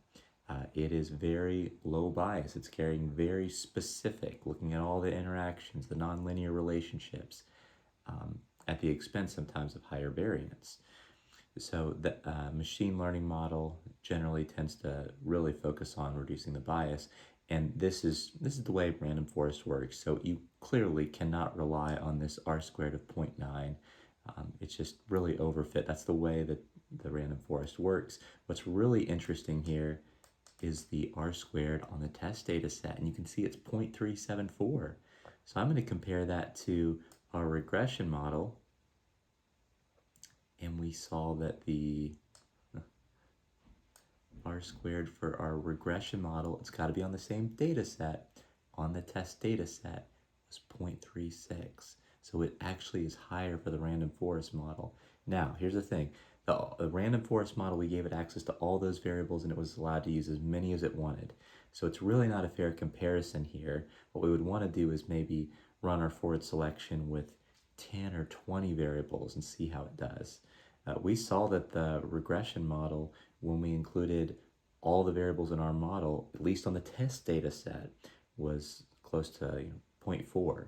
And so I'm thinking perhaps if we include more variables in the regression model, we could update that and maybe use 10 or 20. Then it might be able to get up to 0.37 like the test performance of the random forest model we just trained, maybe even higher. So kind of keep that in mind. It's not necessarily a fair comparison, but clearly, we break it out by model pentile again, and we see that separation here.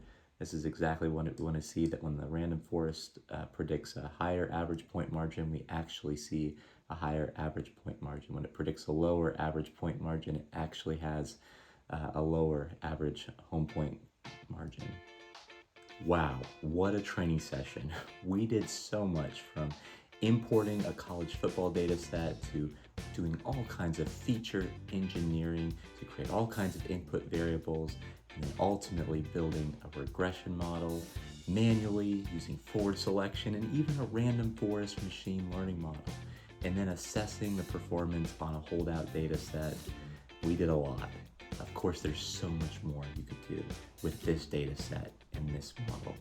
Consider coding out other input variables that you think would be predictive of whether the home team wins or not. You might code out some different ways of looking at the two teams' historical winning percentage, or average point margin, or average point margin percentile in the past season, maybe even looking at the prior season. We looked at one last season variable today, but perhaps you look at the season before that and the season before that and see if that's helpful to the model performance at all. Essentially looking at different variations in the bias variance trade-off. How far back do we go? Do we put more weight on recent games compared to further back games? All kinds of things you can do from an input variable perspective. There could be a lot of ways of creating different input variables that factor in strength of schedule, similar to what we did today, but so many other methods of assessing that. You might even create a rivalry indicator variable in your model. You could do that manually, flagging games that are generally considered to be rivals playing each other, or you could even do that from a data-driven perspective, where perhaps you flag cases where two teams play each other and so often the predicted outcome is different from what actually happened. In those cases, it could be that there's some kind of a rivalry going on there. You could flag that and make that an indicator variable as well. You could even change the target variable of your model. You've already done a model based on a continuous variable, the home team's point margin. Maybe you try going through this and using logistic regression or random forest classifier or other machine learning models, and this time your target variable is whether the home team wins or not. Binary indicator variable could be a great next step to expand your knowledge and get a little more experience with other types of data science problems. Now, in the code we ran today, we exported our predicted scores for the upcoming week to an Excel workbook. In practice, if you're doing this at a company, building a certain model, you would often take those predictions and you would write them to a SQL database. Then from there, you might create an interactive visualization in a tool like Power BI that pulls in the data from that SQL database and visualizes it. Imagine in this case, being able to go to an interactive dashboard, filtering on a team of interest, and seeing for all their upcoming games what you predict their point margin to be. Now, regardless of your use case, if you want to keep this updated on a regular basis as you get more and more information comes in this case, as new games are played and you're able to see what the score ends up being, you would update your predictions accordingly. And so you need to take this Jupyter notebook, export it as a .py file, schedule it on a computer or server that's always on using Task Scheduler. We go into how to do that in our Introduction to Python video. And then you would schedule your interactive visualization tool to refresh at a time after that Python job would have finished. then an end user or stakeholder can go into your interactive dashboard at any time and always see your latest predictions. Now, we've just finished creating a model on this college football data set. And another great homework assignment for you, in addition to refining the model on different algorithms or different target variable, coding out different features, would be to just apply your new data science knowledge to a brand new use case. Perhaps there's another file that you have of interest, something you'd like to either predict or explain, and you decide to use some of the sample code we created today, but apply it to a brand new data set use case. That would be a great next step. That's it for our Intro to Data Science training series. If you like this training video, I hope you'll consider liking it formally. And if you'd like to see more training videos like this in the future on topics like SQL, Python, other data science topics, interactive visualization, and even some analytic soft skills to help take your career to the next level, I hope you'll consider subscribing. If you have any questions about today's training session, any errors that you run into, or next step questions, feel free to leave a comment, and I'll try to get back to you as soon as possible. Thank you so much for watching, and now it's time to apply your new data science knowledge.